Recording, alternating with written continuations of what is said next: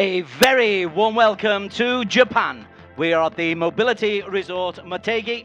It's based in Motegi, Tochigi Prefecture in Japan, and it's the Asian Road Racing Championships' first ever visit to the circuit that is known as the Twin Ring, because there's an oval, which is these days unused, and a road track.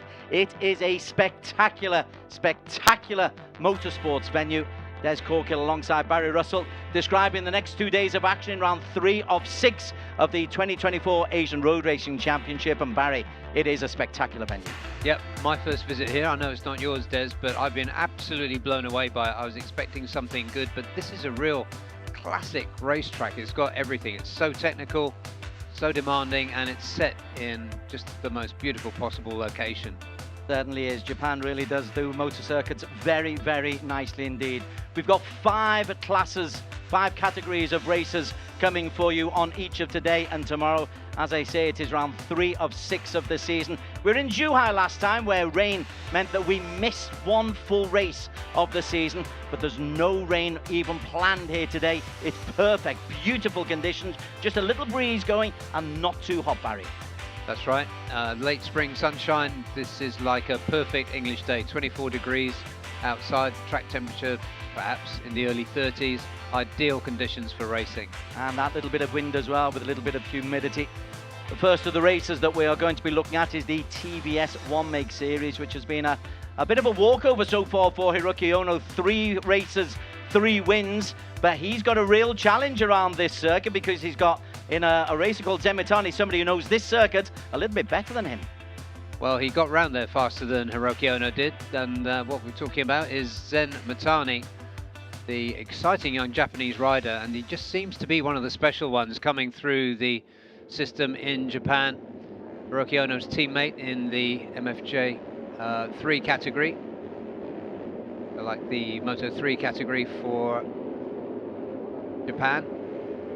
And they're about to set off on their warm-up lap, and there is the number 17 of Zen Mitani sitting in pole position. Alongside him, the so far unbeatable Hiroki Ono. He qualified 2nd. That's unusual for him, and it looks as though somebody might have might have solved the puzzle about how to get in front of Hiroki Ono. We were just laughing there. No ill will intended at Ramdan Rosli, so in his eagerness to get off the line, put it on the back wheel. It's a 4.8 kilometer circuit, the Motegi racing circuit, and this is the TVS One Make. Zen Mitani, a new name. He's a wild card for this particular event, but he's on pole position, nearly a second faster than Hiroki Ono alongside him in P2, nearly a second faster than another Japanese, Richie Takahara, in P3. And on row 2 we've got Ramdan Rosli, who we just saw enthusiastically wheeling his way off the line on the warm-up lap. Next to him, the German Rocco Sessler, and outside of him, another very promising young rider, Sartak Chavan from India. Yes, another Indian, Chirant Vishwanath, will be on P7, all on identical bikes. Ati Kandea, who looked to be in pretty good form this morning, he's on P8, alongside Kim Min-jae from Korea. That's row 3. And row 4 is led by Vorapong Malawan, the 2022 inaugural TVS One Make champion. Next to him is Dekitiano Aldi, who's making something of a resurgence this year after a lackluster 23, and Muzakir Mohammed, the defending champion, down in 12th. And in the P13 is Casey Clammer, who's yet to make a real impression on the championship this season. Same can be said a little bit of India's experience, KY Ahmed, and the debutant Irvan Ekshan, who's had a very, very difficult time. He's had 2 DNFs, 1 did not start, and then the rain came through, so Irvin will be hoping that his luck will change here at the Motegi circuit. It is a long circuit, particularly for the smaller bikes. It's unusual. It's very flat, and hairpins and 3 long straights to get us going. Then we go out into the country, up a hill, down a hill, and then a spectacular finale. Yeah, and as you can see, there's a little run down here into turn 1. As the green flags wave, they go on their fighting lap, warm-up lap. Races to look out for, obviously, Zen Mitani, 17 that we've said. As they come down under the bridge, which is a famous place to have your photo taken, and then into a little left hand, sharp right hand before you go down the start-finish line. really is a spectacular way to finish. And I'm very aware I've used that word spectacular number of times already. Well, we'll think of something else as the afternoon goes on, Des. Spellbinding. Stay with the S's. Zen Mitani is the man in pole. Zen Mitani, bike number 17. Little wobble at the end there for Kim Min-jae. Just re-establishes himself back into his position. Motegi Mohammed is the defending champion.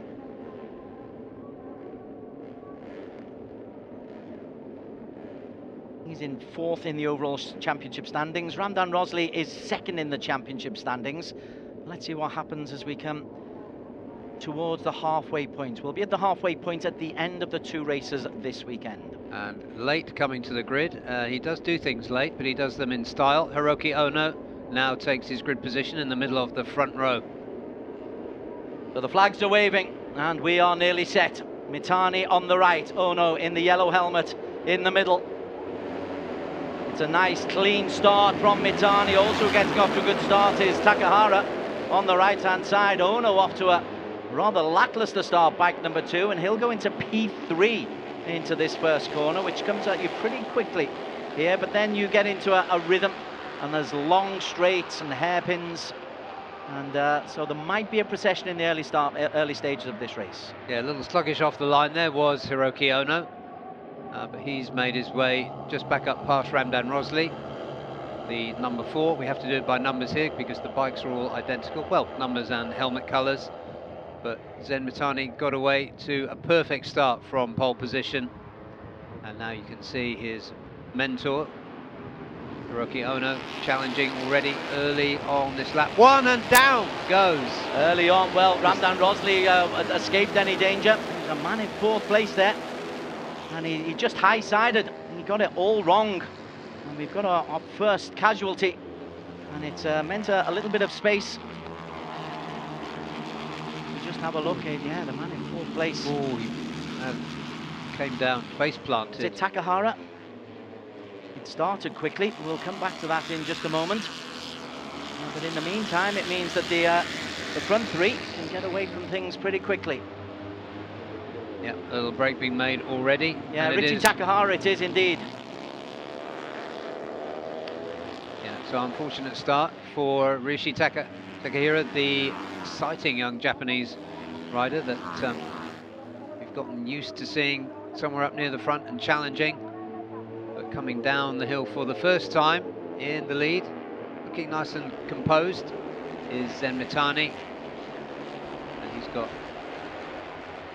got Hiroki Ono right behind him.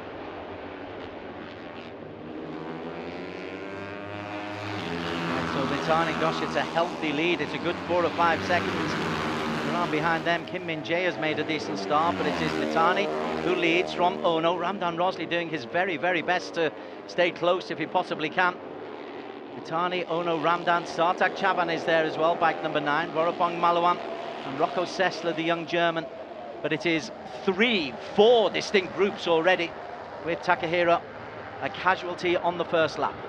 Yeah, to an extent this was predictable. Nobody could get close to the pace of the 2 Japanese at the front, and the closest of them was Ramdan Rosley, and sure enough, he's a few bike lengths back currently and trying manfully to stay on the pace, but he's really got his work cut out now. Ono realises there's a real challenge here from Zen Mitani, and Ono, we often see him, well, he can either go out and utterly dominate races, or he can sit back and just wait for the last couple of laps. Now that's how he's won 8 in a row, up until the rain prevented him making it 9 in a row in Zhuhai.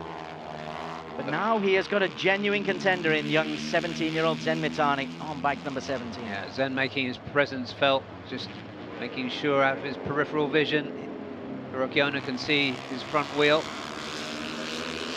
It's going to be a really interesting battle between the 17-year-old and the 30-ish-year-old Hiroki Ono. Yeah, it's his youth versus experience. Ramdan Rosley, another experienced campaign. And Malaysia, he is doing everything to hold on. It's almost like he's trying to put a grappling hook onto the back of Ono and Mitani just to try to stay there. Mitani takes a different line. as they come down the hill for the second time in this 7-lap race, and Motegi it is who has the lead. Ono tries the switch back, doesn't come, but one or two little experiments taking place, and that helps Ramdan Rosley as they come in through the tunnel for the second time. Yeah, the battle between the two Japanese is making it possible for Ramdan to get in touch. A long, long gap behind to the rest, and we'll check out what that gap is in just a moment. Lovely burr as they come past our commentary position over the start-finish line as the second group go through now, led by Sartak Chavan with Vorapong, Rocco Sessler, Deki Tiano, Chiranth and Kanghe in there. Casey Clammer's made a decent fist of things. He's up to P11, which is arguably his best performance of the season. Motegi Mohammed down in P13, Barry. Yeah, way down. It's not been a good weekend for him. Fastest rider so far is Ramdan Rosley on that last lap as he was catching up to the two riders in front, and he's still there. Motegi Mohammed has not crossed the finish line, so Motegi Mohammed, the defending champion, could well be out here. Up at the front, we are watching the Ono and Zen show, but Ramdan Rosley is just trying to muscle his way in there, and has indeed muscled himself into P2 as they come up the hill into this left-hander. Again they climb. Oh yeah, there's Motegi.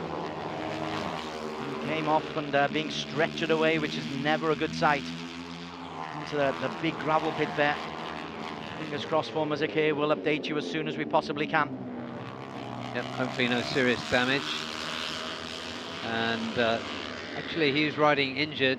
Daniel's just passed us some information that he was injured in a race last week, so that could explain his lackluster form this weekend. In fact, I'm sure it does. But what's really interesting is how Ramdan is getting amongst it and challenging Zen Motegi, because he hasn't shown anything like the pace of the two riders currently in front of him.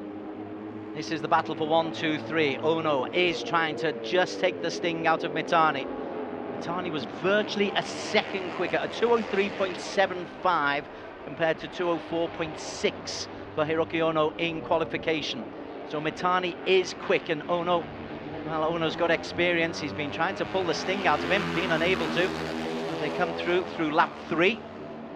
And I'll tell you what's interesting, Des, there, just looking at the exit to that final complex and coming out of Victory Corner, is the drive that Zen got. I think he eased off a little bit, but he came out with a much better drive than Hiroki Ono. Just looking forward to the end of this race and what could possibly happen. And Ramdan Rosley, really impressive here.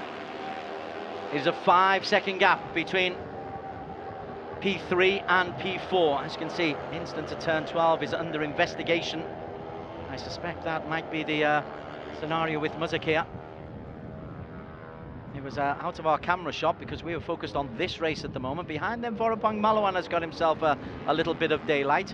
That's a long way back to day 4, and this is very, very unusual in TVS to see this kind of gap emerge this early in a race. Yeah, we've got a close battle, but it's a long way from the front. But those three at the front are providing some entertainment. And here they are. The lead being held there by Hiroki Ono. He will know how to lead from the front, that's no doubt about that. He won't be crumbling under the pressure. Talking about pressure, the pressure is being piled on by Ramdan Rosley there. Well, that grappling hook is working. He's got himself on the back. Bike number 17, Zen Motegi, TVS 1 make. We are approaching the midway point of this race. It's round race number 5 of 12 in the season. Hiroki Ono in the lime green helmet is the championship leader with a perfect 75 points to date. But he's under pressure here from wildcard Zen Motegi as they come down the hill once again. Motegi tried to take a slightly different lap. So as they come through, it'll be 4 laps completed, and Ono leads from Motegi, and Ramdan Rosley impressively fast. Impressively fast. You don't think he's just hanging on in there? Doing his best to stay close to these two? He has come up and challenged. You would think so, based on their pace so far this weekend.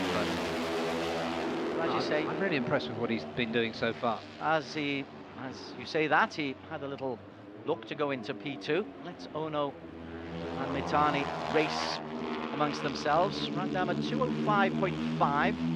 It's impressively quick, and he's looking pretty smooth as well.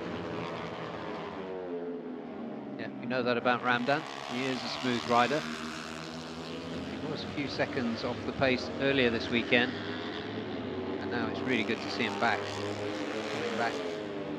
So he was 2.5 seconds off the qualifying time of Zen Mitani. He's struggling just a little bit as they come through. Down the hill once again, and again there's that varied line. Each time Zen has taken that inside line, and this time it has worked.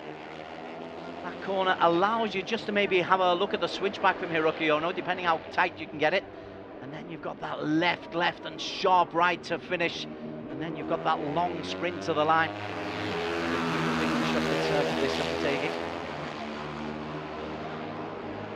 And you can get a pull on that home straight. Yeah, Hiroki Ono just showed it. There could be a winner who will come from behind this time, as the rest of the field we've all but forgotten about because they're so far back. Vorapang 7 seconds down on Ramdan Rosley. There's Vorapang in the shot. Ataya Kange, the young Thai, is in P5 ahead of Sartak Javan. That's a good little battle going on between them. Ataya Sartak and Rocco Sessler and Deki Tiano. We forget that Deki Tiano is still a youngster as well. So those 4 young athletes competing for P5. We're focused very much on this battle for P1. Now then, Zen Mitani, who has led for the most part. Mitani, as they go through the tunnel outwards, as they head their way out into the countryside. This has been a good sector for Ramdan. See if he can stay in touch. I do tend to agree with you, Des, that he's now at the stage, it's kind of halfway point where, well, two laps remaining suddenly. But he's just struggling a little bit. And he's never been quite close enough on the home straight to get the pull that you might think can get you over the finish line first. So 1, 2, 3 go through. 4 is Vorapong, champion of the inaugural TVS One Make season. Behind them, Ataya Kange and Sartak Javan. They're in a good battle. Deki Tiano is along them as well. Kim Min Jae having his best race of the season, and Vishwanath has dropped down to P10 at the moment. Yeah, Sartak Javan further down than we might have expected this weekend, having really lit the series up in the first 2 rounds. And here's the rehearsal through the final complex here as they come onto the main straight. So let's watch slipstreaming. Is Ramdan going to be able to get close enough? It's all about what line you can take out of that final corner, and I'm not convinced Ramdan's been able to do that as they go over. It's Ono leading from Mitani, from Ramdan Roslam. The front 2 have alternated quite a number of times. Ramdan has been holding on in P3. Has he got a sting in the tail? Behind them, Vorapong, Ataya. Deki Tiano is ahead of Sartak now in P6. Rocco Sessler's dropped down to P8. Kim Min Jae ahead of Vishwanath and Casey Klammer, KY Ahmed and Irvin Axon. At least he's going to pick up some points today if he stays on the bike. Yeah, he will. And just looking here, the last lap battle hots up. That gap back to Ramdan's just stretching a little bit. He's very good on the brakes though, Ramdan, but can he get out of the corner fast enough last time around to make a difference? Go out into the countryside again. This is where the incline starts. It's a steady incline up to the top of the hill, down to the last but 1 straight. Oh no, looks to have a nice tight line through there. He's got the experience, of course. He's been in World Championships. Mitani at the other end of his career, the 17-year-old who could have a chance to make World Championships. And Ramdan, tell you what, if he were to pull this one off Ramdan Rosley, it'd be the steal of the century. Yeah, I think the test will be under braking here as they go down from turn 10 to 11. Just watch to see if Ramdan can get himself in touch, because he has been really good at balancing the bike on the brakes. Up over the brow of the hill once again. A different line. Has Ono been able to hold it? He has. Ramdan, what's he been able to do? As we look at Vorapong Malawan, that's in P4. We're quickly going to have to go back, and this is the race for the win. Ono has the lead, the sharp left-hander. And then what kind of pull will Mitani have? Is Mitani close enough? I'm not sure he is. Ono leads, bike number 2. Hiroki Ono is going to hold on. He holds off Zen Mitani, and Ono comes into the final lap. I do apologize, it's the final lap now, too excited. Yeah, I misread, I thought 1 lap ago it was 2 laps. Anyway, here we go. Okay, now we've got the final lap. Because I thought Zen was just rolling off slightly, and Ramdan Rosley has got himself through into P2 while we were straightening our heads out. Well, we are, and the riders are on there as well, and Ono, well, he knows he's got it. Ramdam's got himself into P2 for the very first time. He's very aware. That's, ooh, he's just been barged out. That's good aggressive racing from Zen Mitani. This time they go up the hill for the final time. I do apologise. Yeah, Hiroki Ono trying to put the hammer down on this last lap. Just breaking away. For the first time, he's got a significant advantage over Zen Mitani. Oh no. That's going to be difficult for Mitani to try to close down. He's going to have to use a straight line speed down from the top of the hill. Try and get some momentum going. Hiroki Ono, number 2 in P1, bike 17, Zen Mitani in P2. Now they come round, that sharp right-hander, go up to the brow of the hill. And now the race is on. Yes. Just over the crest. Yeah, sorry, Des, a little bit strung out there as they come down for the last time. But let's see, they're going to fan out. I don't think Hiroki Ono is going to give this away. Yeah, Ono has a nice tight line through there. Although, to be fair, Mitani is getting a little bit closer. And again, is he going to be able to get a pull down the final straight? Ono has the lead. He's won the 3 races that have been completed so far this season. Mitani, though, he might have a pull. Ono, though, is going to hold on. And Hiroki Ono takes the checkered flag for P1 ahead of Zen Mitani. Ramdan Rosley in P3. Beyond them, Vorapong Malawan will be in P4, bike number 3. Ate Kange and Sartak Chavan in a good battle for 5 and 6. But Hiroki Ono, that's great experience from the championship leader. Yeah, absolutely brilliant performance from him. He just put it out of reach of Zen and Ramdan on that last lap. And there he goes, celebratory mono. That was a really good job. He had to work hard for that. He really is being put under pressure this weekend from Zen Mitani. So it is 4 in a row for Hiroki Ono, but he's having to work hard for his wins. And a real shout out for Ramdan Rosley, who really raised his game for this race. Well, Ramdan, it's a P3 following 2 P2s. So he's having a good old season, is Ramdan Rosley. And he was always competitive, but we never really felt that he was able to get close enough to them. But thumbs up for the youngster Zen Mitani. He says to Hiroki Ono, yeah, I've still got a chunk to learn from you. Because although I may have been much, much quicker in qualification and in practice all weekend, when it came to race time, you were the man. Yeah, Hiroki Ono did it again. He's so good at breaking those hearts at the end. Here are the results. Confirmation, Hiroki Ono takes it 1/10 clear of Zen Mitani. Another 6/10 down to Ramdan Rosley, Vorapong Malawan, with his best performance of the season, a P4 in 4th place with 13 points. Ate Kanga ahead of Sartak. Rosso Sessler, a P7 for him and 9 points. And Kim Min Jae, that's his best performance of the season as well. 8 points for him in P8, nearly 17 seconds down.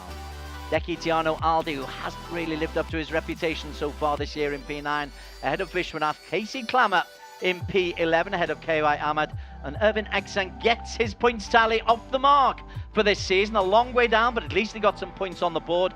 Muzake Mohammed, we're still waiting for an update on his condition. He crashed out. Richie Takahara went out in the very, very first lap. But the victory is a good one for Japan. It's a 1-2 for Ono and Zen Mitani. Yeah, track experience counted. Well, Zen Mitani has plenty of laps around here and he made it count. He was brilliant in qualifying and he did brilliantly well to stay with Hiroki Ono. And just thinking, well, we'll have a look at the highlights in a minute, but he also got away better than his senior compatriot. As the riders come round, still the man, still got the wheelie, still enjoying myself. Yep, he loves winning. He loves breaking the hearts and souls of his competitors with those late charges. And he did exactly what he needed to do to put the race win beyond either Ramdan Rosley or Zen Mitani. Ramdan should be pleased with this. I think that, without looking at the numbers, would consolidate his second position in the championship. Absolutely, it does indeed. It puts Ramdan on to 67 points. The next closest is Sartak Javan on 50. So in a season that Hiroki Ono is absolutely bossing, Ramdan is certainly best of the rest. As the riders, he's making it look very relaxed, doesn't he? He looks happy because he's been in probably the toughest race he's had this season from this man Zen Mitani. But even in a tough race, he comes out on top, Hiroki Ono. Yeah, notably, Des, when Zen was coming into pit lane then, Mr. Suzuki, the team boss from SDG, walked out and shook his hand and had a quick word with him. What are you suggesting? Nothing. Just probably his dad knows Mr. Suzuki. So the TVS one make for Hiroki Ono. It really is a remarkable sequence of results. 4 races raced this season, he's won all 4 of them. And then you go back to last season where he only joined the campaign midway through the season. And he had one disappointing ride in Sugo race number 2, where he was actually leading at one stage. But he won in Sugo, back-to-back wins in Mandalika and Zhuhai and Buriram. So he was on 10 races in a row, he's now won. Yeah, that's it. He's won every race that he's finished.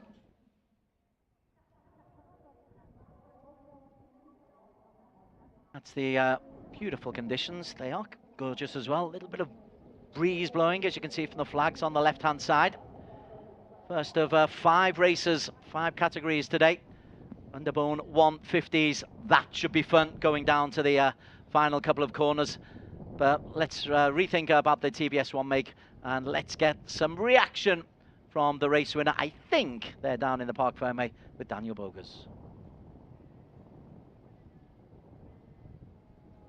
So Hiroki, it's another fantastic victory, this time on home soil, but it wasn't straightforward. You had pressure from your local teammate as well, Zen Mitani and Ramdan Rosley at the back. How was that race for you? Yeah, this situation very tough. Zen Mitani very fast, but I enjoy a lot battle for Zen. But finally, I want to get a win. This victory, very happy. Thank you so much, Hiroki. We look forward to race 2 tomorrow. Thank you.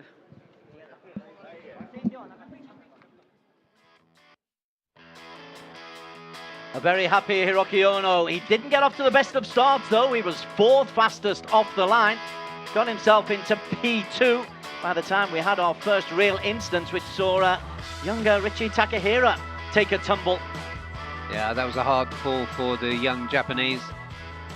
We hope that he's okay. There's a couple of tumbles there during this race. Sorry, Des. Then it was a 3-man battle for the front. Motegi Mohammed was stretchered off. We hope he's okay. We will give you an update as soon as we get some information from the medical tent. But it meant that these 3 were leading and Vorapang Malawan was left in a lonely battle for P4. And the battle for P5 was one that interested as well. Yeah, it was. They were so far back that we missed a lot of it, but that battle was won by Sartak Javan in the end, if I remember rightly. Indeed it was. Once we got down to the final couple of laps, now, this is when we thought that there was going to be Mitani making a real bid for it. Again, he's taking the lead there. I think that Zen Mitani threw everything he had at this, and he was just outfoxed really by Hiroki Ono. Ono was leading going into the final lap, which was there was a little bit of confusion about the final lap.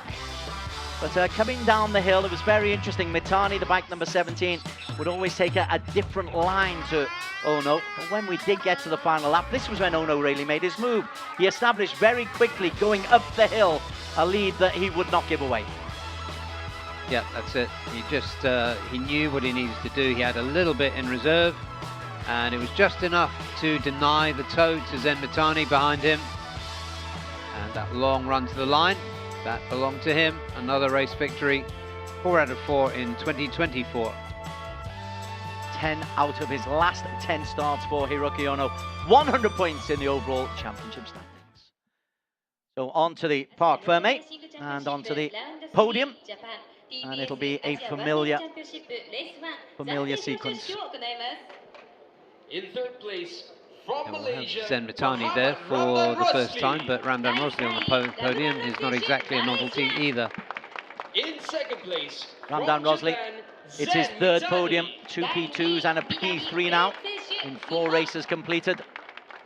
And there's a face that we are not to keep an eye on. Doesn't look too chuffed to come second. It was a tough time up there for him, but he will learn. And that, I think, is one of the many reasons why he's taken this wildcard opportunity in this TVS 1 mix. We'll have the Japanese national anthem before we analyse things a little bit more.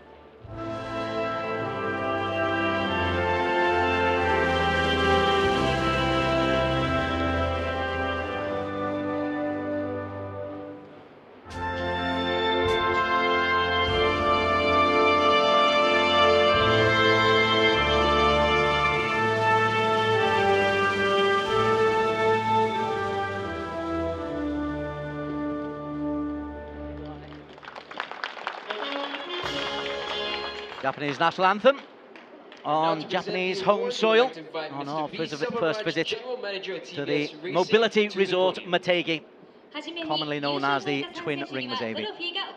Mr. B. Selvaraj, General Manager of TVS Racing, to hand out the awards for today. In third place, Ramdan. from Malaysia, We'd love to have a couple of winners prizes up on the mantelpiece by the end of this season, Ramdan. And if he carries on the racing the way he does, they will arrive. They will arrive, yeah. And that was really impressive from him. Second fastest lap, I think, in the end for him. Zen Mitani, there's a face to remember.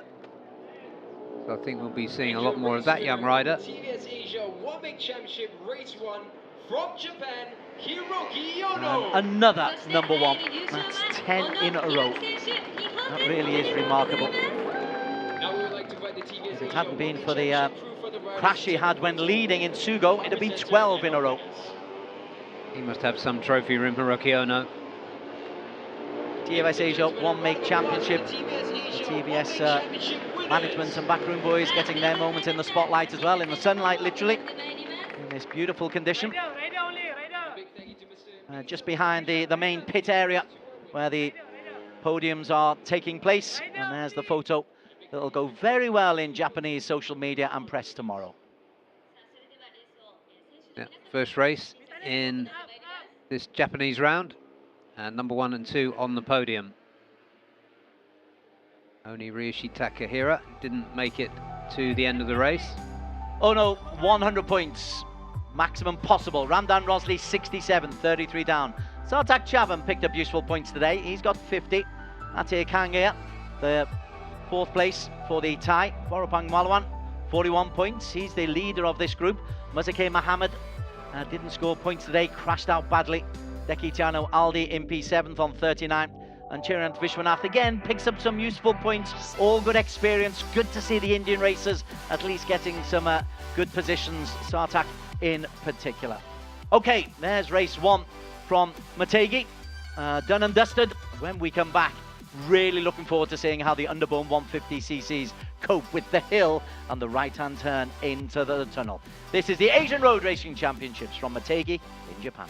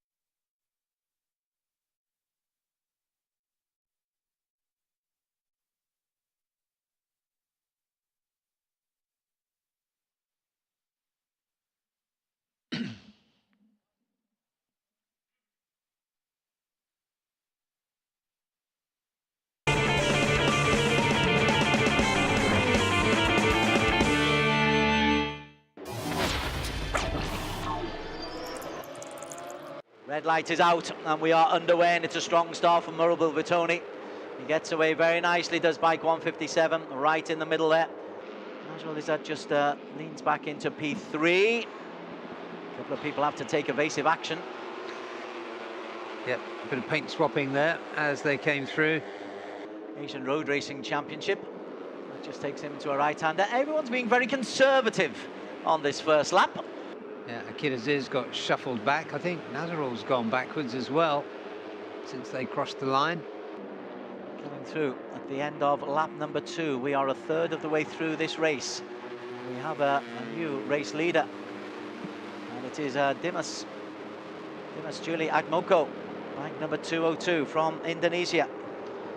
But Nazrul Izzabahudin from Uma Racing, Yamaha Maju Motor Racing, he's got the lead. And close attendance is Dimas Juli Agmoko, team One for All, 177. Aditya Fauzi. Good couple of riders this year. Team One for All, in the shape of Pirapong. It's hugely competitive throughout. There's good riders. Dimas Juli. Pirapong established. Dimas Juli full of potential. For the first time, we're seeing the orange and black livery of Akid Aziz just beginning to make his way towards the front of that group. He was in P6, then he's swallowed up and moves back down to P9. So it is a sprint. It's a one-lap sprint, Barry Russell. And leading the way, there is Akid Aziz. So, has he timed this perfectly? It seems like he has. Giancarlo Maurizio, who's leading the way. Behind them, real contact involving Nazrul Izzat as they come into this final corner. Right, the timing has been done absolutely perfectly. And the man who is going to lead the way is 27, Giancarlo Maurizio. Jubilation with the two parts of the Uma Racing setup. Ms. Gong Hong Guo, the FIM Asia Vice President, handing out the awards. Idemitsu FIM Asia Road Racing Championship, a recap there of the one race that took place last time in Zhuhai. Rain interrupted. No rain here from the Mobility Resort Motegi. And perfect conditions as well earlier on today, in which we had qualifying and then the Super Bowl. Barry Russell alongside me to talk us through the best of the highlights of the Super Bowl that took place earlier on. Yeah, Super Bowl followed the qualifying 1 and 2 for Underbone 150s, so the top 10 went for shootout, and Idemitsu FIM came through really strongly, but I think we're ready to go down to Daniel on the grid. Thank you, Des Barry. It's nice and warm down here on the grid with a nice cool breeze. It's far from what we would call hot for the Asia Road Racing Championship calendar. But we're going to spin around and talk to the man on pole position, a real rising star in this category, Idemitsu FIM. So Aditya, you start from pole. This is an opportunity to close the gap to Nazrul Izzat. How confident are you today? Saya akan memaksimalkan mungkin kerja keras lebih untuk di seri 3 ini agar saya bisa mendapatkan poin penuh agar bisa di top. Thank you so much. So the transition there is he's going to try the maximum that he can, and he hopes for this third round is an opportunity for him to close up to the top and get full points. And a nice get well soon there for Ferozi, who we found out had broke his leg in a crash earlier on. So thank you, Aditya. Good luck. And now we're going to head down to row 2. We're going to talk to a rapid number 14, Pirapong Lui Bun Peng. It's a home race for the teams. Let's see what he feels about that. So, Pirapong, it's a home race for Team One for All. Yeah. Do you feel pressure or is this motivation now? For me, so very happy. Same, my home, Buriram. Yeah, Japan, same home race. Yeah. Very good. We look forward to seeing you in this race. Good luck. Thank you. So yeah, it's a home race for Team One for All, and as you can see, the motivation, the confidence is looking high. So now we're going to go really far down the grid. We're going to go to P20 and talk to someone who shouldn't be this far down on the grid. And we know that he's capable of some amazing races, and actually even Nazrul is quite far down this time. He's in P17, didn't have the best qualifying, didn't make it for Super Bowl. So let's have a talk with Afif Amran right at the back of the grid. So let's just squeeze our way through and get to Afif. So Afif, it's a fresh from the win. You had a fresh win last week in the Malaysian Cup for your national championship, but you had 3 crashes this weekend and not the best qualifying either. So what can we expect from you then in this race, and what happened over the weekend? Yeah, very hard lot for this weekend, but I hope for this one is I can be better from yesterday and for the morning. Thank you so much, Afif. Good luck for this race. And as the breeze picks up, back to you, Des Barry. Thanks very much, Daniel. Yeah, good work down there. Afif Amran, 3 crashes in the weekend as everyone gets their phone cameras ready to take a little picture of some of the action that we're going to see coming down the hill. But Afif, it's very unlike him to be crashing so often. Extremely. He's experienced. He's we know what a good rider he is. So don't really understand what happened, but it's happened. We hope we don't see a 4th crash during the course of this weekend. Back onto the front row of the grid. We just saw Fahmi Basan from Yamaha LFN HB969 Indonesia. This is Dimas Juli Atmoko, Team One for All. And Dimas Juli, he's not really produced the goods so far this season. In fact, he's had 2 zeros in the last 2 races, but good performance from him this weekend in qualification. Yeah, another rider we're waiting and hoping to see him take the step up to converting his speed into race results. Mayaji Trilaksana, bike number 60 there in the familiar lime green, former championship winner. Yeah, he certainly selected a good running mate with Idemitsu FIM, didn't he, for his Race Tech 60 team? Yeah, Aditya on pole position here. This is one of your favourites, Pirapong Lui Bun Peng. Simply because you live in Thailand, you seem to have an affinity to the Thai races. I know him a little bit. He's a really, he's just a really nice, gentle guy, and an absolute tiger on the track. So, yeah, there's lots to like about Pirapong. Akid Aziz, a former champion for the Pitspike One-Way JRT Tech 2 racing team. He's in P6 at the moment. 19 starters for today. And some very, very good races a long way down. Nazrul Izzat, who's the championship leader and defending champion, he's way down in P17 at the moment. But I suspect on this circuit, being on a high position in the grid doesn't really matter too much. Yeah, of course, missing from this grid, Des, is Felix Putra. who injured his left hand in a crash, so he's been deemed unfit to race, which brings the expected number of starters down from 20 to 19. Felix is actually on a way home, on a plane home already. Injured the wrist in qualifying earlier on today. So we've got 19 starters, and as you can see as they roar away, there's a lot of straights here. I'm fascinated to see what they do when they come down the hill and they go into that very congested last stage. Yeah, so many points where we're going to see slipstreaming, and here's the grid. Aditya Fauzi, bike 177 for Racetech on P1, ahead of Fahmi Bassam on the Yamaha LFN bike, and Dimas Julie Atmoko. It's an Indonesia 1, 2, 3. And a Malaysian leading the second row, that's Shafiq Rosley for Uma Racing. Next to him, we just heard from Birapong Louis Bumpeng for Team One for All Wonders Vacations. And the exciting Akid Aziz outside of him. Waiaji Chiliksana, Racetech 60, a former champion in P7. Last time out, Giancarlo Maurizio took the win for Uma Racing Yamaha Philippines. Rekat Yusuf Fadila, good performance from the SCK Honda Racing youngster. Starting 10th, Masato Fernando, he ran off track during Superpole, so starts from 10th, 11th. Next to him, John Emerson Ingito for 4S1M, and Murabil Vitoni, who had a crash earlier on, starts 12th. Really high class field here, because Gupita Krejna is down in P13, another former champion. Faris Putra, a youngster for Cardinals Factory Racing Team in P14, alongside his Malaysian colleague Ahmed Fazrul Shan. And Admiral Arif Musa for SEK Honda, he looks pretty promising, starts 16th. Next to him, defending champion Nazrul, who hasn't really got it together as we might have expected this weekend, and Alif Daniel outside of him, starting from 18th. Alif Daniel, replacement rider for today, and Ahmed Afif Amran.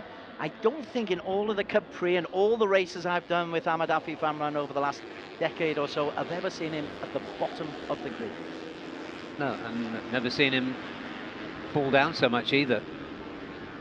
Anyway, that's his challenge for the weekend. Put those three bad things behind him. Bad luck strikes 3 times, right? So perhaps he's going to come through from the back and take a win. Who knows what will happen, because the slipstreaming here is going to be absolutely amazing to watch. Trundling off there, that's a little bit worrying. That is worrying. That's bike 63, Admiral Arif Musa. And I don't think he is going to be able to start. He has come to an absolute standstill on the way down the hill, and that is worrying for the SCK Honda Racing Team. Yeah, he was looking promising. That's the pit of the Yamaha LFN of Fahmi Bassam, bike 222. But we'll keep an eye on Admiral Arif Musa, the Malaysian. Was due to start in P16, but well, all the support vehicles have gone past him as well. There might be a slight delay.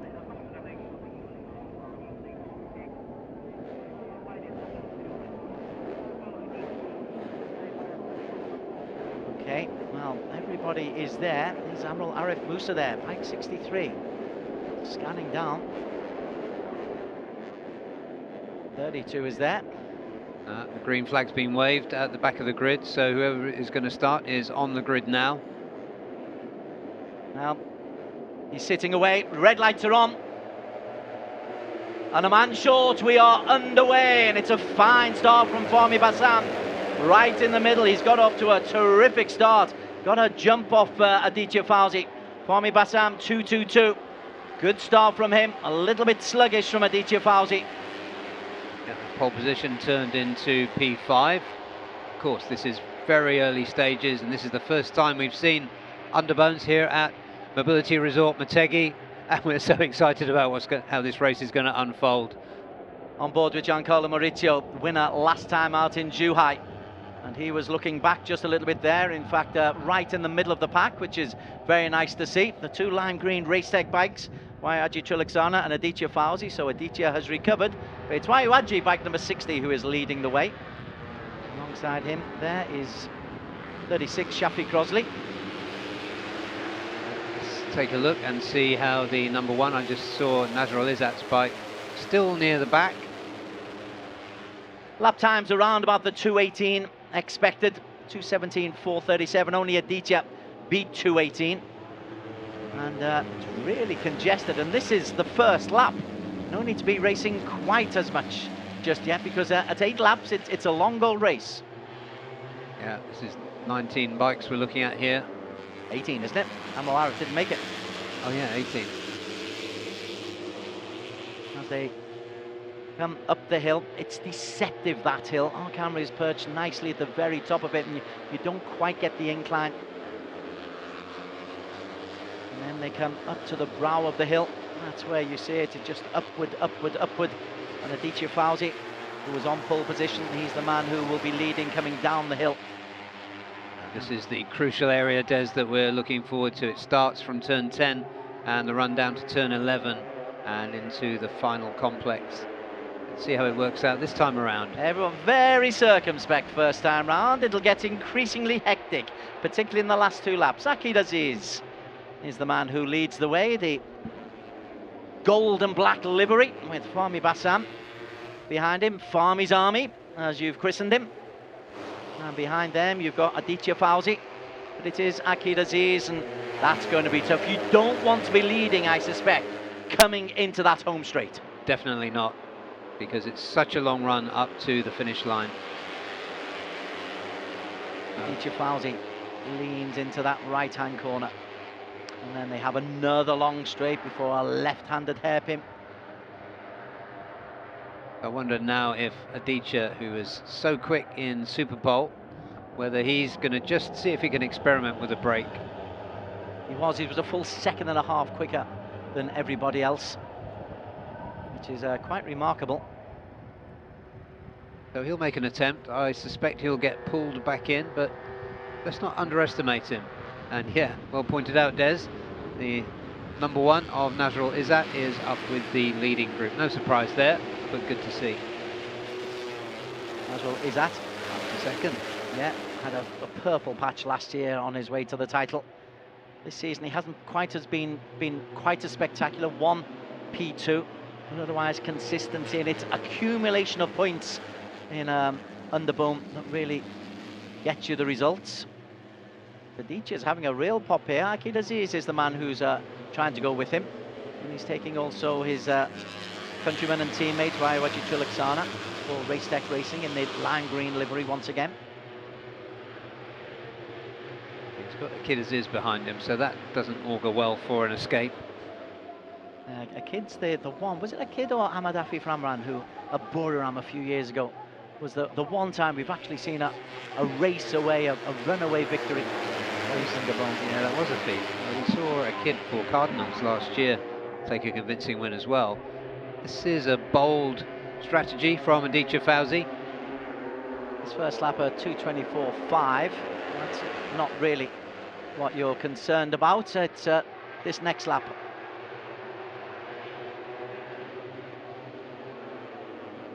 Once again, Idemitsu, no, he's not been able to get away. As you can see, as that shot as they come round that kind of chicane coming into the final.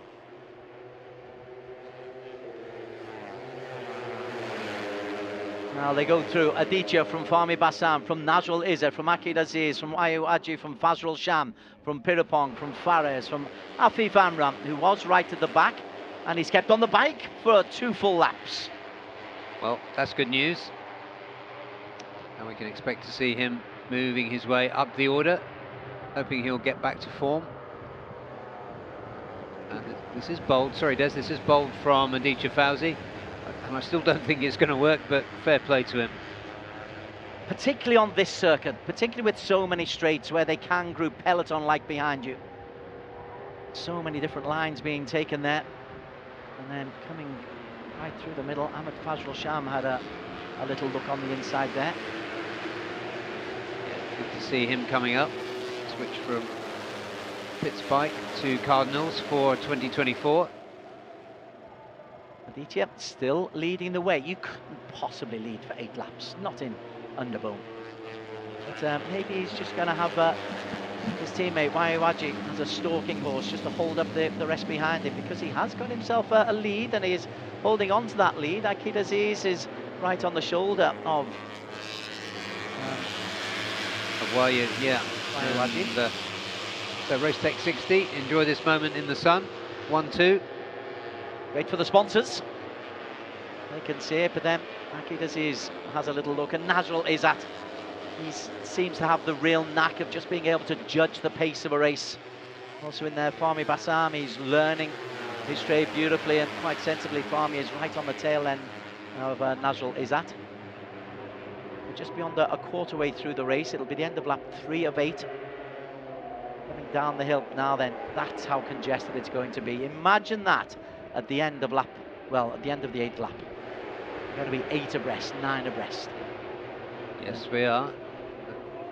The gap to watch now is from Aditya, who has got some very clear air behind him. See it visually as we look out of the window here.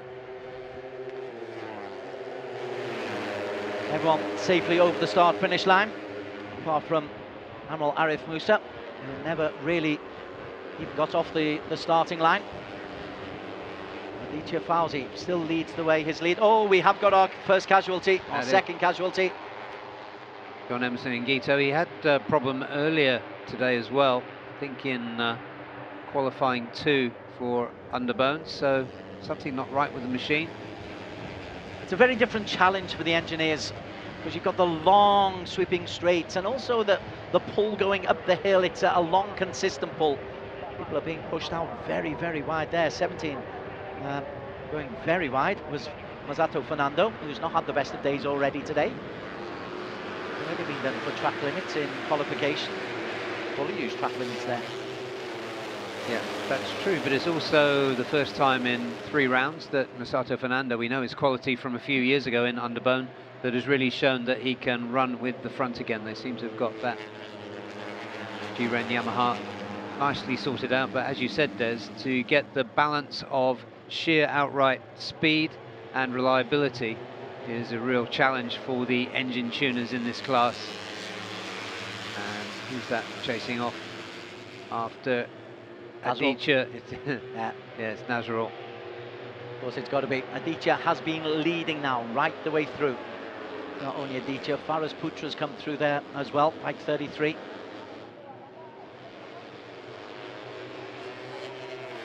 Akid Aziz remaining in the mix there. Fahmi Bassam 222 remaining in the mix. I tell you who we should be able to see in there somewhere is Murabul Vitoni, 157. There he is. He's just in the middle of your picture now. Fahmi Bassam cutting him off. Teammates competing with each other, but there is Murabul Vitoni. Murabul is one I think we always expect to be there or thereabouts. He's in 2nd place in the overall championship standings, 5 points behind the championship leader, Nazrul Izzat. Aditya still leads, and that lead for Aditya, well, it was 1.2 seconds earlier on. It's down to half a second now. So, despite his best efforts, he's not been able to pull away, as you'd expect on this circuit. Too many straights, too much opportunity for the chasing pack to peloton together and close up that lead. Oh, and that's bad news for Team One for All Wonders Vacations. That is Pirapong, number 14, coming into pit lane. So another bike problem, and again, this technical challenge that the technicians face. Yeah, I am wondering about the strain on these bikes, because you're pushing the whole time. It might not look at it when you compare to the Superbikes and the 600cc's, but they're putting terrific strain on these engines. Akid Aziz again just has a little look there. Love that gold racing suit that they're in. And Aditya still leads the way. Yep, he's not giving up. But the riders behind him are closing in. Top 10 are just pulling away from Rekat, Alif Daniel, and Dimas Juli Akmoko, who's really not got going today. Yeah, and Elefant's Fahmi Bassam has caught up now with Aditya Fauzi at the front. Lap times dipping now inside 2:17. Shafi Crossley at 2:16.9. And Aditya Fauzi loses the lead after what seems like a long time. He has literally led for half the race, and now he's got a little bit of a chasing to do. He'll, I suspect, be quite happy about that, because he'll have less resistance. Although, saying that, he's gone straight back into the lead, Aditya. Maybe he just likes to be in front. Yeah, he seems to have just one thing on his mind, doesn't he? Rami Bassam hanging in there. Shafiq Rosley coming through into P3. The purple livery of Team 1 of Uma Racing. These two quick, aggressive young riders there at the front. Shafiq Rosley, another one just behind for Puma Racing, and of course with the number 1, Nazrul Izzat across the line. So yeah, the lead, not surprisingly, has shrunk to 0.2 of a second. Dimas Julie Atmoko still a long way down, not too far down, 3.7 seconds, but it's further down than it'd like to be. He's right at the back of that chasing pack. The first 11 have got away. First 11 down to Raycat. He's managed to pull into that little group. Rami Bassam leads from Aditya Fauzi. They were 1-2 at the start of the race. Dimas Julie was in P3. He's now in P13. So 2 of the 3 Indonesians are doing their bit. Akid Aziz is leading the charge behind them, and it will be a charge, and now it's getting as congested as we hoped it might be. Yeah, and here comes Gupita Krishna hitting the front for the first time. He was second last time out in Zhuhai. Aditya is swallowed up. They go out into the countryside. 2.5 laps to go. This is the long lineup, and now there's jostling for positions. But Aditya wants to get back in front again. Yeah, got to admire his spirit. I think that's that Kid Aziz just behind him now. Yeah, this really is quite remarkable. Got Kid and Gupita behind him, and then it's Murabil. Murabil's in there. Gupita with the sinister-looking all-black helmet. And Aditya, he's got good speed coming up the top of this hill. Behind them, Fahmi Bassam, who's been in great form. That's the tight hairpin. Up over the brow of the hill, anchoring down, getting as little wind resistance as you can, particularly come over the brow of the hill. Try and get as much speed as you can. You can see Gupita Krishna, bike 23, just shielding his helmet, making himself as small as he can. Now it's getting congested. Akid Aziz into the lead for the first time. Gupita has to, not Gupita, Wayuwaji just has to slam on the brakes. Yeah, you can see the ante being raised on in this last section of the circuit. The kid that got the best of it that time around. He's got Aditya Fauzi in front of him. And let's start watching how this run to the line works out. Shafiq Rosley looked good there. So Akid was leading coming into the start of that straight. 2 overtook him. Well, 1, Shafiq was very, very close to overtaking him. So, as I say, I don't think you want to be P1 coming into that final straight for the final time. You want to be close, you want to be in the pull, you don't want to be P1. Look out for the men in P3 and P4 to actually take the win. Yeah, that time around, the time covering the first 11 was just 1.3 seconds. So if you want a visual representation of what 1.3 seconds looks like, there it is. And Carlo Mauricio is off the pace, winner last time out in Zhuhai. Aditya once again takes the lead, and Fahmi Bassam is there as well. Slip there from Aditya, just had to correct himself. It's a race tech 1-2, Aditya and Wayuwaji. And again, it seems Wayuwaji is kind of protecting his younger charge. Not for long, though. Yeah, it does look a little bit like that. A bit fatherly, but he's got himself shuffled back into P4.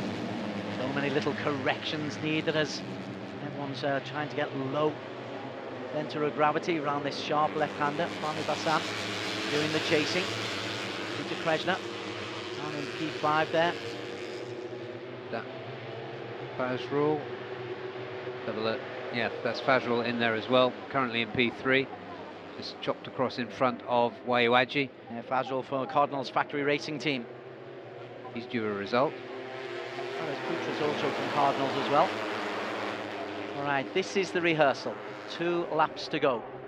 And look how many different lines we've got. 1, 2, 3, 4, 5 different lines. The intention being just try to get the best entry into that corner so you can get the best entry out of it. And that wasn't good for Fazrul Sham. He got muscled out of the way by Nazrul. It's Race Tech leading the way, but this time Wayuwaji Trilaksana has the way over Aditya Fauzi. So Wayuwaji again, let's look about the slipstream. Can Wayuaji hold on? Well, no, this time Aditya. As I say, as we come into the final lap, you do not want to be leading coming into that final straight. Yeah, you're going to literally be hung out to dry if you exit turn 14 in front. But there again, another good shot across the line there for the Racetech 60 duo. And now everything to play for. Giancarlo Mauricio has clawed a little bit of time back as they went over the start-finish line. 1.15 seconds between 1 and 13. Afif Amran's rough day continues. He's way off the pace. He's in P14, as is Alif Daniel. But this is now where the race all is, and it could be any one of these 13. Yeah, all the usual suspects are there. Well, most of them. Afif Amran is back, as you said, Des, but Aditya resumed his favourite position for the time being. He doesn't want to be there at the end of this lap. Keep an eye out on the white helmet of Wayuaji Trilaksana as well. He's got tricks up his sleeve as well, but he's swallowed up in the midst of it. The purple of Uma Racing is there in numbers as well. It's Nazrul Izzat. He has this uncanny ability just to time things right, and he's doing that. He's the man who's doing the chasing. Gupita Krishna is not far behind them. Yeah, Nazrul choosing to stay behind Aditya Fauzi. Certainly won't want to pass him. Nazrul, right then. This is where it gets really, really interesting. Up now over the brow of the hill. It'll be a sprint down to get prime position coming into the sharp right-hander at the bottom here. This is where this race will be won and lost. Nazrul stays on one side. Aditya falls and the bike spins away. Nazrul Izzat, he can't take the lead. Nazrul Izzat is in P2. Everybody is just trying to get a little bit of time, a little bit of space. Nazrul Izzat wants to be in second place coming into this final straight. 4 abreast coming into the final corner. Now the sprint is on for the line. Nazrul Izzat is chasing at the moment. Can he get close enough? The answer is no. Gupita Krishna is going to come through and take the victory in wonderful style from Nazrul. Third place goes to Fazrul Sham, Fahmi Basim and Murabil Vitoni complete the top 5. Yeah, what a finish that was. Absolutely unbelievable. I think that was, I'm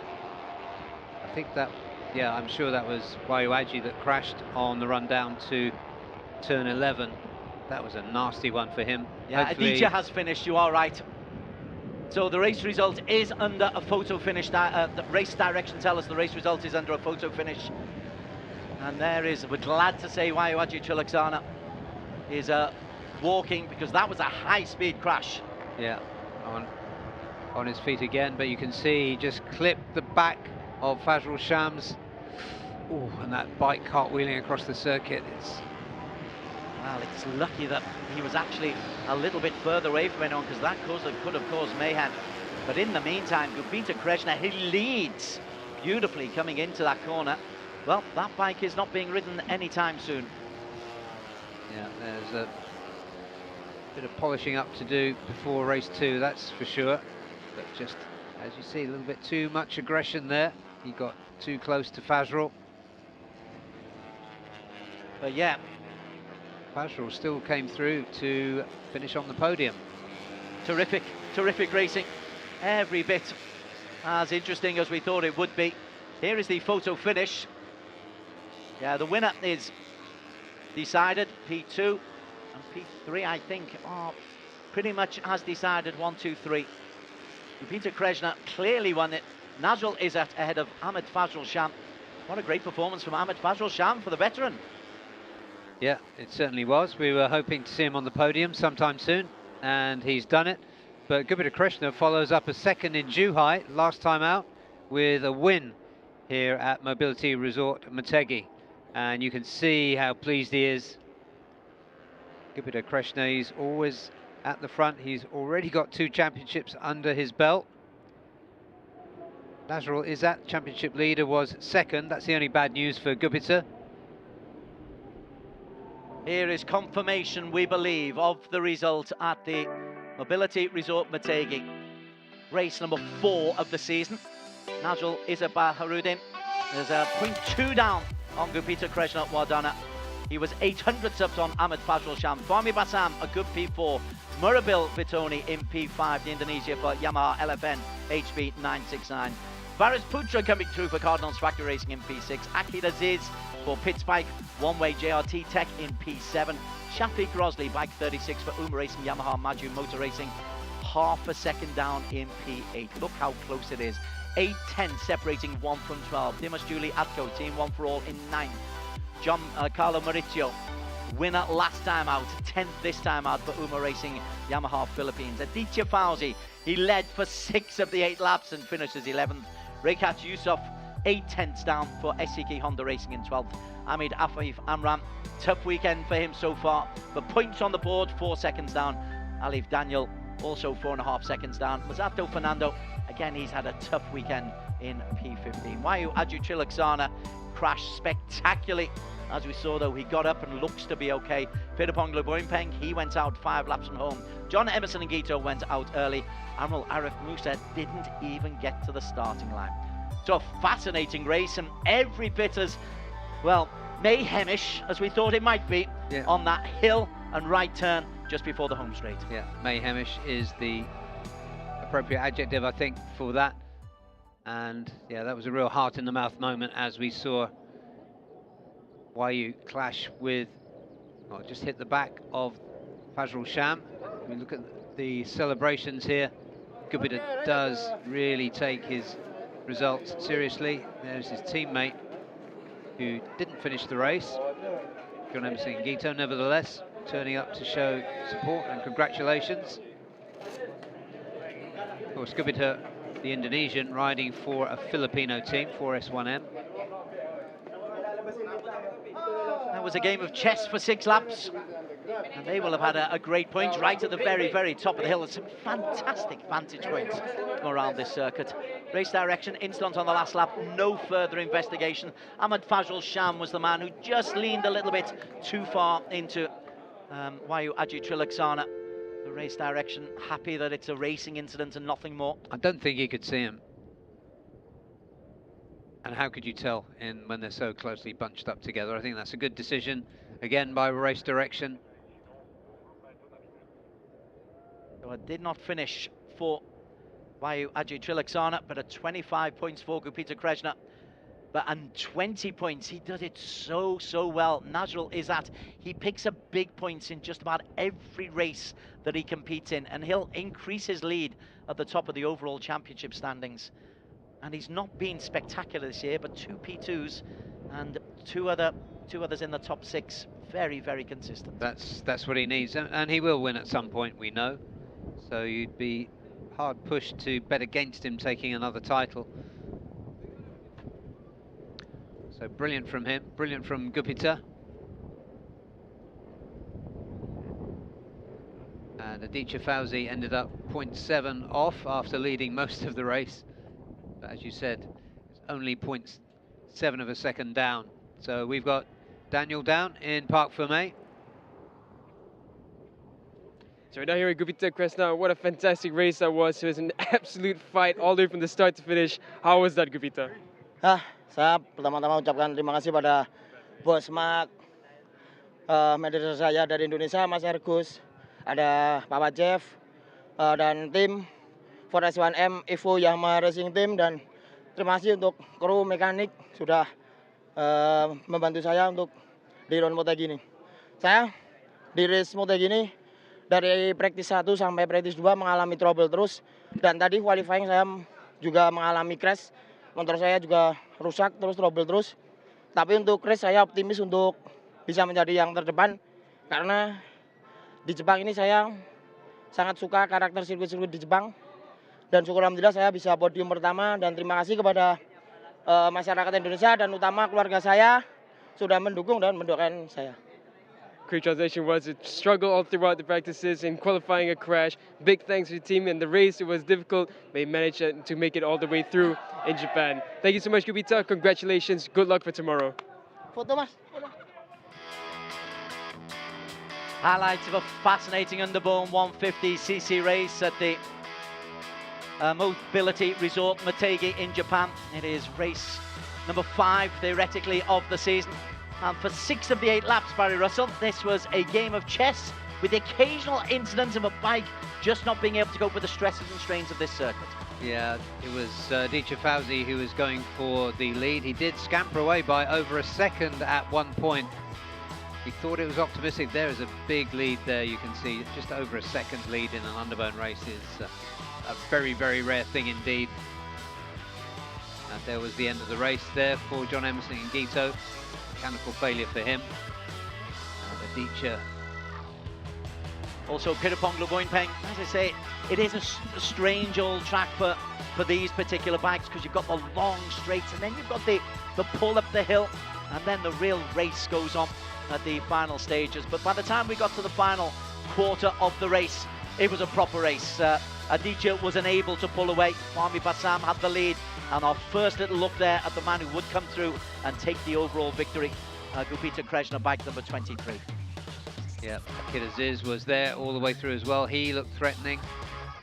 It wasn't going to be his day either.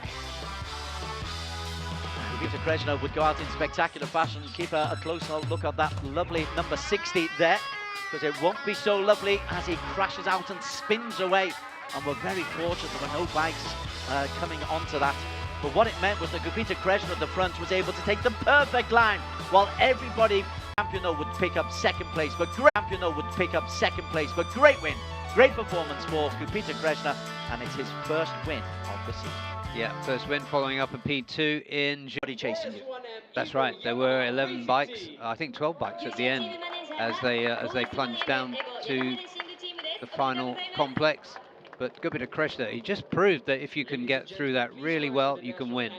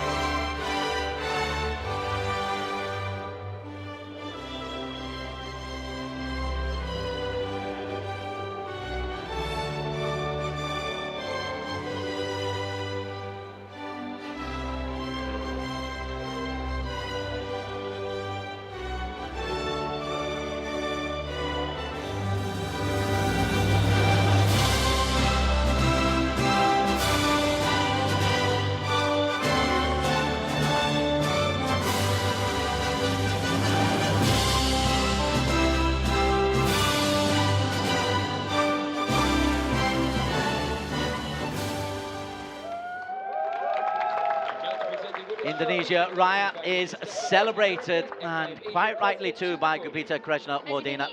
After 2 did not finishers in Buriram, he is now coming good. A P2 in Zhuhai, now a P1. Stefan Karapie, the FIM Asia president, handing out the awards for today.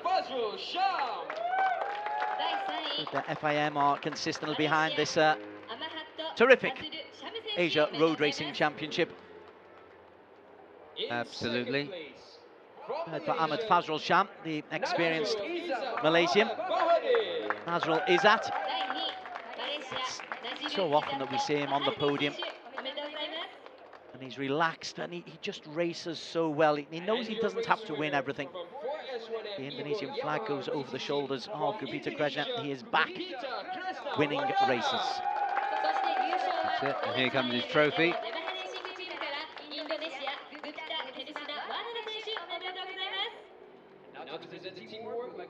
That means a lot to Gupita. That's put him right back in the championship race.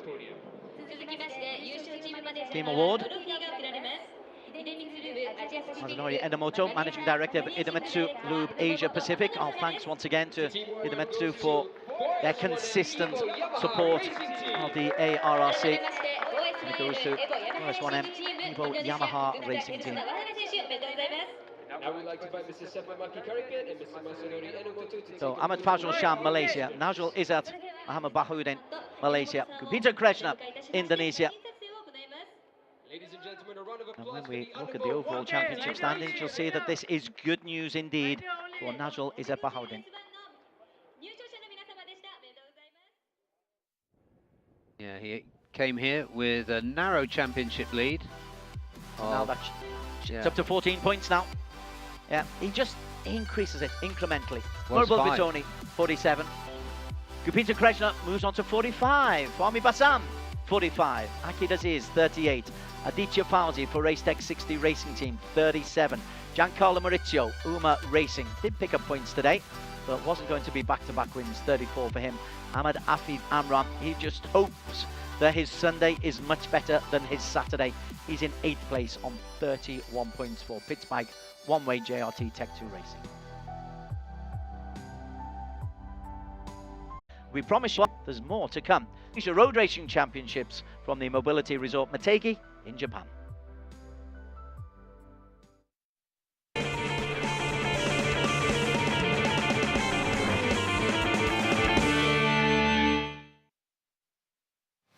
Idemitsu IFG7. Flagship engine oil nano-tailored for high-precision engines. Enhanced performance in 7 ways with super protective septic guard technology, the accumulated wisdom of oil experts. Anti-power loss nanotech keeps your engine performing at its peak for extended periods in harsh conditions. Beat the heat. Idemitsu IFG7.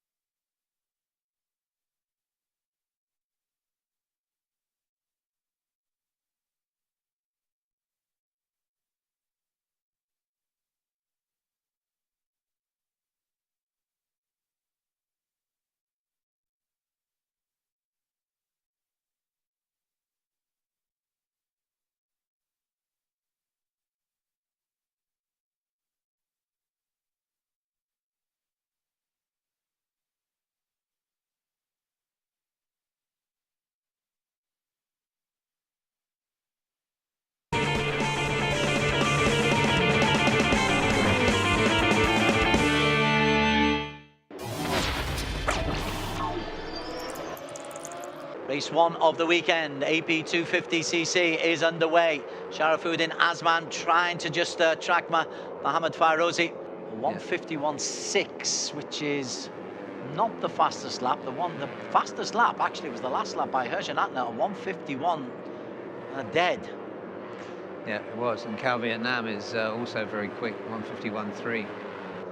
Later on, that is round 3 of the competition. This is round 2 of 6 that we have. Oh, and out. Oh, and that is Jia Rui, the only female in this class. We come through halfway. Herjan Atner leads from Fairozi, from Cal Vietnam, 1, 2, 3. 3/10 between 1 and 3. A further second down. Kiyoshi made up 2 places under braking into turn 1. So all the problems that he was talking about, the difficulties with braking, he seems to be mastering them. Honda Vietnam entrant, who's in 2nd place at the moment behind Herjan Atner. The twin Yamaha threat just behind them. 3 very different bikes, and the rules penalise all 3 of them separately. But they seem to have got it just about right, the lawmakers. But it's nearly a second the lead for the front 2. They're going to have to slow down considerably. Oh, Herjan Atner just nearly taken by Fairozi Turkotula. Herjan and Fairozi, they are clear. Who's going to get P3? Round the corner for the final time. Oh, Herjan, they're both onto the gravel, and the victory thrillingly goes to the Yamaha Fairozi ahead of Herjan, Cal Vietnam in 3. So let's have a look. Here they are. They're trying to get the right line into turn 14. It's really close, but race direction, it looks as though they are fighting against these two. And that means that your race winner is going to be Cal Vietnam. It's strained smiles for Herjan Atner and Fairozi, but you can't take the smile off Cal Vietnam. Yeah, forced smile there from Herjan. Fairozi still looking a little bit stony there. And there is the one that will make all the Vietnamese press, all the Vietnamese social media. Yeah, a little bit of history last time out. Cal Vietnam, not perhaps in the manner he would have liked to have won it, but taking the victory. Is he able to repeat it around this very, very difficult circuit, Barry Russell? Yeah, this is such a technical track. If you make one mistake, your lap is right out of order. And let's go to Daniel, who's waiting for us on the grid.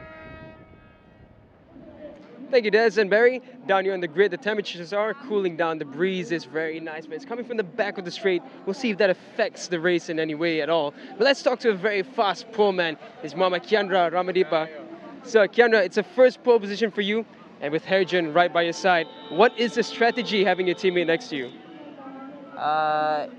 In this race, I will attack from the start, and I will enjoy the race. We love to hear that. You always got a smile on your face. Thank you so much, Kiandra. Good luck for this race. And that's all the time we have on the grid. Oh, actually, we do have a bit of time. Let's grab a quick word at the back here to Cal Vietnam while the mechanics get out of the way. So we do have some time. So let's squeeze through. So Cal Vietnam, victory in the only race in Zhuhai. This time you start from second row in P5. How do you feel coming to Motegi? Yeah, I feel very confident. This year, I'm very near the top rider in AIC now, and I will try to all my best to do today. Thank you so much, Cal Vietnam. We look forward to seeing it. Good luck. And I think we do have one quick minute to grab a quick word with the exciting wildcard is Yuta Date. So Yuta Date, you're a wildcard for this round. You're doing really good on the Victor Racing Yamaha. How do you feel going into this race, and what is your target? I'm target to win, only win.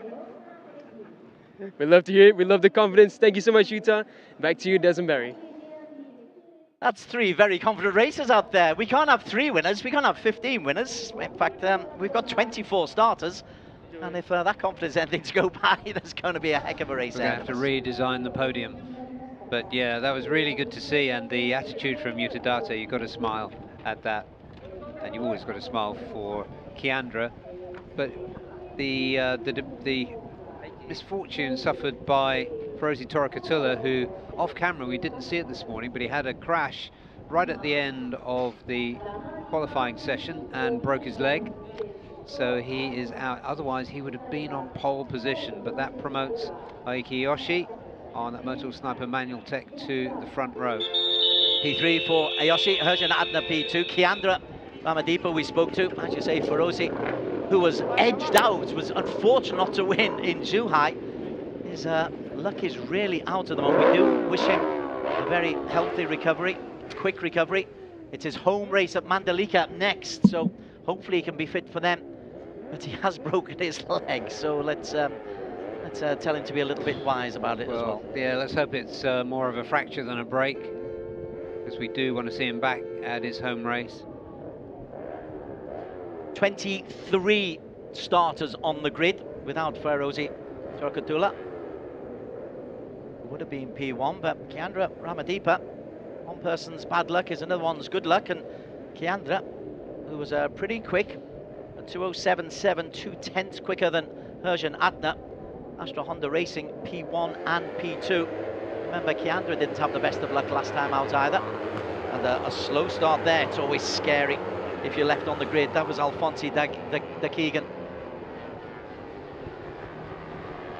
Number 51. All right, this is the circuit as the sponsors get their moment in the sun. Our thanks to Indian Oil for their sponsorship of the Idemitsu Asian Road Racing Championship. Kiandra Ramadipa, Astra Honda Racing alongside Herjan Atner, 1 and 2 on the grid. Ayoshi on the fast Kawasaki in P3.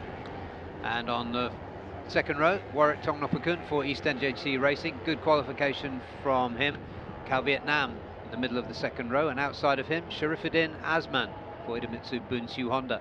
P7 will be Utadate Victor Racing Team. Wild card for today, but confident wild card. Irfan Haikal from Idemitsu Honda and Arai Agaska Laksana from Yamaha Racing Indonesia complete row 3.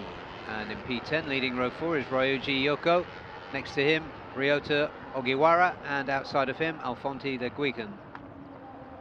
Row 4 on to row 5. We've got Pia Wapatumyos for East NJT Racing for Thailand. Yun Ton An Pul from Honda Racing of Vietnam, alongside Deandra Trihardika from Motul Sniper Mantech. That's on row 5.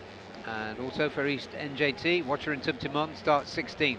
Next to him, 17th, Nguyen Hu Tri, and outside of him, Gao Zheang for Team One for All, Wonder Vacations.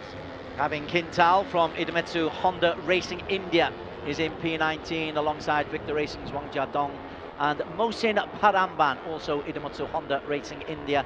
Let's hope they can get some decent points today.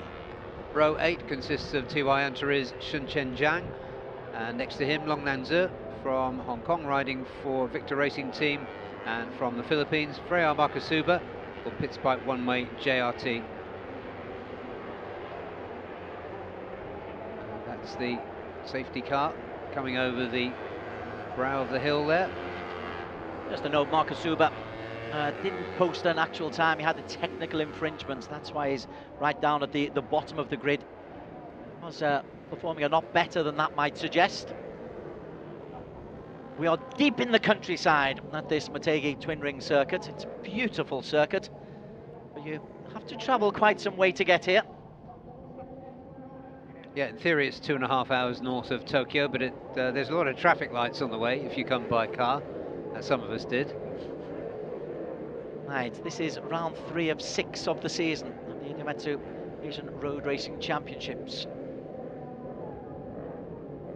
23 on the grid. Best wishes to Fairozi. He will be an injured absentee both today and tomorrow. Green flag at the back says we are all fit and ready to go. Let's have a look for Astra Honda Racing. They'll be looking to dominate from the start. We're underway, and it is a solid start indeed from Kiandra Ramadipa. And Astra Honda have got off to exactly the kind of start that they wanted. Warit has come through as well into P3. That's a good start from East, but Astra Honda Racing are 2 flyers there, Barry Russell. Yeah, they certainly have. And Hergen has been going really well all the way through. He's running with a rev cut.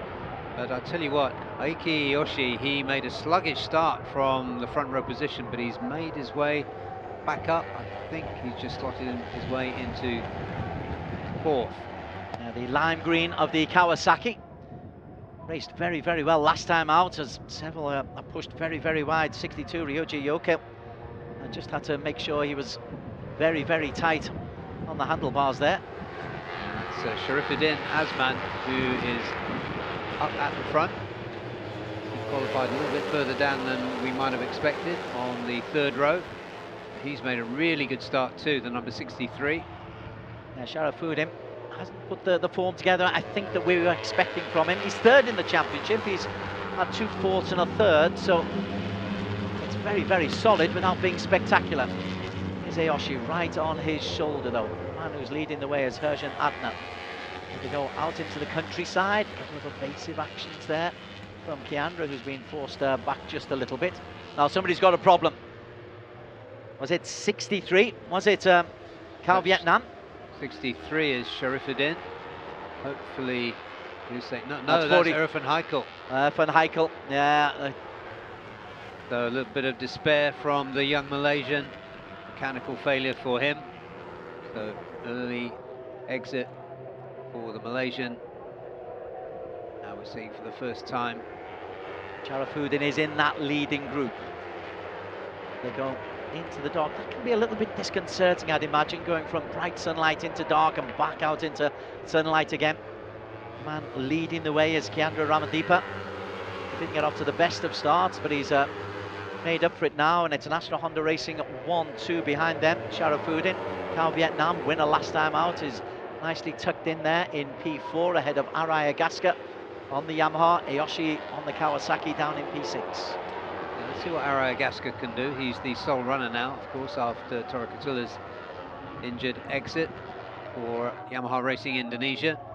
And he started from way back. He didn't have a good qualifying session, but he's made his way up into about P5, I think, P4. Cal Vietnam is up there as well, Des. 3 straights in a row. Cal Vietnam, 65, just tucked in there behind the Yamaha of Arayagaska. Another Yamaha to watch there is Utadate. Confident Utadate. He's very much in the mix there for Victor Racing. Great to have him here as a wild card. We're getting a notice on the from race direction. The track surface is slippery in turns 9 and 10, which is on the way up the hill. Sharafuddin Azman tucks in very nicely. Looks very comfortable there, Sharafuddin. Version is being tracked by the 2 Yamahas. The Kawasaki now drops into the P5. And the 3 makes are all genuinely competitive this season, thanks to some rather judicious use of the rules. Yeah, they really do make this this series even. It's enabled us to see the Yamaha R3s in, and also this fantastic Kawasaki 4 cylinders. And as we'll see, under braking, it's going to be really interesting, I think, to watch how over the course of a race Aiki Yoshi manages that hard downhill braking. Doing a decent job now, back in 6th. The 2 races we've seen so far, the early stages of the races are just people getting used to the circuit and its intricacies. It's very different to anything we've had on the RRC. It's definitely an advantage for the Japanese racers who will have been here before. Yeah, and Sharafuddin too, who's raced here in Moto 3, of course. But then it gets really very exciting once you hit the final quarter of the race, particularly the last 2 or 3 laps coming down that hill, just getting yourself perfectly settled for that sharp right-hander. That works out where you can approach the 2 left-handers, and that in itself works out how you can approach the final straight. Yeah, Utadate has just worked his way into P4. He just overtook Arayagaska for that 4th position, so he's the quickest non-Honda right now, and he's having a nibble here at, in fact, a bite at Herjan Atner. They go under the tunnel for the 3rd time. It'll be 7 laps to go. Coming up the hill. Well, Date is having a real dart at things. He is. He said only win. So that's clearly where his head is at the moment. I didn't believe him. I thought that was just bravado. But he's putting his bike where his mouth is. Terrific work from Date at the moment. Yeah, he meant it. And isn't it great to see, sorry Des, isn't it great to see a Victor Racing machine running at the front? Sharafuddin trying to get close to him as well. They come up again, this deceptive brow of the hill. It is a long haul up that hill. It's not the most difficult, and then it's precipitous on the way down. You can already see different lines coming into this final corner.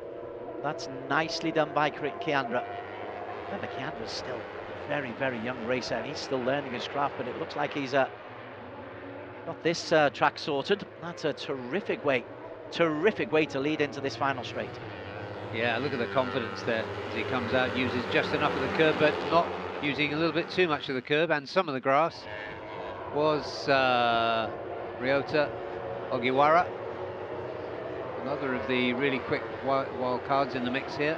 Yeah, Ogiwara just 2 seconds separating 1 from 9.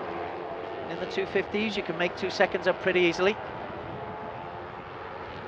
Yes, it's a convincing performance from Kiandra from the inherited pole position.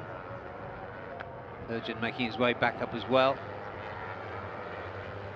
Making the most of this inheritance, and he's actually been able to pull a little. He was just under a second clear of Date as they went over the start-finish line. It looks like he's increased that lead. Date just has a little look on the inside there of Herjan Atner.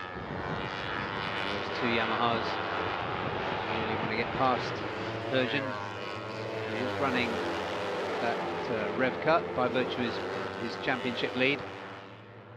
So that's a challenge for Hergen, a challenge he's overcome magnificently during the course of this weekend by finding more corner speed, among other things. Race direction had said there was a little bit of slipperiness in turn 9. It's now been cleared. It looks pretty good. Conditions look absolutely perfect. A little bit of a light breeze out there. Acceptable track temperatures, low humidity. So the racers rather enjoying the conditions at Motegi, and this man in particular, Mohamed Kiandra Ramadiba, for the Astra Honda racing team. Well, he's increased his lead ahead of Erjan Adna. Behind them, 38 is Araya Gaska Debani Laksana on the Yamaha. Yeah, all the top 9 running in the 208s, and the fastest of them is Yuta Date. Got it from East, just a little bit outside, 209.4. He's in 10th place. This is the battle for P3, Herjan Adna. Oh no, he's got ahead of Date, P2. And leading the way is still Kiandra. How big is the lead now?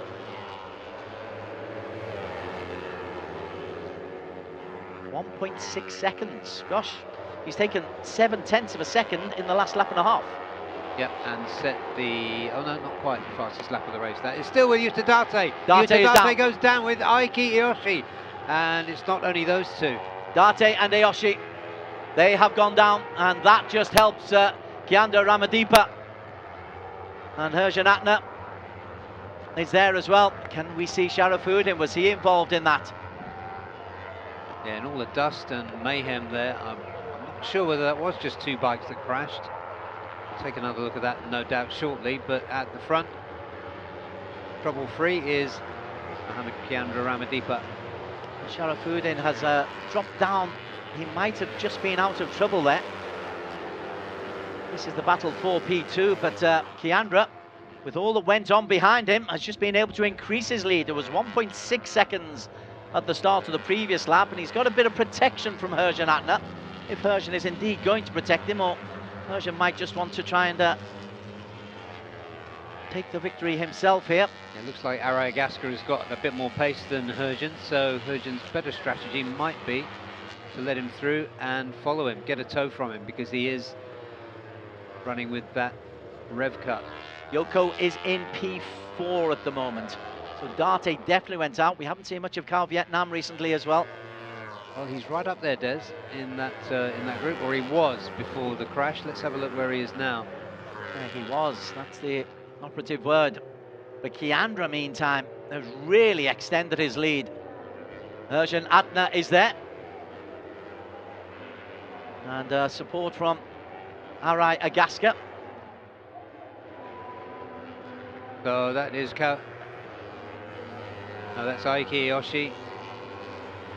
Ruining his luck. Sorry, Des. He doesn't have much fun in Japan, does he? No, he doesn't.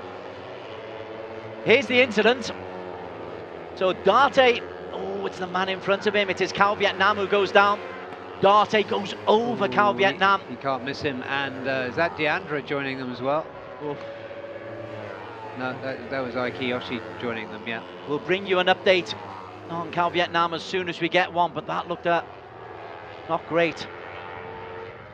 No way out of the way for Yuka Date. Okay, we can confirm Cal Vietnam is okay. He has come out of a very, very nasty incident there. Possibly the fact it was on the gravel has helped him, but he's been able to avoid any serious injury in that instance with Yuka Date. But both are out of the race. So P1 and P2 now. We have these two really exciting young Indonesian motorcycle racing prodigies. Kiandra running away at the front, but now the next rider on track is Araya Gaska. So can Araya Gaska do anything about that? We've got the wildcards as well there. Ogiwara, bike number 12, he's involved. And bike number 62, Ryuji Yoko. Behind them, Sharafuddin Azman, who's had a very difficult last couple of laps, but he avoided any of the problems there. If he can just get onto the edge and maybe take Warwick with him, he might be able to join this battle for P2. Arai Agaska in the blue is leading it, bike number 38, ahead of Herjan Atna Ferdaus. Herjan Atna is the championship leader, 3 points clear of Fairozi Torakotula, who's an injured absentee for this race and for tomorrow's race. Herjan just maintaining his position behind then. Yongnan Zhe is off. Oh. And bike problems for him. Those Yamahas are looking right then. Sharafuddin is just beginning to make up a little bit of ground. He must have had an incident. He's a little bit down on Ryuji Yoko, but not too far down on him as the timing comes through. He's just over a second down on Yoko in that battle for P5. And Warwick, who has been good here, tracking Sharafuddin. So extreme left of your screen is the race leader, Kyanda Ramadeepa. Behind him, 38, Arai Agaska. Behind him, Herjan Atna, 46. Then Ogiwara and Yoko. That's the battle for P2. Four-way battle for P2. And then Sharafuddin trying his damnness to get close to those two. But he's not been able to close up in the early stages of this lap. 3.5 laps to go as they come to the bridge. Yoko is having a good look there, and I think he might have made up a place or two with that move. When we come back to the front of this chasing group, take a look for the 62. Kyanda Ramadeepa is increasing his lead. Kyanda hasn't had a podium so far this year. A P5, 2 P6s. And like everybody else, washed out in the rain, but there he is in the glorious sunshine, 2-on-2. Half for straight clear of Herjan Atna. 2 Japanese just behind Arai Agaska. This is great for Arai Agaska, best we've seen from him. Yeah, it is good. Although Herjan just took back that place. With a 3-second lead at the front. And not halfway through it at this point. Arai just being bullied out of it. See what the young Indonesian can do in response. Well, he has indeed been bullied out of it. That's good racing from Yoji Yoko. He had the racing line and he wasn't giving it up, and Yoko is through now into P3. Arai, well, it gets level. Just shows him his elbow as they go through there. Show he's not scared. They do race hard in Japan, hard but fair. Arai Agaska fancies this. He wants to get off after the Indonesian in front of him on the Astra Honda. It is Astra Honda running 1-2 at the moment. Behind them, Sharafuddin has been able to close just a little bit, and he's dragged Warwick on the East bike closer to them as well. So we now have a 6-way battle for P2. The lead, by the way, has gone up to nearly 4 seconds from Kyanda Ramadeepa. And how about that? That's now into P2 for Ryuji Yoko. These wildcards, they mean business when you come to Japan. They know these circuits. Yeah, the quality of racing in the All Japan Series is fantastic as well. So when they put wildcards in, they always put some good ones in.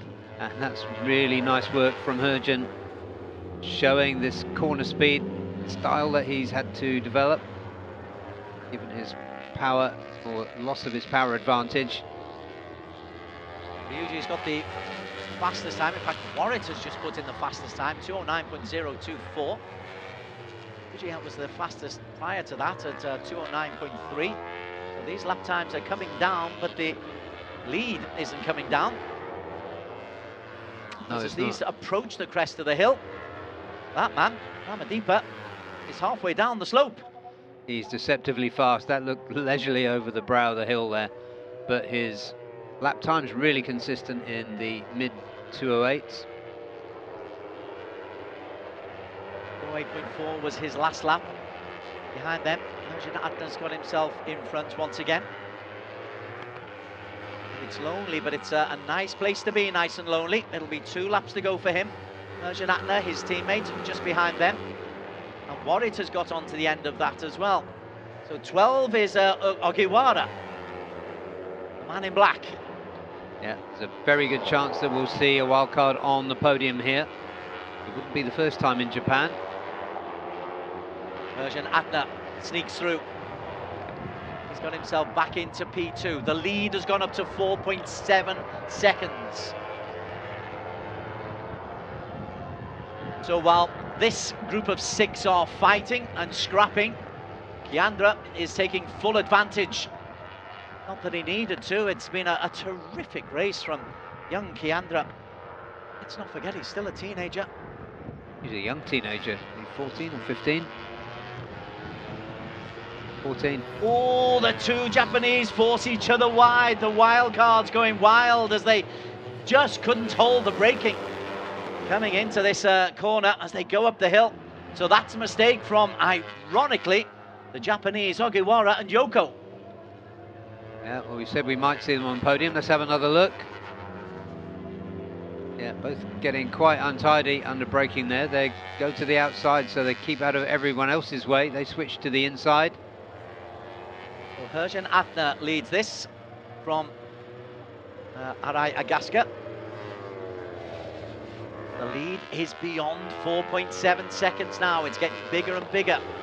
Persian Atna, well, he's not playing a soldier, but he's in some ways holding up the rest. Yeah, he's got Arai Agaska behind him once again. Lead again has increased as Kiandra comes down the hill. AP 250cc.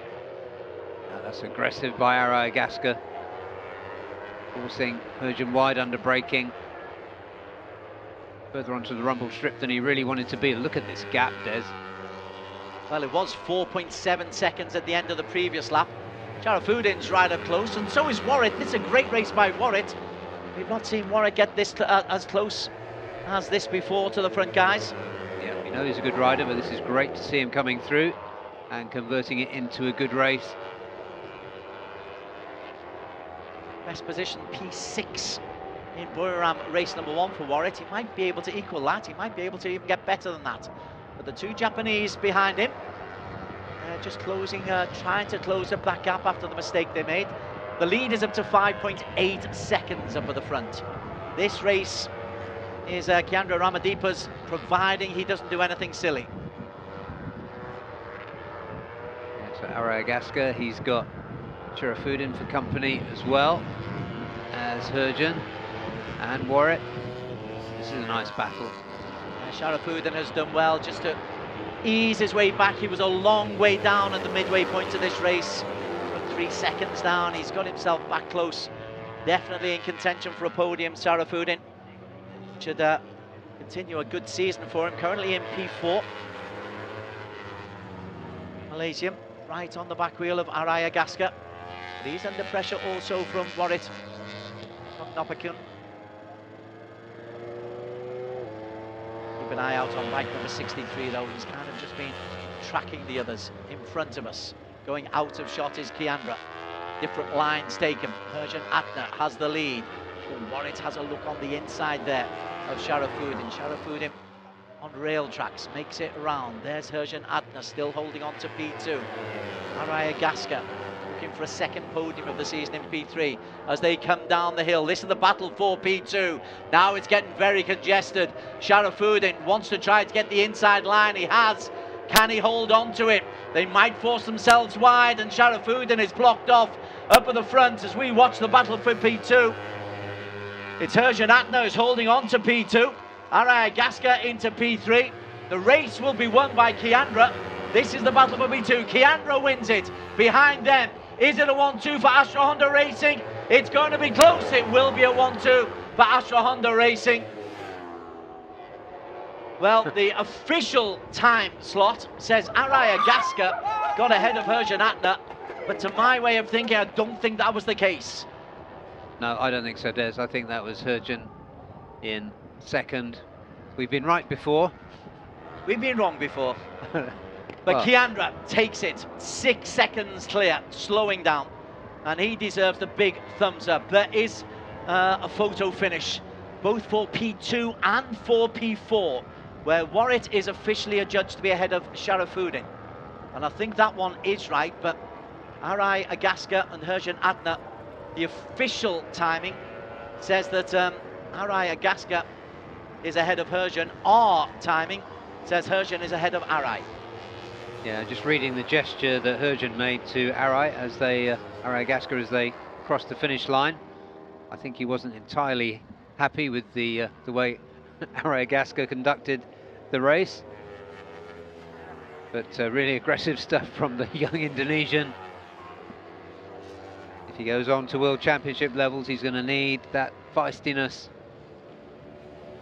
But look at that, 14-year-old Kiandra Ramadipa. Oh, let's have another look at this. So this is the battle for P2. Now then, 38, Arai Agaska doesn't quite get there. So that is Herjan by half a wheel, to be fair. Battle for P5 will be an interesting one.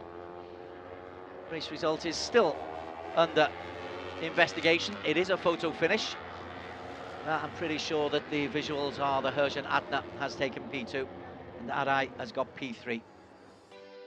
Yeah, for my mind, that wasn't really worth a photo finish. It's quite an easy one to call. Confirmation, Kiandra takes it, slowing down 6 seconds clear of Herjan Adna, who's been given the same time as Arai Agaska. The Herjan has it. Warrit, well, he's got himself 500ths clear of Sharafuddin Azman. That's disappointing for Sharafuddin or Idemitsu Bunshu Honda to finish P5. Ogiwara and Yoko, they pushed themselves out of contention 2 laps from home in 6th and 7th. Hewa Potumyas makes it a good day for the East NJT racing team.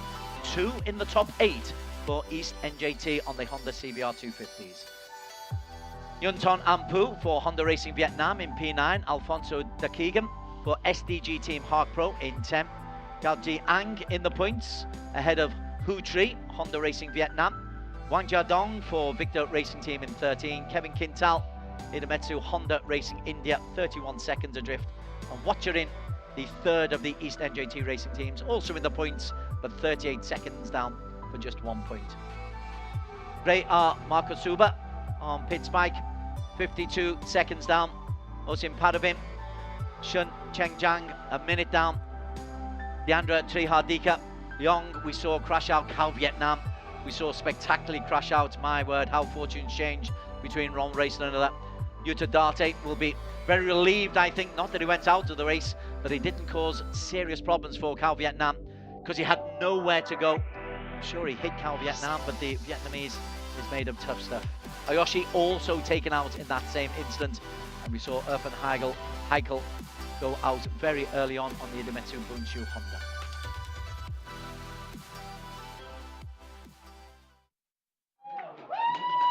Okay, onto the Parc Ferme. Celebrations for Kiandra Ramadipa. For Kiandra, just need to go back to last season. Is this his first win? I think it might be his first win, you know. Yeah, I know he's been close. Yeah, but we're seeing him as a regular rider now in AP250s. Yeah, his best result last year was a P5.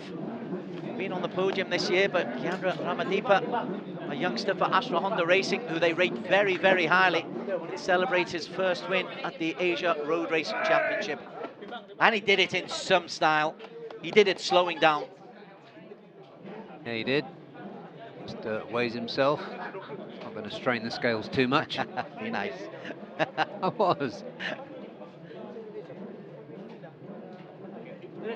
Yeah, absolutely brilliant. So pleased to see Kiandra coming through. What an abundance of talent Astra Honda have got. A good 13 points for Warrit. Decent 8 points for Piawat.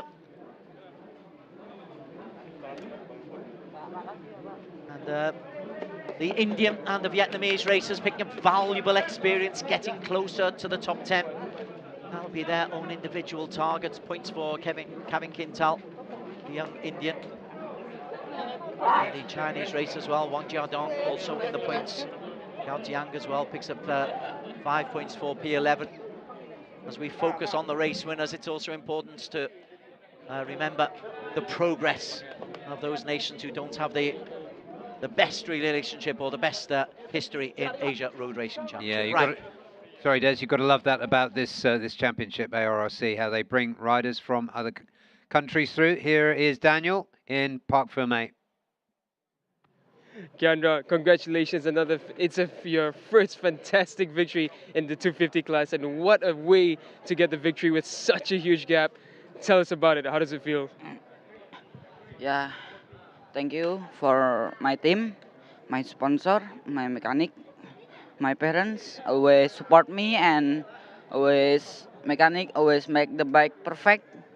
Thank you to all the sponsor who support me, and in the race I only give my best performance. I attacking from the start.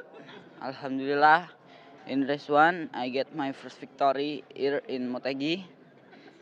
Terima kasih Bos Honda 260 Narendra dan Om Didi yang telah melatih fisik saya.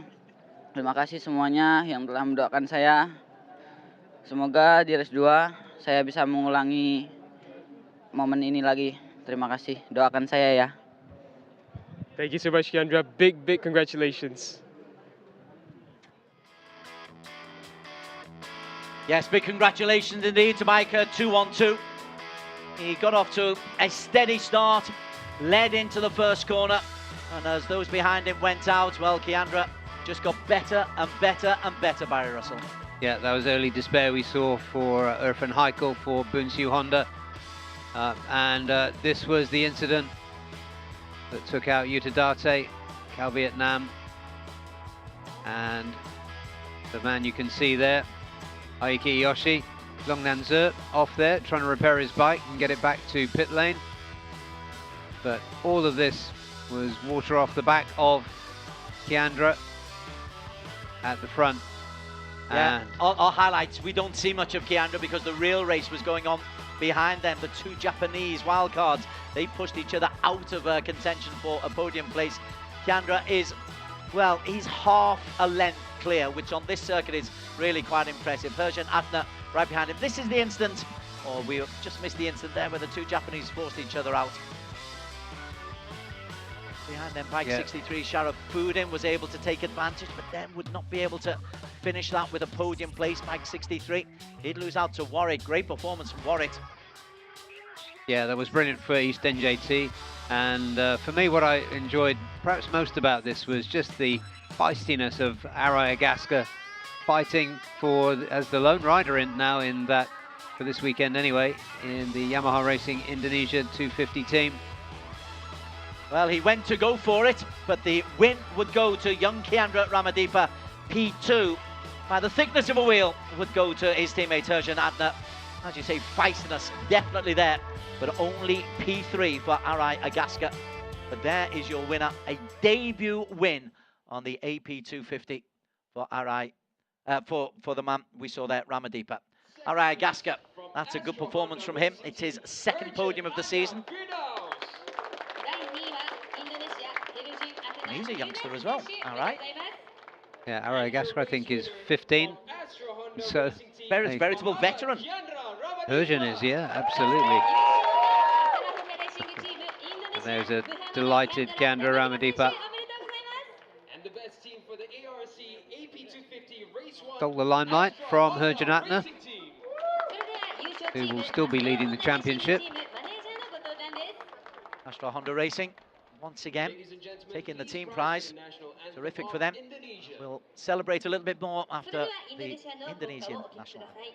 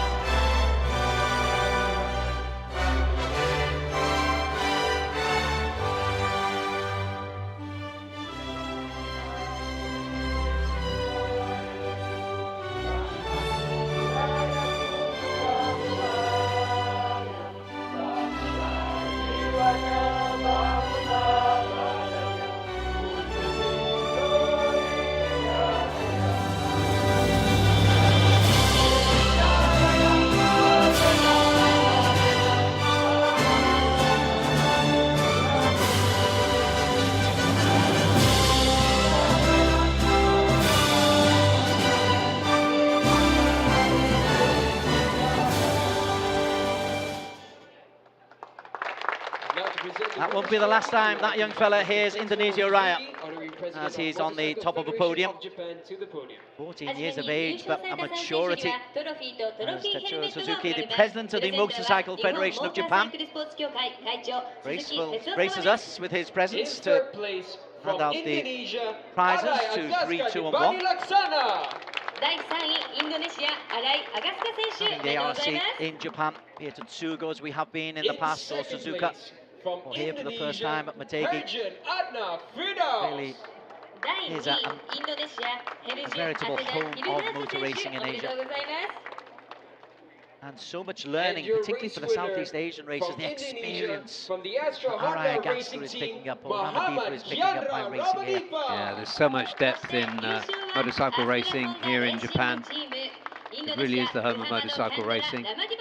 Some of the Superbike riders we'll be seeing later on have been here testing for the most important race in the Japanese and one of the most important races in the world calendar, Suzuka 8 Hours.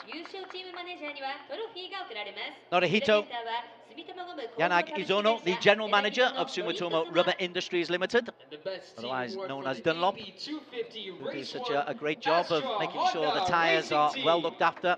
They give great advice as well to the racers. Well, they hand out the team award to Astra Honda Racing Team. And it's more competitive in this category this season than it has been in years gone by, but it's still Astra Honda who are top of the pile. Yeah, which says a lot about Astra Honda and the riders they've got.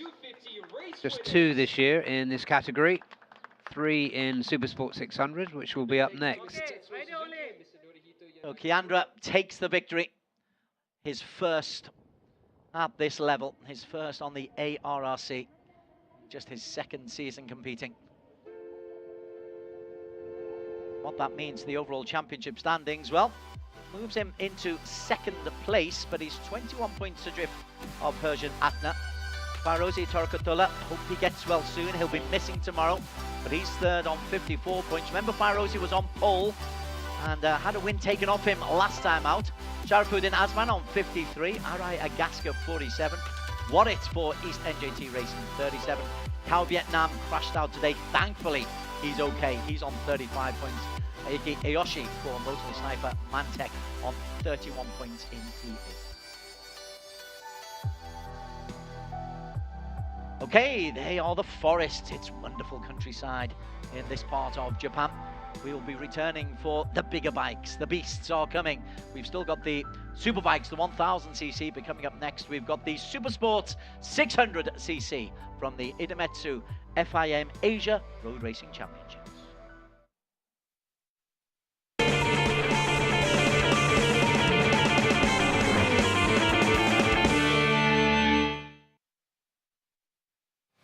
Idemitsu IFG7. Flagship engine oil nano-tailored for high-precision engines. Enhanced performance in 7 ways with super protective septic guard technology, the accumulated wisdom of oil experts. Anti-power loss nanotech keeps your engine performing at its peak for extended periods in harsh conditions. Beat the heat. Idemitsu IFG7.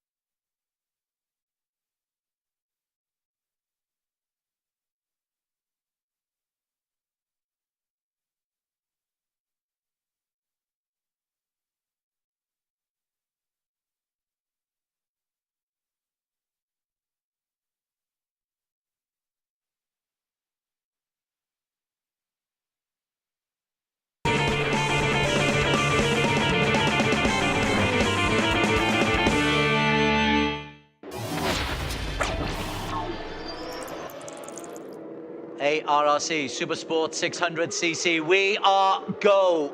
And there's a wheelie at the front there from Azroy Hakim Anwar. That just allowed Apiwat Wangtananon to maybe steal a march, but that's good work from Azroy Hakim Anwar. But he's setting a torrid pace, is Azroy Hakim Anwar, 1:38.2, that fastest lap. Yep, and he was race 1 winner indeed back in November. So we know he's good around here. Apiwat, we know Apiwat is good around most circuits though, and the Yamaha racer not having things his own way today. For Azroy Hakim, he's off the back of two nasty looking incidents in Buriram. What's his response? He just goes quicker. Yeah, Adelanta's pushing hard behind them. He got wide, splashed up a bit of water on the edge of the circuit. But he's really having to work hard to stay on terms with this front three. Adelanto Puccio down in P4.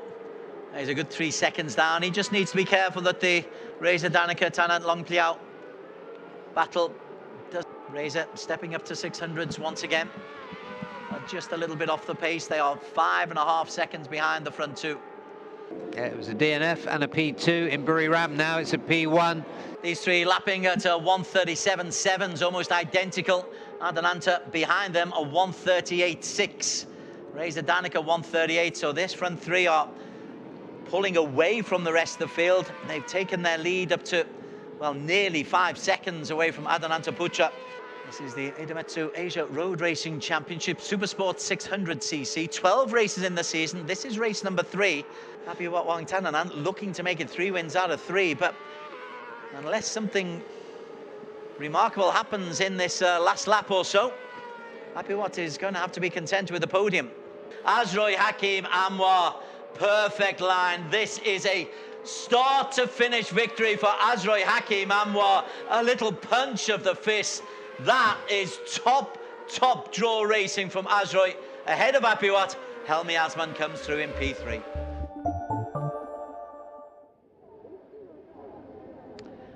Azroy Hakim Anwar showing some thrilling form in Zhuhai, China in the last round of the Asia Road Racing Championship. But that Zhuhai circuit is a very different one from the one we're seeing at the Mobility Resort Motegi.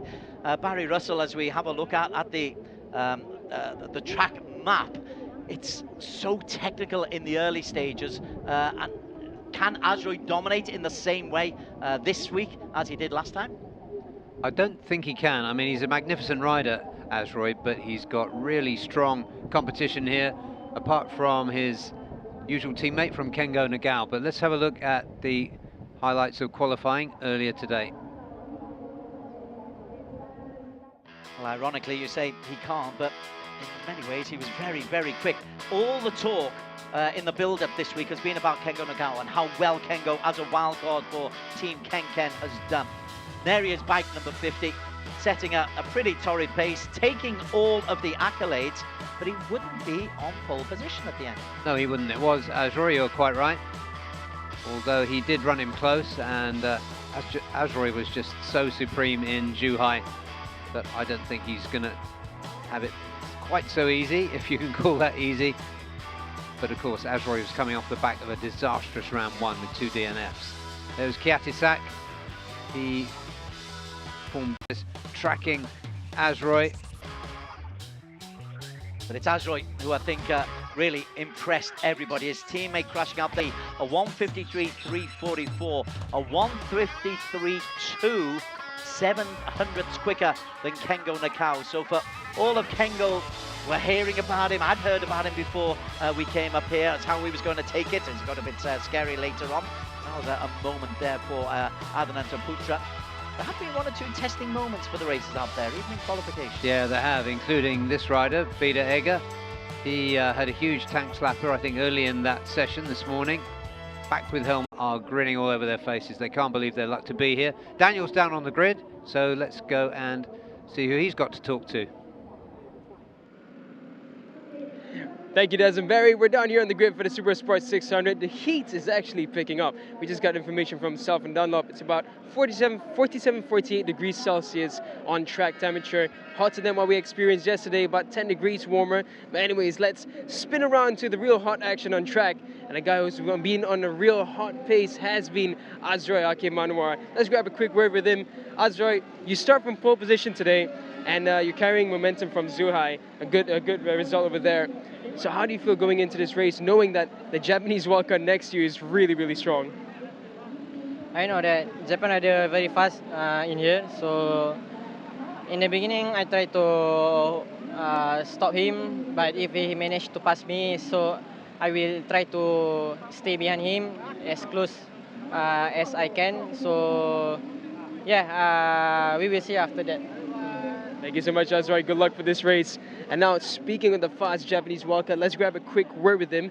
It's none other than Kengo Nagao. So, Kengo, it's been a brilliant performance from you yesterday and today. You start from P2 against Azroy. How do you feel about this race? FP 1, 2, 3, try good feeling, but qualifying a little bit lose Haki Azroy, but I have the chance a very full gas fighting. Thank you so much, Kengo. Good luck for this race. And now let's go down to row 3. P7 is Veda Ega Pratama, the very fast young Indonesian rider, a rising star, you call him. And he's just there with his cool shades. He's always got some sunglasses on. So let's grab a quick word with Veda. So Veda, in qualifying you had an unfortunate crash, but still it wasn't a bad pace at all in the end. Starting for P7, how do you feel? Yeah, I hope this race I can fight in the front, and I hope I can podium. Yeah, in the qualifying I crashed. This is my mistake, but I try my best, and I will do my best in this race. Thank you so much, Veda. We look forward to seeing it. Back to you, Desmond Barry. Veda Ega made the step up from 250 this season, and I think we were expecting him to be relatively competitive. He got a P6 in Buriram, race number 2. Didn't compete last time out in Zhuhai. He's not really taken off, I think, in the way that we might have expected, Veda. I think that's fair. I also think that he's literally growing into riding a 600 because he is still quite small, 15 years old, and built like a fairly small 15-year-old to be fair. And he will build up the muscle and mature, and I think he'll be a great 600 rider. I mean, look at what he's done on small bikes so far. It's got to be one of the hottest properties out of many from Indonesia currently. Helmi Asman in P3, another hot property, that one out of Malaysia. Helmi is 3rd in the championship standings. He's had 2 podium finishes and a DNF to his name. Number 20 though, his teammate for Idemitsu Honda, Azroy Hakim Anwar. I think you said earlier on, Azroy Hakim, he had 2 DNFs in Buriram, was not at all happy. Was brilliant in the victory in Zhuhai in the one race that we had there. Yeah. And it looks like he's going to carry it on. Here is the starting grid for race number 1. Azroy Hakim Anwar, Idemitsu Honda. Lap time of 1:53.225. Just 5/10 clear of Kengo Nakao from Team Kenken. Helmi Asman, Idemitsu Honda. Azroy and Helmi go together. They do, they go very well together. And on row 2, we've got Adananta Putra, who's looking really promising this season for Astra Honda. Next to him, Apiwat, who won't be happy with that second row start. And outside of him, Kiatisak Singapong, who's progressing well for Honda Racing Thailand. Remember, Apiwat is the championship leader. Veda Ega Pratama, Astra Honda Racing in P7, ahead of Talat Leongplio from Honda Racing Thailand. And Reza Danica Arons, last season's 250cc champion. Astra Honda Racing, he's down in P9 at the moment, another who hasn't yet had a podium this year. Yeah, and after a promising start in this category for Wayne Nagrohu, who stepped up from 250s, he qualified down in P10. Next to him, Apiwat's teammate for Yamaha Techni Racing, McKinley Carl Paz, and outside of him, replacement rider in Yamaha Racing Indonesia for Andy Padley, Ray Matsuoka. We've got a wild card in Shinya Mikami from Tiada Promote Racing, local racer, and Shah Juntong from Victor Racing Team, who are enjoying his performances. We're enjoying him getting more and more competitive as the season goes by. Shah Juntong, he's picked up a 18 points so far, best position and 9th in Buriram Race 2. Had a 10th last time out in Zhuhai. Yep, improving, working at it. We've admired his work ethic all the way through, and we've seen it. You know, he's taken maybe 6 seconds off his initial lap time since he arrived here yesterday. 1:57.4, so he's 4 seconds off the pace as they go under the bridge. You saw on that wide shot there the oval. That is the reason why this is called the Motegi Twin Ring. Used to be an oval circuit. It still exists, but it's not used for racing anymore. And here's a fun fact, Des. This is Azroy's first pole position start since 2019.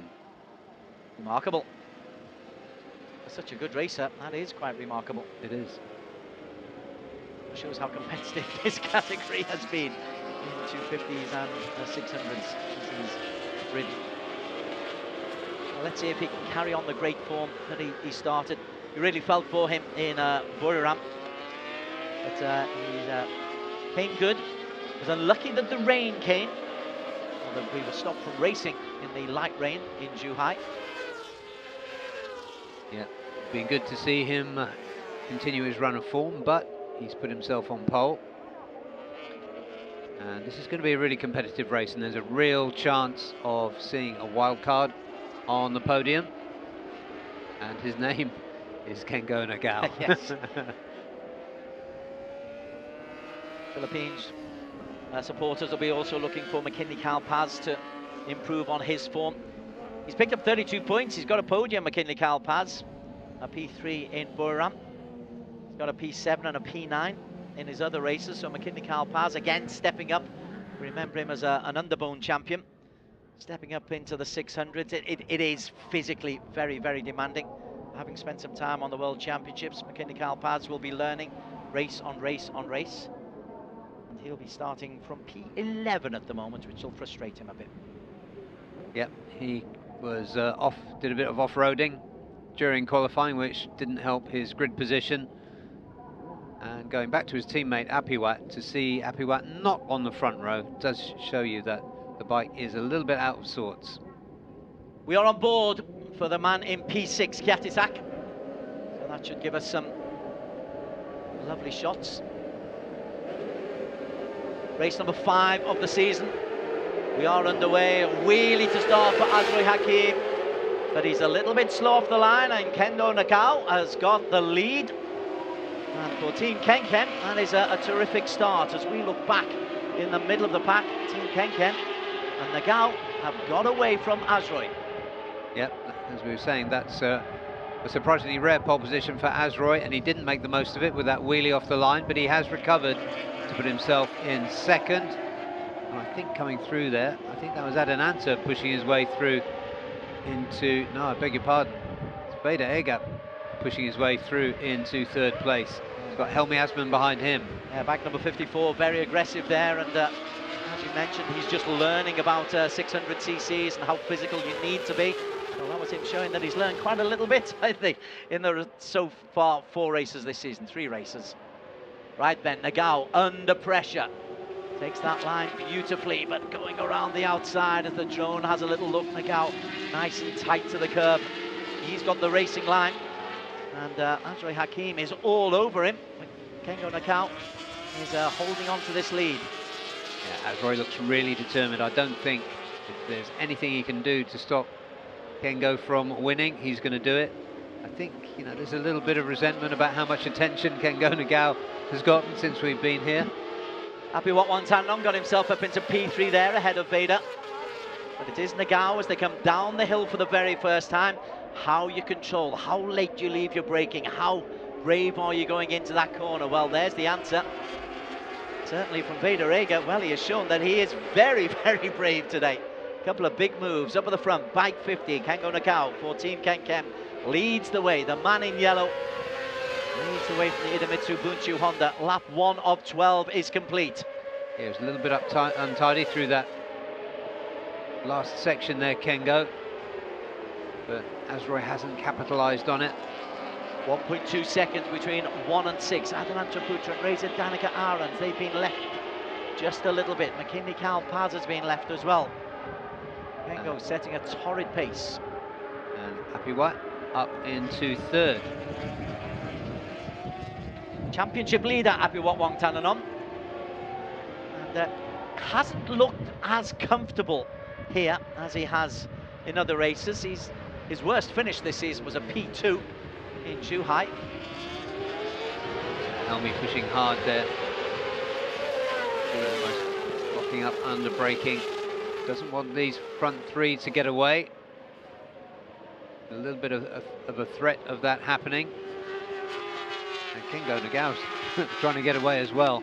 So it just depends whether what the two riders behind him at the moment can do about it. They need to work together, not slow each other down. It looks like they're slowing each other down because those two are absolutely racing. Or Apiwat is trying to get onto the back of Azroy Hakim, and Azroy, I think, is more concerned about what's going on behind him than what's going on in front of him, because he's under intense pressure as they come up the hill for the second time. Azroy, good drive out, gets a little bit of a leeway. Now they come down over the crest, and Apiwat has a look on the inside. Brakes relatively early. You don't want to get that wrong. If you leave the braking too late, you can overrun that, and you can see 2 or 3 places disappear. Yeah, we just look at those lines being taken by Kengo through that final section. Really aggressive, really smooth, taking a wide line, sweeping back in. And here they come across the line. And it doesn't look like much of a speed differential between the Honda of Azroy and the Yamaha of Apiwat. Kengo Nakao was 4/10 quicker than Azroy Hakim Anwar on that last lap, and he's increased his lead to 8/10 and pulling away. Maybe this is why everybody gave him the attention. Maybe this is why he was looking so confident, or sounding so confident on the grid earlier on. Yeah, to be fair, we gave him a bit of attention here in the commentary box, which he richly earned, in my opinion. And he's made a really great start to this race, as has Apiwat, it has to be said. After Apiwat, there is Helmi Asman. He'll be wanting to improve and catch up on that lead group. Helmi's done exactly that. He's within 6/10 of Apiwat and Azroy Hakim, and Katisak is being able to pull his way. But while those two are battling, Adnan Chaputra's got closer as well. Maida Aga has dropped off a little bit after a couple of very, very brave moves early on. But there's genuine racing going on here, and it's great to watch. But all it does is helps Kengo Nagao, because all Kengo has to worry about is keeping his line right. He has the racing line. He doesn't have to worry about anything behind him, and he is increasing his lead. Yeah, looking at the riders in second, third and fourth at the moment, I detect a little bit of respect emerging between the three of them, the two Malaysians and the Thai. Apiwat goes through into P2. That time, coming over the crest of the hill. Just think Azroy Hakim had a little loss of concentration there, and Apiwat took advantage. And he was pressing, to be fair. Apiwat, he might not have had his setup right for qualification or for practice, but he's got it looks like he's got it a little bit better today, and he is in P2 now. But the differential between Nagao and Apiwat is 1.3 seconds. Again, Kengo Nagao has added 4/10 of a second to his lead. What will happen now? Will Apiwat become involved with Azroy trying to snatch back that P2, or will he find some clear air and get after Kengo? Looks like the latter. Looks like he's taken 5 or 6 bike lengths away. He's chasing the championship leader, chasing the wildcard man. The two Idemitsu Hondas are there, and 21 comes in as well. Adnan Chaputra goes on the inside of Helmi Asman. Adananta second in the championship standings. Not really spoken about Adananta. 4th fastest in qualification.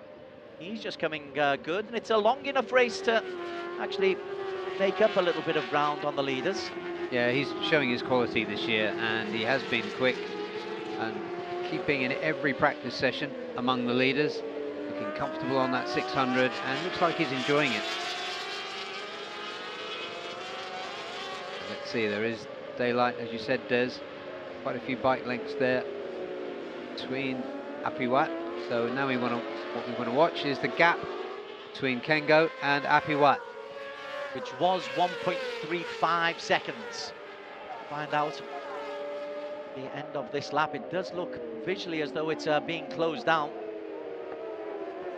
Behind them A little battle going on between Azroy and Helmi, who's got the head of Adelanto once again. Katisak is still in P6.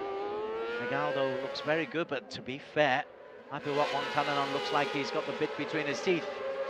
Right, they come over the start-finish line. Be 8 laps to go. Miguel has the lead, but the lead has been cut by 3/10. Yeah, that's good work from Apiwat. Took him a while to get past. Azroy, because I think he knew he could do something about this lead. He's found some pace since qualifying and free practice. And we know what a hard racer he is, Apiwat. It's turning into an intriguing race indeed. Behind them, Adnan Chapucha's got himself back into P3, ahead of Azroy. Azroy gone back from starting P1 from the grid, currently down to P4, and Helmi in P5. Azroy's lap time was a 1:54.4. That was relatively slow, 6/10 down on Adnan Chapucha. Helmi a 1:54.3, so the Idemitsu FIM Hondas are lapping a little bit slower. Whether it's the setup for the bikes, which won't be identical, but they won't be too far off each other. But look at this, Apiwat is definitely, categorically closing in on the race leader. And to be fair, Azroy hasn't let Adnan Chapucha get away from him. Yeah, he set the fastest lap in his pursuit of Kengo. Apiwat. Yeah. There is Apiwat on the Yamaha. Kengo, well, if he thought he was going to race away from Apiwat Wangtananon, got another thing coming. Remember, Kengo is a wild card, so Apiwat, he holds on to P2, won't lose any ground in the championship standings. Well, that was a nice smooth line through that final section from Apiwat. Not quite close enough to get a draft, but he's going to make his presence felt now. Put Kengo Nagao or Ken Racing under a lot of pressure. And you can see it's down to 3/10 the difference, and they are 2 seconds clear of Adnan Chapucha, who himself is 3/10 clear of Azroy Hakim, who himself is a second and a half clear of Helmi Azman. That was the last race, Des, with Kiandra. It was indeed. He was so far ahead. Good battle now. The wild card for Team Ken. Yeah, Apiwat looks in control of this battle. He's got plenty of time. They go under the bridge, up the hill, out into the countryside, which is rather splendid if you've got time to enjoy it. But these two focusing only on the next corner, only on the line. And the line is so crucial here. You have to get each one right, the way the corners run together. Get one wrong, that's going to mess up your lap time. And no mistakes from Apiwat, and no mistakes from the rider in front of him. But he's having to ride defensively now. Indeed, whereas he had quite a healthy lead of 1.3 seconds earlier on.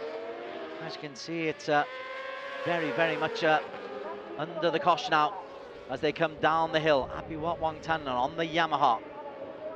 Or Yamaha Techni Racing Asia. Isn't making a move yet. I think he's quite happy just to sit on the shoulder for a little while. Yeah, experienced racer. In fact, they both are. They're both late 20s. Pretty much at the peak of their careers and capabilities. Gap's about the same. Yeah, still 3/10. 2.5 tenths. 1:54.2s. So they're a second down on the fastest lap, which suggests they're just settling in. To, let's see what happens where we are with 2.5 or 3 laps to go. Then we'll really race.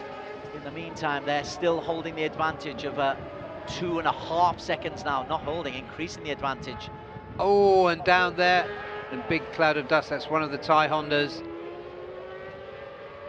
It's Tanat. It's Tanat, who was running in 7th place, Tanat.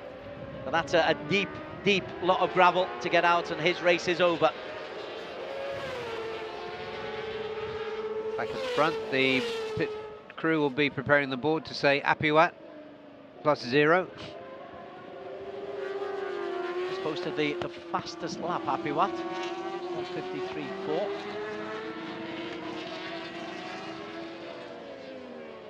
Nagao still holding on, not looking particularly stressed. But then again, I don't think Apiwat's really pushing him at the moment. Behind them, Adnan Traputra is just pulling just a little bit away ahead of Ajroy Hakim Anwar and Helmi Azman. And the Idemitsu Bunshu Hondas not underpowered, but maybe the setup not quite right. Must be a really difficult circuit to set things up for, because it flows and then you've got the long straights, you've got this very difficult end where this sharp right-hander at the bottom of the hill makes life very, very tough. You've got two really good races here at the front. Let's look at the lines here. Apiwat tighter through that section, the first part of that section. And let's see as they nail it out of the turn. I think Kengo got out a bit faster than Apiwat that time. 5 laps to go. Still 3/10 between Kengo and Apiwat. Oh, mistake. He's gone wide, Kengo. A mistake from him there. And Apiwat Wangtananon takes full advantage. That was good pressure from the Thai rider. He kept it there, and each of the previous 2 laps, going into turn 1, he showed Kengo his front wheel. The pressure worked, he made a mistake. Here we go. Got his braking wrong, but I do put that down to pressure from Apiwat. Now let's see what Apiwat can do with the pace that he's shown so far to put himself in that position, starting from 5th on the grid. Oh, and he's immediately put a little bit of distance between him and Kengo. I did get the feeling that Apiwat Wangtananon was just sitting on there, waiting for his opportunity. The opportunity came probably earlier than he expected. Yeah, well, he's a graduate of the VR46 Valentino Rossi school, and this is a very Valentino Rossi thing to do, just put the guy ahead of you under pressure through the race. We saw him do that in the early 2010s, and Apiwat employing that tactic to great effect. To be fair, Kengo hasn't lost complete touch, but there are 7 or 8 bike lengths between the two there as they come down the crest of the hill. Behind them, Adnan Traputra for Astra Honda Racing is still holding on to P3.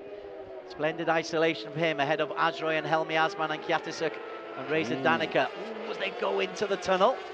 That's a little bit closer. Yeah, Kengo fancies it. He's right from yesterday. We've been watching him come through that final section really quickly. Apiwat recovered well, to be fair. Controlling yourself coming down that hill, getting the turn right, getting the braking right. That's probably the most difficult part on this circuit. As they come through, 4 laps to go, so still plenty of time. It is a little bit of a procession behind them. Adnan Ajroy, Helmi Azman, Kyatisuk, Reza Danica, Veda Eger after a bright start. And look at that. Well, was that an Apiwat mistake? Well, we're going to see a replay of that, I would guess. Now, pressure from Apiwat forced the mistake from Kengo earlier on. A little bit of tit for tat, perhaps. Here we go. Apiwat, yeah, he runs wide. They seem such routine corners as well. You know it's coming at the end of those straights. Yet now we've seen a mistake from both these experienced racers. Yeah, it just shows you how hard they're having to ride. And again, the hairpin from Kengo. He's now under pressure from Apiwat. Well, that's a bonus for Kengo. I think he will have feared once he made the mistake that Apiwat might get away from him completely, but the Yamaha didn't do so. Bonus for the race in terms of the spectacle. This is a really good battle for P1 between the 2 Yamahas at a Honda circuit. In P5, this is Helmi being under pressure on Ajroy Hakim. Helmi has got the better position in the championship standings here, but Ajroy Hakim is the man in form. Adnan Traputra, second in the overall championship standings with 2 podiums and a P3, but no wins so far this season. Adnanta looking good for potentially another podium here. The championship leader Apiwat Wangtananon in the blue of the Yamaha Techni Racing Team Asia. P2 at the moment, but having made a mistake. What are we? 3 laps to go. 2 3/4 laps to go. So Apiwat has been faster through this section than Kengo, but I think Kengo seems to be just raising his game slightly. Let's see. Both have made mistakes on hairpins. No mistakes this time. Kengo accelerates up the hill. The start of the incline. It's not a hill exactly. It is an incline, but it's so easy to get this wrong. Yeah, difference in gradient here is 30 meters, which is a significant amount. It's gradually done. Kengo still holds on. Apiwat got the fastest lap time, 1:53.4. So he has got the pace behind them. Adananta not being able to make any real indent. It's down to 1.7 seconds, the gap between 2 and 3. 1.2 between 3 and 4. Another 0.5 between 4 and 5. Apiwat's going to have a go here. Kengo's so good through this section. You want to try to be close enough to get a drag on the home straight. Oh, these bikes are a little bit too powerful. Is the straight not quite long enough? Well, let's have a look this time around. It's not quite close enough to get the drag, No, is it? he's not. About 8 bike lengths between them now. Well, if he is trailing, behind them you can see Azroy Hakim under pressure from his countryman and teammate Mohamed Helmi Azman for P4. This one is going right the way down to the wire. Apiwat has been chasing for the majority of this race. He got himself in the lead, then made a mistake. You can see Helmi, bike number 32, putting pressure on the man who was on pole, Azroy Hakim Anwar. And yes, the question is whether the Bunsu Honda riders can get close enough with time running out to Adananta Putra. I think Adananta is in control of this battle for the final step of the podium. Maybe the Idemitsu Bunsu Honda riders can work together, push each other. They might be able to get a little bit closer. But the peloton, the drag with 2 racers, isn't as effective unless there's 4 or 5 there. But still, Kengo Nagao negotiates his way up the hill. Yeah, this is a convincing ride from Kengo Nagao. Apiwat's holding something back, isn't he? I'm convinced he is. Well, he's a championship leader, so that could be on his mind a little bit, but we know what an aggressive racer he is. So this is the rehearsal, and it's not really a rehearsal. Apiwat coming down nice and steadily behind Kengo. Letting him get a little bit further away, perhaps. He really wants to be closer. Apiwat, Wang Tananon in the blue. Not close enough. We'll be going into the final lap with a convincing lead for Kengo Nagao. Maybe all the hype was worth it for Kengo. He leads. The lead is nearly half a second. Behind them, Adananta Putra. His lead has been cut to half a second for the 2 Idemitsu Bunsu Hondas. They'll have hopes of at least one of them getting onto a podium. I think that last lap, that penultimate lap, was a significant one for Kengo Nagao. I don't think Apiwat is able to get close enough to him because he was faster in this section earlier in the race. A half-second lead looks like it's being maintained. Kengo this time doesn't make a mistake, although he does go a little bit wider than he would have hoped. They go out into the countryside. This is the final half lap of the race. It's race number 5 of the season. Kengo Nagao, a wild card, leads the championship leader, Apiwat Wang Tannan, Supersport 600. He leads going up the hill. Apiwat trying to get close enough as they come down the hill to maybe just have one little pop, and he is closer now. Yeah, this is it. We know what a strong racer he is. We know that he's mature enough to think about the championship. But here he goes. Can he hold it? He can't. So now they're nothing between them really as they're going down the hill now. Right, over the crest of the hill, Apiwat has shown that he wants this. He's in the lead once again.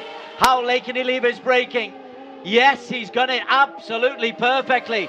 Kengo tries to get a strong drive out. Kengo's got the better drive out as they come into the final couple of corners. The big left from Apiwat Wongtananon, then on to the right. Then what kind of a lead does he have over Kengo Nagao? He's got the lead. Apiwat Wongtananon has left it to the final lap, and Apiwat takes the victory in thrilling style from Kengo. Adananta Putra just holds on to P3. Heldi Azman ahead of Ajroy Hakim for 4 and 5, but brilliant from Apiwat on the Yamaha. Absolutely brilliantly judged win from the Thai championship leader, and that will have done his championship lead even more good. It was already strong coming into this. Kengo Nagao did everything, but in the end, Apiwat had the plan, he executed it, and that is brilliant. He came through having had a pretty unhappy free practice sessions and qualifying by his standards. Started from 5th on the grid and made his way through. Absolutely brilliant performance. We just saw some of the best we can see from Apiwat Wongtananon. He just passes his countryman there, Kiatisak. Kiatisak came through in 6th, almost 12 points drift of Apiwat. But in the end, that was a margin of victory of 0.0219 for Apiwat for Yamaha Technique Racing Team Asia. Yep, the victory for Apiwat, his 3rd win in 4 completed races this season. Adananta Putra in P3, Kengo Nagao 2/10 down, but 4.4 seconds clear of Adananta. He was 4/10 clear of Helmi, who got the better of his teammate Ajroy Hakim. Kiatisuk Dingapong for Honda Racing Thailand, 11.5 seconds down. Reza Danica Arons, Astra Honda Racing, and Veda Iga Pratama. They'll be using this just to make sure they get the setup right for future races. The Yamaha Racing Indonesia pairing of Vayan Nugroho and Ray Matsuoka, 9th and 10th respectively. McKinley Cal Paz continues to learn, 28 seconds down on the race winner, Shinya Mikami. A creditable performance for the wildcard. Shah Jun Tung, Victor Racing nearly a minute down. Tanat we saw crash out with 6 laps to go. But really impressive from Apiwat Wongtananon. It may be a Japanese flag, it may be Motegi, but it's the Thai national anthem that we'll be hearing. And wonderful work in the last half lap, Barry Russell. Yeah, that's one of the best races I've seen him do. We often see him battling from the front from the start, but he came through from P5 on the grid to do that, and he had to fight against a really strong Kengo Nagao. And there's some Yamaha fans who've somehow got into this Honda circuit to celebrate a Yamaha victory. Well, the pit crew, they're enjoying the moment as well. They're just below our commentary position, away to our left as the teams do a celebratory lap and coming into the pit lane. Our cameras are in the Parc Ferme area, which is behind the back. But there you can see the race winner, Apiwat Wongtananon, 3 out of 4 this year. And after a not great week so far from Apiwat, in practice, even in qualification, only 5th fastest, but now a big hug. Well done, my friend. That extends our lead at the top of the championship standings. Absolutely brilliant. He really didn't look like he had the pace from qualifying. Surrounded now by people congratulating him, and photographers, of course. On to the scales.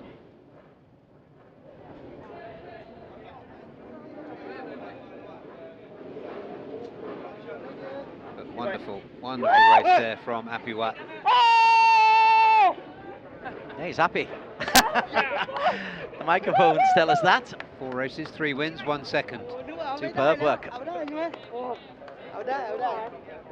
Also good, he didn't get that much time because that front battle was so absorbing, but Adananta Putra to come through in 3rd, that was a really good ride from him too, for Astra Honda. Just thinking on Apiwat, he just joined the 600s at the tail end of last season, got a P2 and a P1 in Buriram. That tells you that he's been on the podium 1 or 2 in each of the last 6 races he's competed in. and won 4 of them. Yeah. Here are the best of the highlights. On pole position, Azroy Hakim Anwar. A little bit of a wheelie, but that was not the way to get off on the grid. And he would find himself under pressure from Kengo Nagao. Kengo Nagao at one stage looked like he was going to push away as Apiwat Wangtanan was down in P5 at one stage, then worked himself up to P4, 3, 2, and eventually gets himself ahead of Kengo Nagao. But these two would have a final battle, Barry Russell. That was a key thing to get ahead of Adenanta. As we saw one of the bikes go there in the gravel. But yeah, that was the moment when Kengo Nagao made a mistake. Apiwat got through. Kana ended up in the gravel. And this is Apiwat's turn to make a mistake. There was one mistake from each of those riders at the front. And in each case, the other one snatched the opportunity. There was always the feeling, though, that Apiwat Wangtanan just had something in hand. He had a little look coming down the hill with 3 laps to go. But it was going up the hill on the last lap that he really made his move. Behind them, the Idemitsu Bunchu Honda battle would be won by Helmi Asman. He would pick P4 over the pole sitter. That would be a good battle, but they were trying to close in on Adenanta Pucha. Neither was able to do it. And then the real battle up at the front. Apiwat, we thought at this stage perhaps he was too far behind, but he was able to close his way through, and then coming up the hill on the last lap, it would be when Apiwat made his move. Yeah, he had been strong through that section all the way through the race. And here he comes now. This was the decisive move to take the lead. Or was it? Kengo Nagao got him back. But then they got level coming down the hill. Apiwat just had the toe, used the crest of the hill to great advantage and left the braking nice and late. That was brave because you can overshoot that one so easily. But jammed down, even then it looked like Kengo would have the drive out. He was able to hold on, Apiwat Wangtanan, and just able to get too far ahead of Kengo to prevent Kengo getting a bit of a pull down the last straight. But that last straight, it goes on much further, I think, than the riders would like it to. But Apiwat Wangtanan, to their delight, takes his 3rd victory of the season. Yeah, the confidence there as he crossed the line. He got right up on the pegs and leaned forward well before he got to the line. He knew that he'd got the drive right coming out of there. And there is Adenanta Putra for Astra Honda. Another podium for the Indonesian team. And your race winner, it's a big smile from Kengo Nagao. Racing Team Asia, wild card, not under pressure to win any titles. I just want to spoil everybody else, but word. There's a little dance. Yeah, and he's taken points away from Apiwat's rivals, so it could hardly have gone better for the championship leader. And the team award will go to Yamaha Techni Racing Team Asia. And we'll just examine once again what went right and what went wrong after the national anthem of Thailand.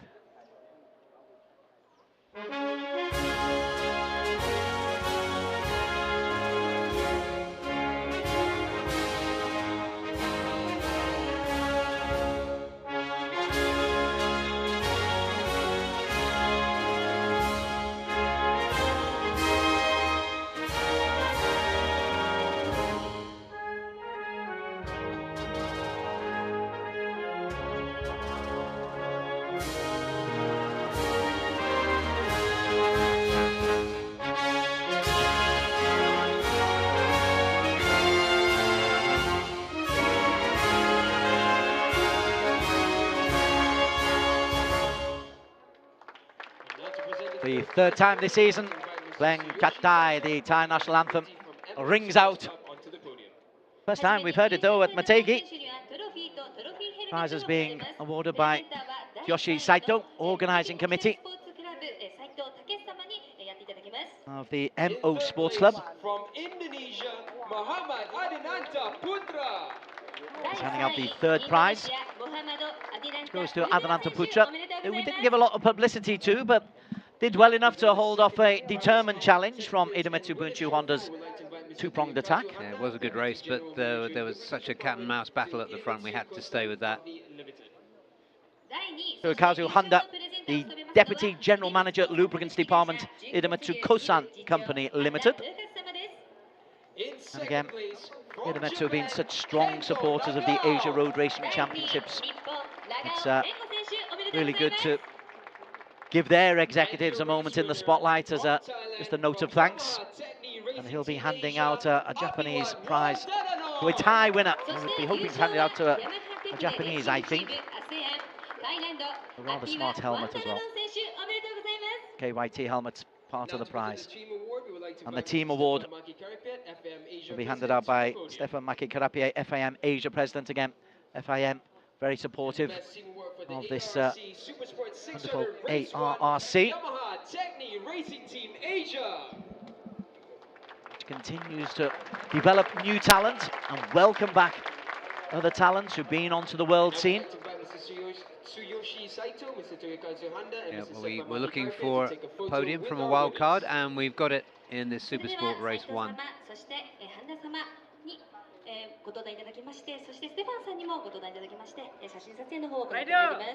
Ladies and gentlemen, a round of applause for the Supersport 600 race winners. Okay, so the applause is there.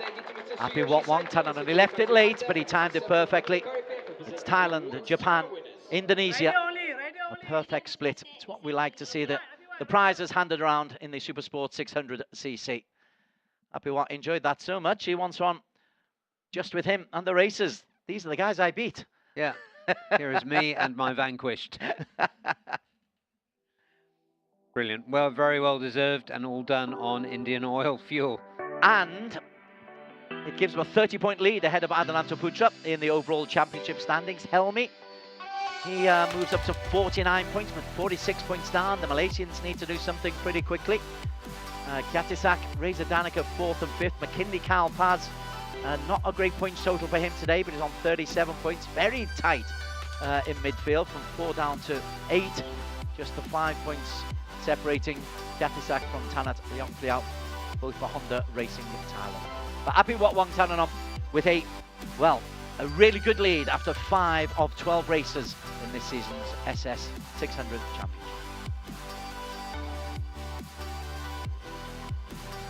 Right, I think we can get some post-race reaction now. Better late than never. Let's have a talk to the race winner, Happy Wong Tananom of Yamaha Techni Racing.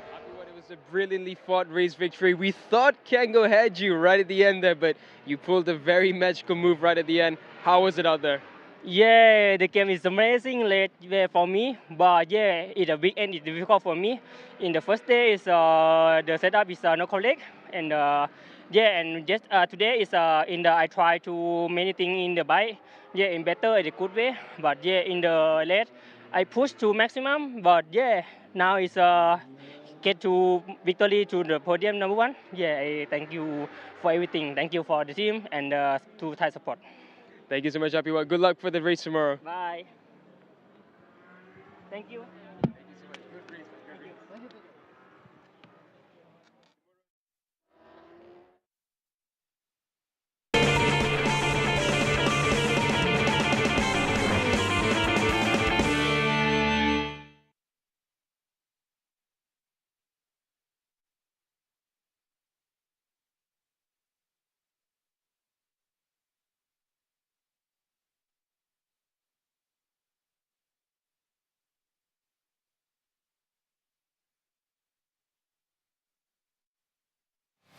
Idemitsu IFG7. Flagship engine oil nano-tailored for high-precision engines. Enhanced performance in 7 ways with super protective septic guard technology, the accumulated wisdom of oil experts. Anti-power loss nanotech keeps your engine performing at its peak for extended periods in harsh conditions. Beat the heat.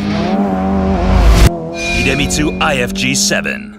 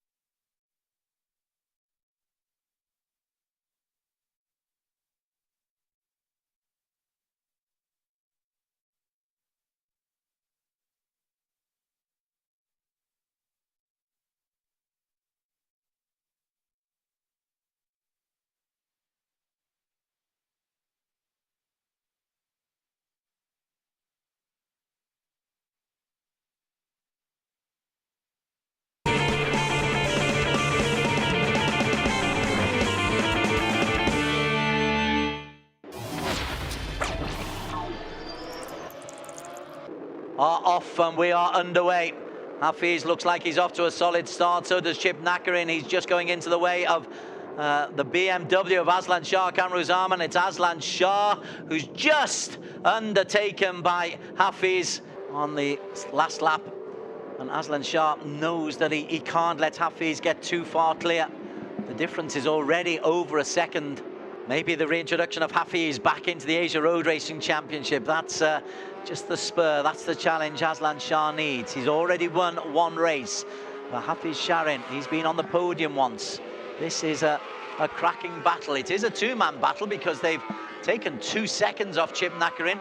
It is a 2-second disadvantage that he's got, but plenty of time to go. We are just approaching halfway in this 13-lap race.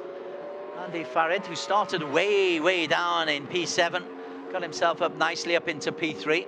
Eyes on the JDT bike, the blue and red, the Ducati, bike number 55, Aslan. Has got a lot of work to do. P2 battle. 3 laps to go. I think we can call it a P2 battle now. Oh, Yujo is in the way and kind of blocks Aslan, and look at that. Yujo blocked off Aslan, and Andy Farad has got through into P2. Nakarin running the medium front and the soft rear. It's a great battle that. Yuki Kuni is through there now, but we are going to stay on board here with Hafiz Sharin. He goes through. Aslan Shah has given up, I think, P2. Comes into the final corner, and this Ducati has led almost from the start. Hafiz Sharin Abdullah for JDT takes the victory ahead of Andy Farid, ahead of Aslan Shah, in the red and blue of JDT Racing on the Ducati. 2 P2s and a P1, but for the first time, Hafiz Sharin Abdullah, first time this season anyway. He's well used to being on the podium, Hafiz Sharin.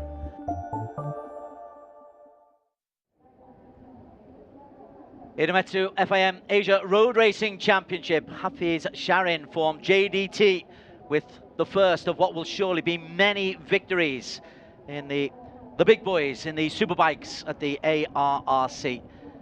Barry Russell alongside Des Corkill in the commentary box for today and tomorrow's racing. Rounds 5 and races 5 and 6 of the season. And this 1000cc is going to be very, very competitive, as we saw in qualifying earlier on today. Yuki Kuni was the star man earlier on today. He was the star man. He ran away with a very early fast lap and then just kept getting better and better. And not only that, but his pace was metronomically, consistently quicker than everybody else. There was a run-off there, an unfortunate one for the injured Zakwan, but it didn't seem to hold him back. He kept going. Just a few weeks ago, both those hands were in plaster. So, indomitable as ever, Zakwan. So Chiro Minamoto, mid-session, had an excursion into the gravel, but would come back strongly.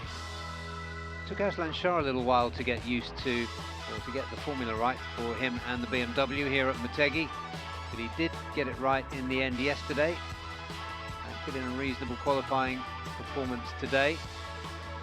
Hafiz sat out half the session with what looked like a clutch problem on that JDT Ducati, but Shona Shimura, the rider standing in for Markus Reiterberger on qualifying tyres, he got really tantalizingly close to Yuki Kuni.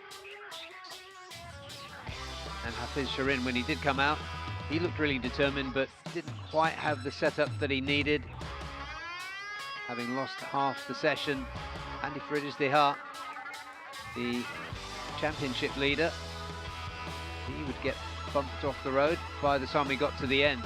And after a long break for Soichiro Minamoto following his excursion, he got back on it. He went straight back out on qualifying tyres. And as we can see, I think this time around, he got into the 149s and put himself into the front row. Checkered flag was out, but it was Yuki Kuni, and this time practicing for the race, He was not to be bettered, so Yuki Kuni from Sho Nishimura and Soichiro Minamoto, an all-Japanese front row. Yeah, keep an eye out for Yuki Kuni, SDG Team Hawk Pro Honda, but it was so competitive. Zach Wanzadi down in P8 was only 1.2 seconds adrift of the leader. This is the circuit that we have.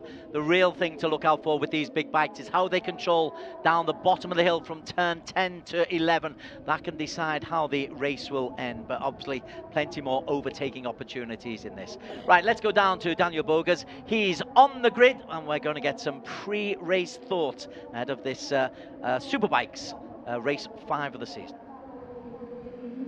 It's Premier Class time, and I'm standing on the very finely cut grass that we have here at the Motegi circuit. But for now, let's swing over to my right, your left, to talk to Yuki Kuni, the man on pole. It's an all-Japanese front row, by the way. So let's have a quick chat with Yuki. So Yuki, it's been a brilliant weekend for you so far, and it's an all-Japanese front row in a race in Japan. How do you feel about this race? Of course, I'm happy on the qualifying. And we have the weekend, we have confidence a lot of for this track. And also myself, I have a lot of confidence. So also the team worked very hard for us.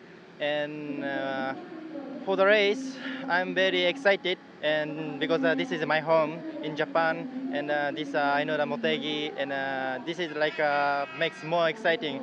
I try to try my best for the race. Thank you so much, Yuki. Good luck for this race. And I'm just going to maneuver myself around as we make our way to row 2 on the grid.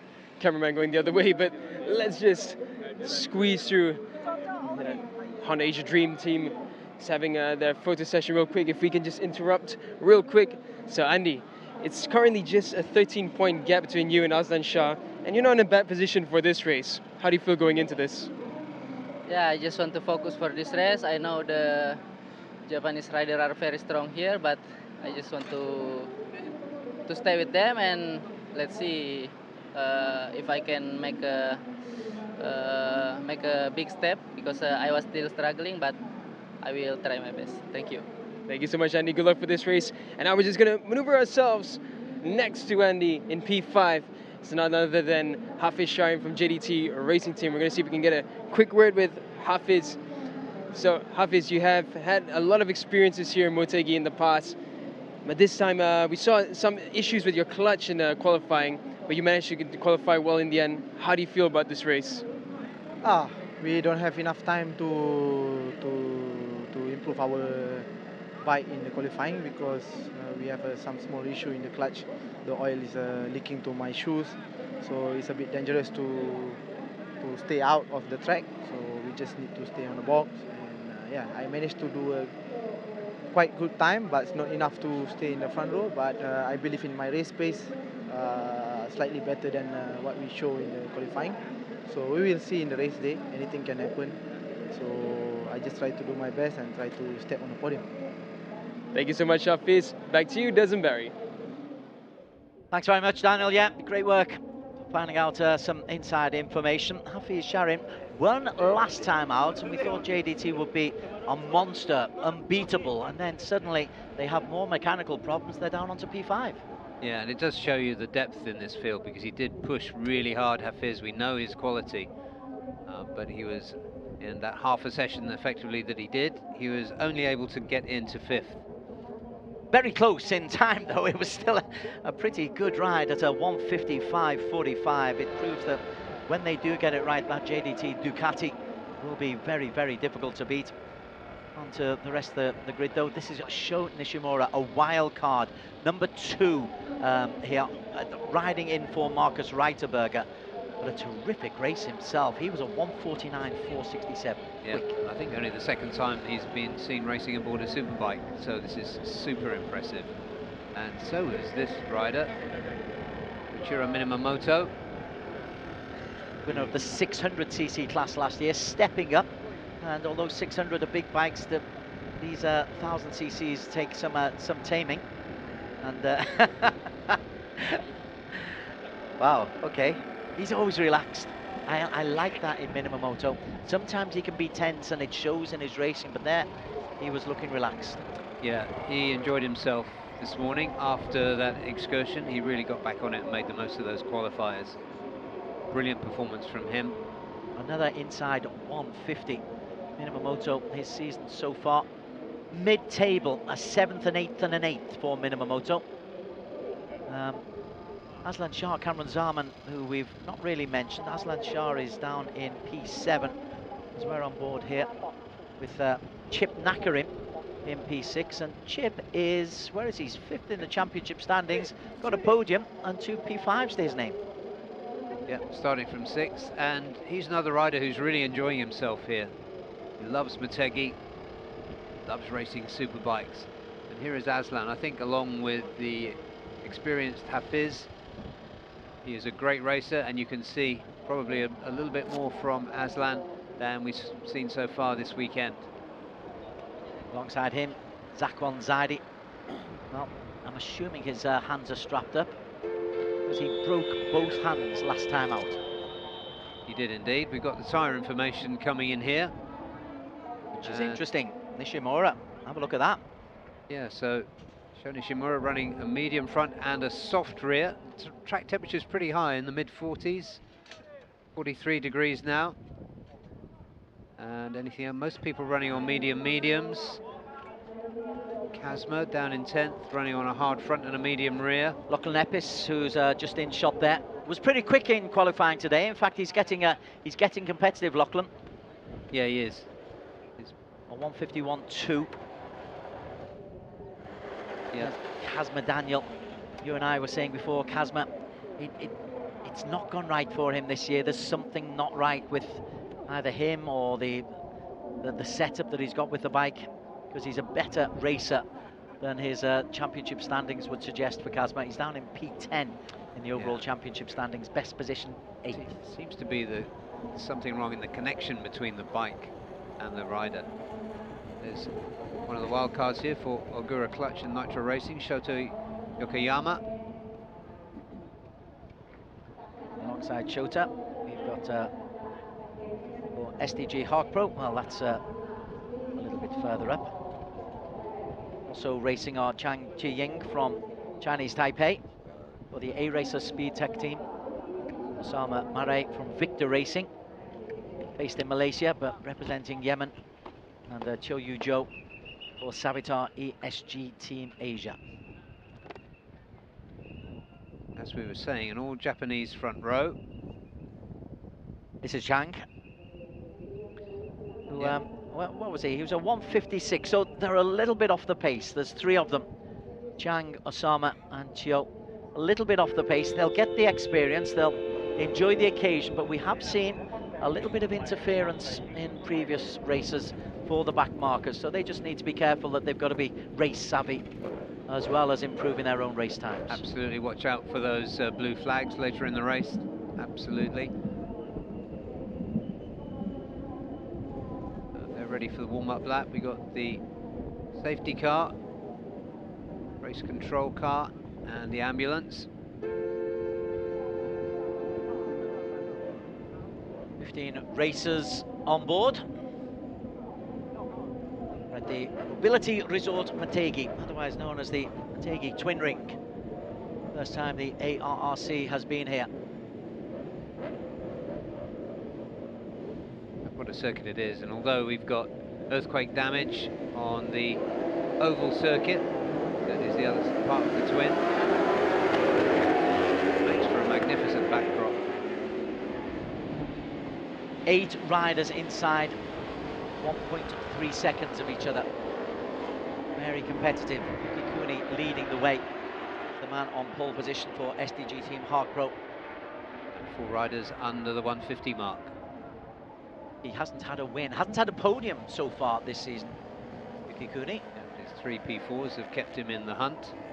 So there he is on pole alongside the wildcard Sho Nishimura, the replacement rider I should say, Sho Nishimura, and Soichiro Minamoto for Yamaha Techni Racing Team Asia. So as you say, Japan 1, 2, 3, home advantage.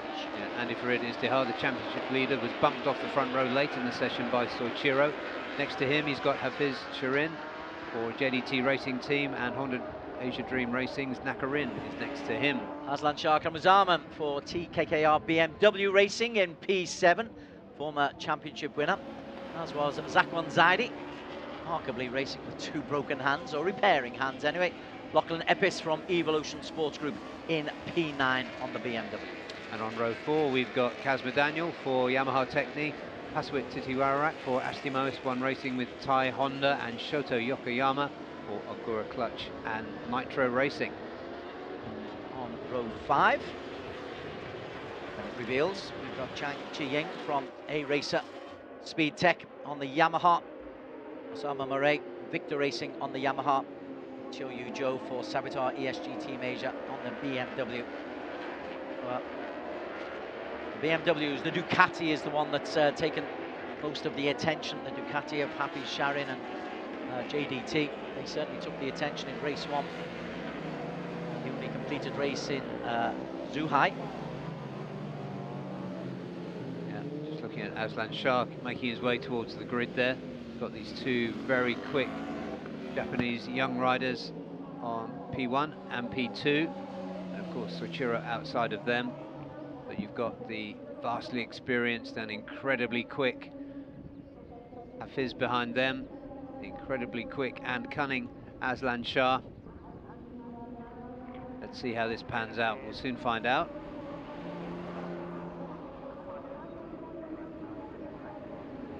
All are just about settled. Slight miscalculation coming in right at the very back from Chang Chi-Ying. Now he's in position. Green flags, red flags. I mean, everything is looking good. Then you look to the red lights. Kuni in the white, but a great start in the middle from Sho Nishimura. The BMW has got off to a storming start, and Nishimura leaps into the lead, and he's taken Hafiz Sharin with him as well. Great start from the second row from Hafiz, but that was a phenomenal launch from Sho Nishimura. Behind them, Chip Nakarin has also come up from P6 to get himself up into P3. And Yuki Kuni, well, having impressed everybody in qualifying, finds himself down in P4. What about that from Nishimura? Wildcard leading the way, and Hafiz Sharin has a look on the inside, and the Ducati, oh, he elbows his way in front, and that is aggressive, excellent racing from Hafiz. Yeah, brilliant move there from an experienced racer. And again, he's not giving it up, he's keeping. Ooh. Nishimura goes around the outside and is able to hold on to it. Oh, this could be fun. Nishimura knows this circuit well. He was able to hold on there. Behind them, Chip Nakarin is in there as well. And Yuki Kuni, having got off to that sluggish in comparison start, is holding on there in P4. Terrific start.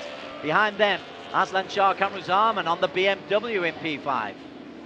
Yeah, that's a really interesting start there, and impudence from Sho Nishimura, the young Japanese Superbike rookie, showing no respect whatsoever for Hafiz Sharin. And Nakarin's having a little look at the inside of Hafiz as they come down the hill. I know the BMW of Nishimura, they were thrilled to bits at the end of the qualifying session earlier on. There were a lot of high fives knocking around. They feel he's really capable of taking the victory here. He was only in inverted commas P2, but a flying start from him, and he will be leading going over at the end of lap 1. 12 laps remaining. It's a 13-lap race. Hafiz 2, Chip Nakarin 3, Yuki Kuni, Aslan Shah, Andy Farid Izdahar. We've not mentioned him, Minamimoto. He's been pushed down to P7 after an excellent qualification. Yeah, they've got time for this to shake out. Just taking a look back there at Aslan Shah, who's behind Yuki Kuni. Expecting Yuki Kuni to make his way through based on his incredible pace all the way through yesterday and today's qualifying session. Here he comes. Made a move there on the inside of Chip Nakarin, and there's collision. Nakarin has gone, and Kuni, he has got damage, but Chip Nakarin is out of the race, and Yuki Kuni's bike, I'm sure, will not be able to complete this race yet. The engine has gone, and there could be some oil on the circuit. Yeah, let's take a look. It could be that Chip's bike just nicked an oil pipe or something. Let's just have another look here. aggressive. Nakarin trying to close off the racing line. But yeah, as you said, Des, let's hope, number one, that Nakarin's okay, but number two, that there's no oil on the track. Well, they're getting rid, so they're both out. The SDG Hark Pro of Yuki Kuni, who was on pole position, and that shot tells you everything. Yeah, it's the Honda Asia Dream Racing crew there, throwing up their hands in disbelief at what's just happened so early in the race. Sho Nishimura, a little gift for him. So there's a yellow on turn 6, yellow flags on turn 6. Now it's clear. So luckily, it doesn't seem like there was any oil left on the circuit. The incident obviously is under investigation. But if there's anyone at fault, well, we'll find out later. In the meantime, we carry on. Nishimura, two of his rivals have disappeared. Hafiz is there. Aslan Shah Kamrazaman's the main beneficiary. He's moved up to P3 on the BMW. And now these three have got a little bit of space ahead of Andy Farid, but we've seen Andy Farid in the past. He's been able to reduce gaps. Yeah, he has. And Aslan Shah second in the championship. Andy Farid has actually lost ground there to Soichiro Minamoto. Behind them, Blackland, yeah, so there are yellow flags. There are yellow flags. And the riders themselves are saying there's a problem.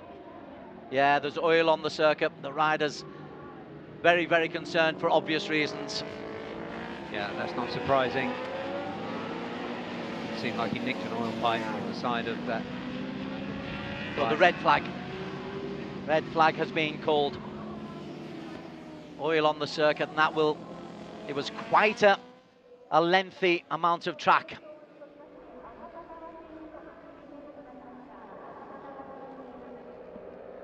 So the red flag is on. And we look at the JDT pit. They'll have a chance just to work, and I suspect this might be a relatively lengthy delay because that will need a lot of work to clear any oil on the circuit over on the far side. Yeah, just looking at discussion there, just down below us between Mr. Suzuki from the SDG team and Taddy Okada from Honda Asia Dream Racing, having a discussion. Ended in a gentlemanly gesture. Not sure how to interpret that. But the racers come in, and then it's up to race control. Well, that's Yuki's bike. That's not going to be doing much racing again this weekend. A gorgeous new 2024 CBR 1000 Triple R. This is going to have to wait it out. He made a really good start to that race. I think we're all going to have to wait it out just a little while. Where Focus comes in. But Nishimura, what a start he had made originally. A little bit of frustration for him.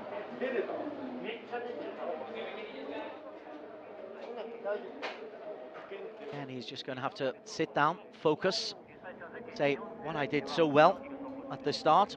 I'm probably going to have to repeat. But we've got a red flag because of an incident.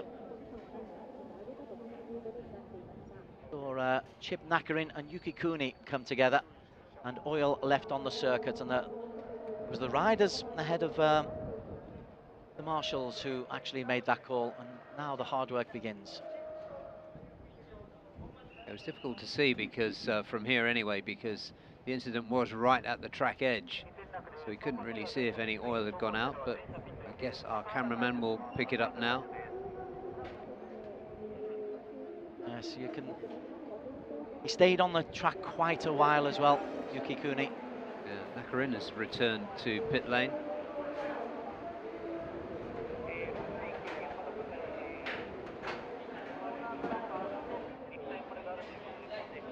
Shiro Minamoto will be looking for a much better restart. Indeed, yes, it's always good as Nishimura. He looks a little bit phlegmatic as they go out there, just to try to work out what the problem is. Okay, they're laying on the on the sand. It's quite a big swath of absorbent material being laid down there by that truck. So as we get later into the afternoon, 4:30 here local time at Motegi, and we are facing a bit of a delay here. In what was developing already into an intriguing race. Well, luckily he's okay. He's okay. He looks reasonably untroubled by that. I think Yuki Kuni would feel as though he had the racing line there. So the red flag was called because of not so much the incident, but the damage that was made to the track. As you can see, sand is being laid. Yeah, those brushes scrubbing the absorbent material into the surface to soak up the spilt oil from Yuki Kuni's Honda.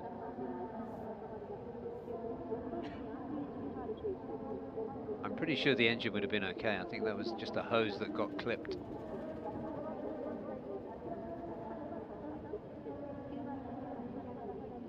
Well, there's the pit lane as everybody just waits for race control to give us some advice on when, and it will be restarted, but it's just a case of when. Because as you can see, there's an awful lot of sand laid down on the surface. Yeah, that's what I thought. It was a long spell when Yuki stayed on the circuit, not so much on the racing line, but on the circuit, and could have been dropping oil.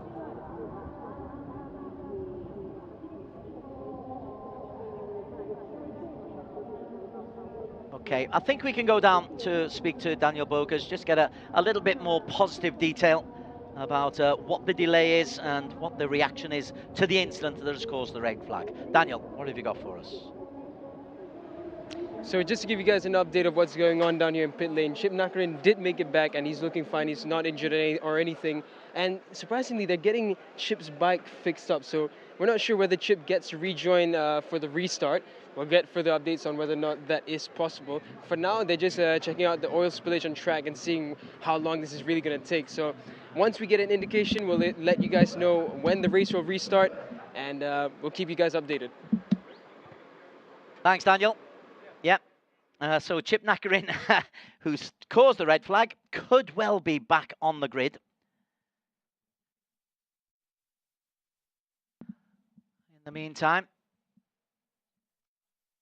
Heng is out there just trying to work out what is going. That's the Chief Marshal. But it stopped with Sho Nishimura had been in the lead. Hafiz Sharin second, Aslan Shah running third. Championship leader Andy Farid Izdahar in fourth. But everybody is now just wait and see. It's an occupational hazard of top-class racing, but the safety of the race is absolute paramount. What we're going to do is we're going to break away from the Chip Nakarins. That looks just a little bit superficial. And if they can sort out the real problem, there could be a chance that that bike is coming back. We'll have more for you in just a couple of minutes' time. We're going to go for a quick break, literally 2 minutes, when you're watching the delayed red flagged Asia Rose Racing Championships 1000cc Superbike race. We'll be back with you in a couple of minutes.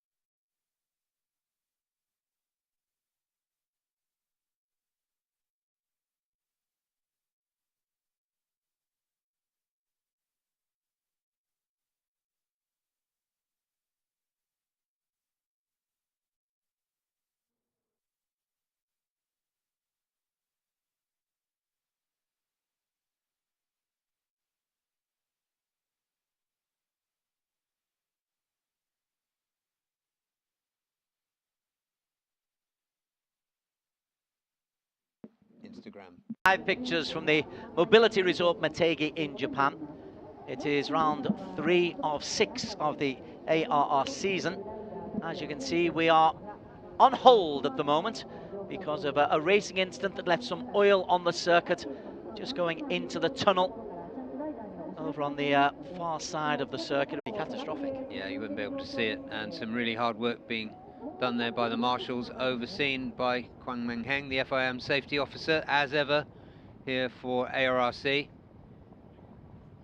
Looking outside as well, some of the heat's going off the day as we get into the late afternoon. It's a lot of work to do there. It was a long haul. It was a good 100 meters, maybe more. So here is the moments that has caused the delay. And as they come in, the bikes number 41 and 92, they're the two to look at. Chip Nakarim, who has the line here? Does Chip have it, or has Yuki Kuni just got inside? I would, it's close. Honestly, I would give that to Yuki. And equally, I would hardly blame Chip for trying to hold the line. It looked as though he was hurt at that point, but probably just winded. Certainly looked all right sitting there in the pit box. Well, that's one of the bikes looking surprisingly wonderful, it's got to be said. In the gloom is Chip Nakarim. As you say, I think they both had a right to go for it. Yuki coming in on the inside was just closed down by Chip Nakarim, I think, who had every right to close the gate. And that's just a racing incident. We haven't heard of race direction doing anything particularly untoward to either of the racers at the moment. The only real damage was done to the circuit. Yeah, unfortunately, because that gives us a delay. Oil delays are really difficult to deal with, because we just don't know how long it's going to take to pick them up. The mechanical sweeper gets onto it once again. The fact they're going into shadow as well. One of the features of the Motegi twin ring circuit is that you do go under 2 tunnels, which change everything actually. You're going from bright sunlight into darkness. Your eyes would take a little bit of time to adjust. Yeah, I think really what you do is focus on the light at the exit and just hope everything's all right in between in the darkness. Right, the pit exit will be opened at 4:50, so that's about 11 minutes from now. Okay. Dunlop, thank you so much for that insight. I mean, we've seen everything going quite well, so we hope for the race to resume soon. That's all from us down in pit lane. We'll try and get more information as we walk around. We can confirm it'll be a 9-lap race when we do resume. Confirmation there. Race direction have said 9 laps. I think they're pretty confident that they've cleaned the track, but as you can see, it is on a racing line where they've had to lay down the sand and they've had to scrub and scrub and scrub. Manually done, and the machines, I mean, they're used to it in Motegi. And he seems pretty confident. A lot of responsibility on the shoulders of the officials clearing up there. The riders will be pretty circumspect as they go through there for the first couple of times, that's for sure. Just looking out of the window there, I can see apparently totally unscathed Nakarin chatting in a relaxed way with the mechanics, but I think Daniel's got somebody else to talk to there with Lachlan. We're down here at the Evolution Sports Group garage with Lachlan. So Lachlan, it's been an interesting start to the race, a premature end to the race, well, a pause we should call it. How do you feel your start was? We saw you towards the end before the red flag closing up. My start was horrible. I think I was like almost last. Into 1, I was able to be quite aggressive. I seemed to be quite strong on the brakes. Yeah, we were 6th. Andy was right in front. And then obviously we got to the tunnel there, and I don't know how he stayed on the bike. It was so much oil, it was carnage. So the red flag was the right decision. obviously now it's always a bit stunted when you have a red flag. You got to come in, calm down, and then build yourself back up. But yeah, just finding out where we're going to start on the grid and then trying to have a better start, but the same aggression. And one more question, is this your first trip to Motegi, and if it is, how do you find it so far? Yeah, it's my first trip. It is a very difficult circuit. It looks simple, but it's very, very challenging. I think that's the reason why we have, all Japanese on the front row. It is a very technical track, and I think it takes a few more than a day to learn. I'm struggling with it a lot, to be honest. But yeah, I think a lot of people are, and in the race we seem to be a little bit closer than we were in qualifying. Thank you so much, Lachlan. Good luck for the restart. Thank you. Great interview, that.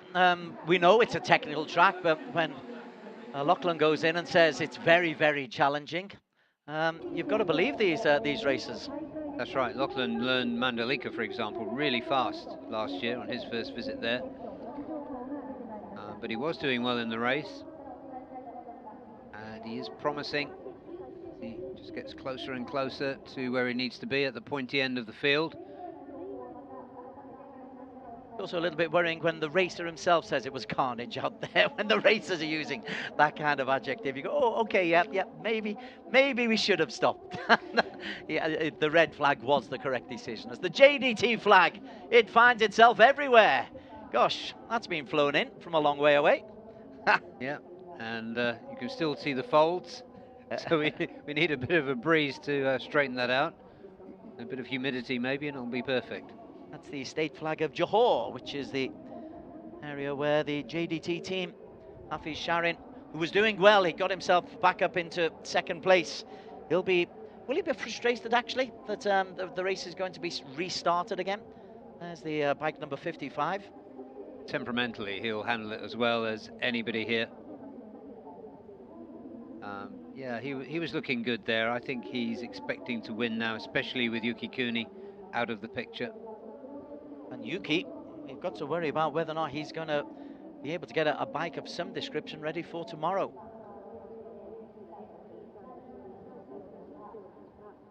Okay, I think we're going to get a little bit more reaction stroke preparation from our intrepid reporter, Daniel Bogus. We're down here at the JDT Racing Garage with Mrs. Stephen, the team principal. So we want to ask, it's been a tricky weekend, but we saw Hafiz having a really, really brilliant start as always, and he seemed to maintain it, but unfortunately we have a premature pause to the race, and we hope to resume soon. How do you find the weekend so far? It's been a tricky weekend from the start. As you know, in FP1, FP2, we didn't get the base setup right, but we had a good crew and we got it right in FP3. So basically the bike's competitive for this weekend and it's all up to our rider now. Thank you so much. We look forward to the restart. Thank you. No pressure on you then, Hafiz. It's all up to you. That's, to be fair, Hafiz will probably relish that opportunity. Yeah, that won't trouble him, and it is true. Once the bike rolls out of pit lane, that's it. It's all with the rider. Where still the pit lane will be open. It's another 5 minutes or so till pit lane opens, but the good news is we're getting that the track seems to be completely clear. Race direction have told the racers just to give them plenty of time to acclimatise and get themselves sorted out. Sho Nishimura, we haven't really mentioned Sho much as Yuki Kuni comes right the way back in. Yeah, that's good to see. He has a word with the team boss for Honda Asia Dream Racing, and he's going into the pit. So Nakarin gets to his feet, exchange words. There's sincerity there. Yeah, great sportsmanship from Yuki Kuni. It's not an easy thing to do, to walk into another garage's pit when you've just had that kind of incident with them. So good maturity from the 21-year-old Yuki Kuni. Well, that was a lovely sporting moment. I hope that makes it into various highlights of, I'm sure the hard-working media team from TWTV will be putting that onto Facebook and onto Instagram and everywhere else. There is the tunnel. That looks pretty clear. But then again, we're not the ones riding at 200 kilometers an hour as we approach it. Very true. This could be a good opportunity for Andy Farid to get away better, because that was disappointing for the championship leader. And remarkably, Chip Nakarin's bike looks absolutely showroom ready. Gosh, they work hard, these fellas, don't they? Yeah. So he's been forgiven, or he's had a handshake for the man who he knocked off.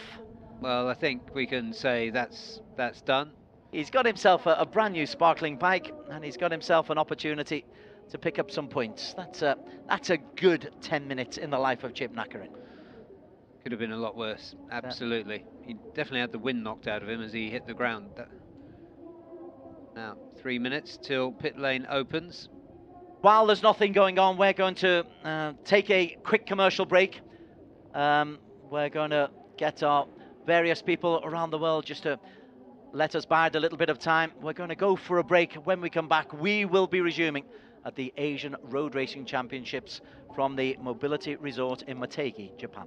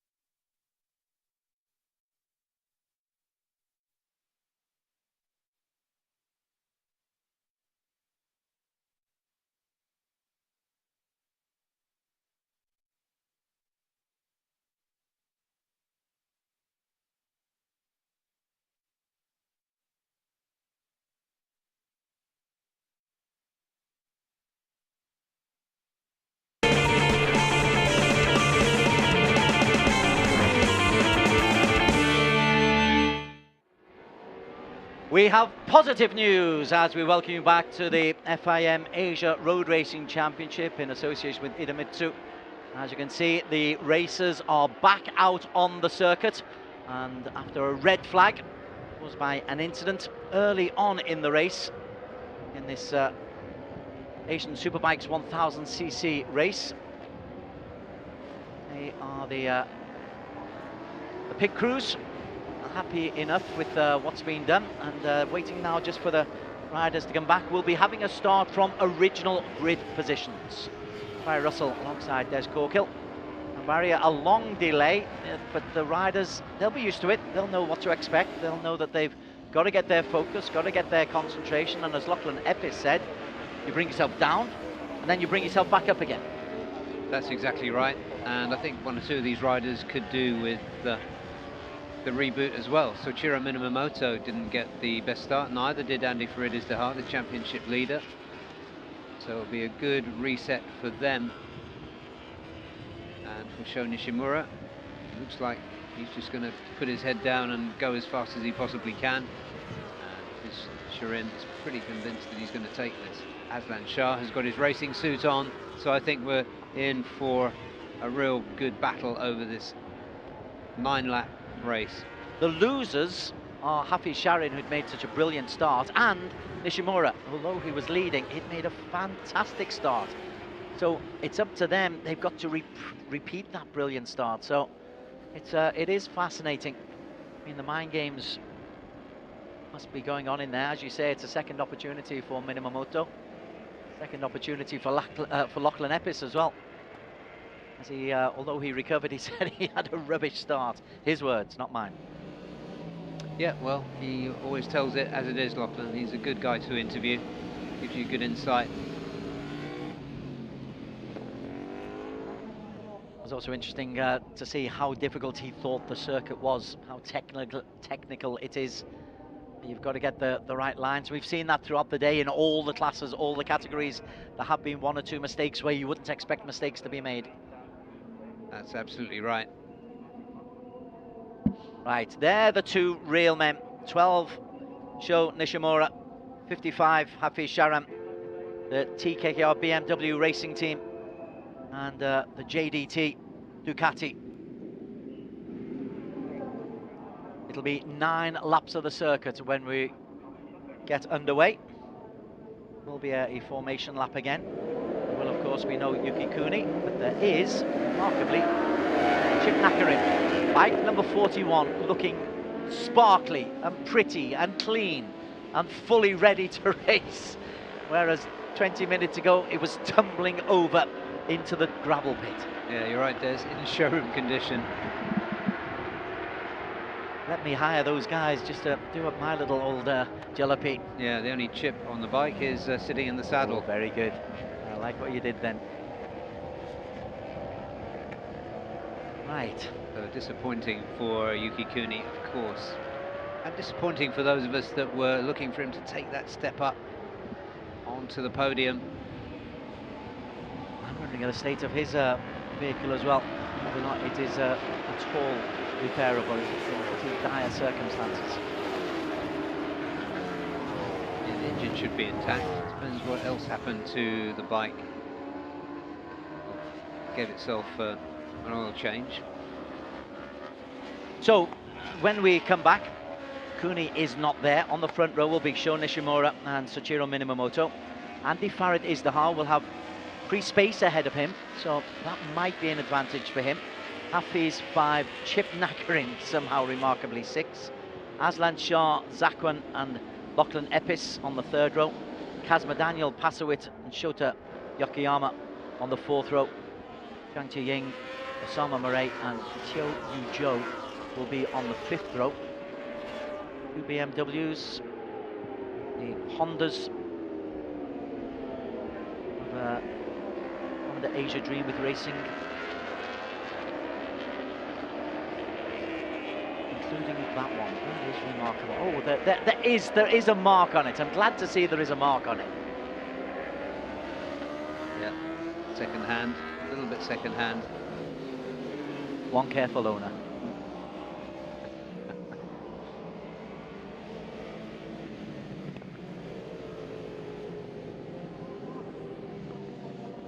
Aslan takes his position first. Sho Nishimura just hanging back a little bit.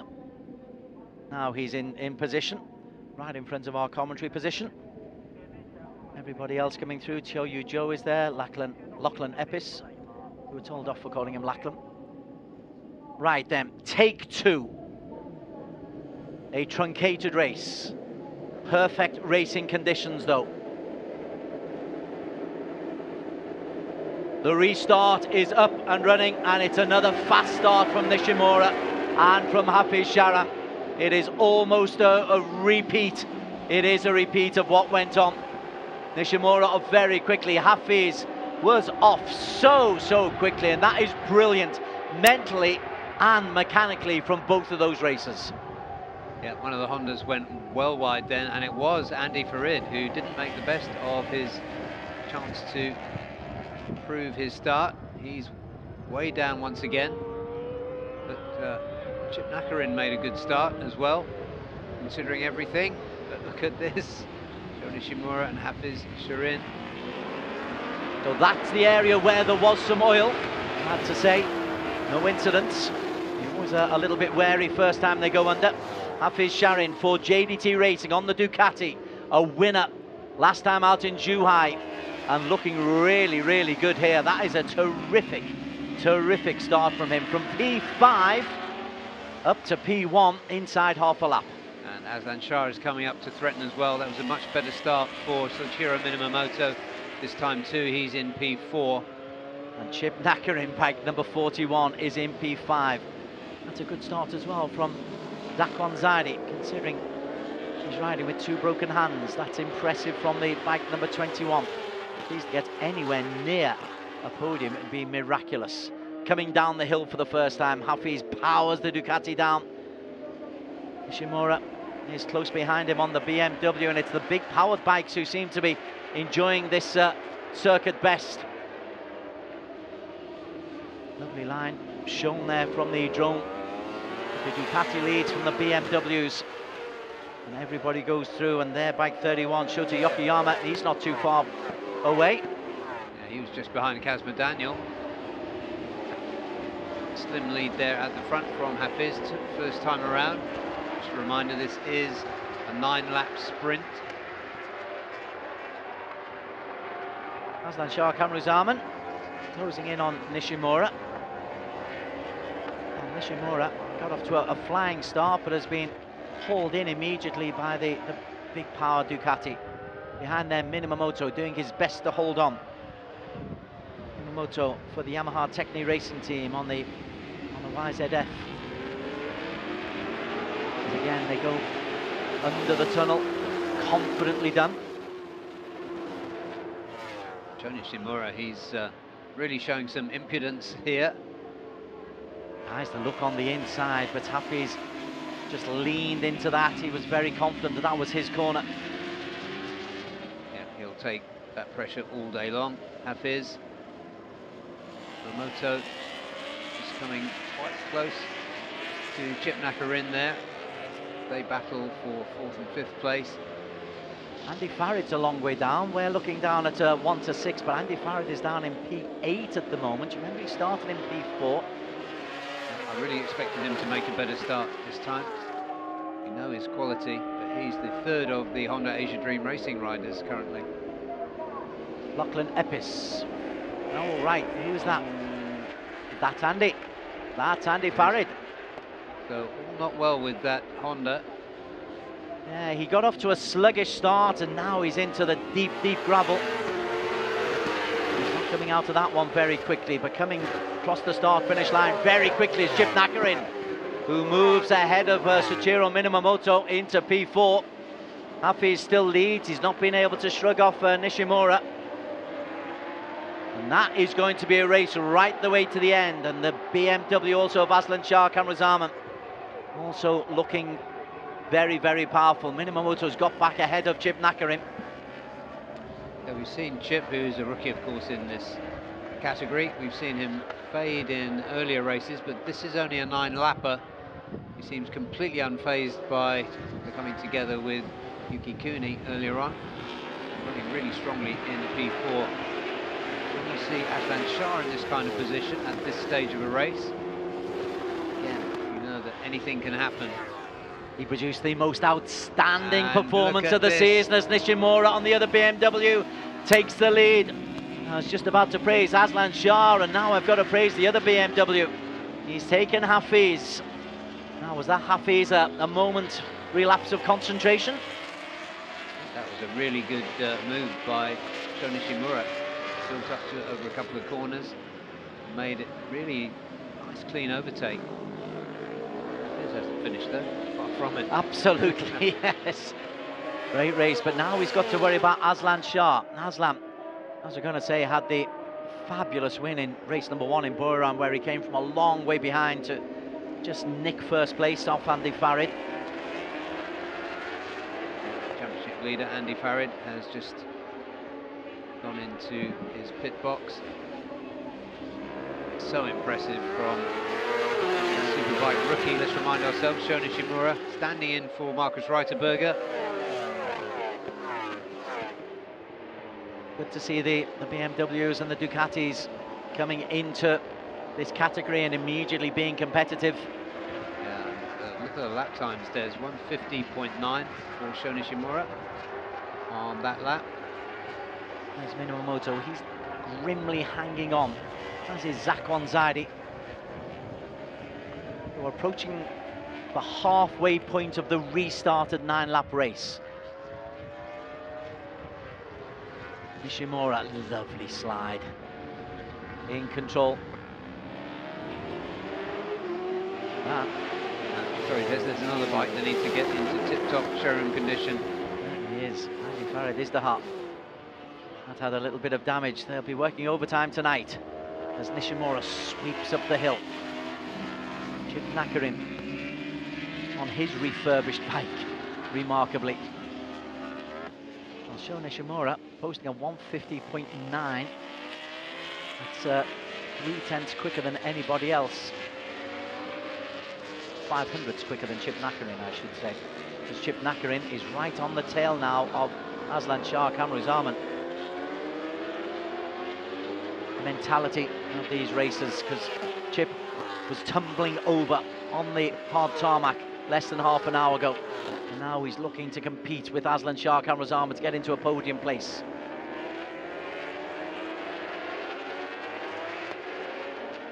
They come under the tunnel.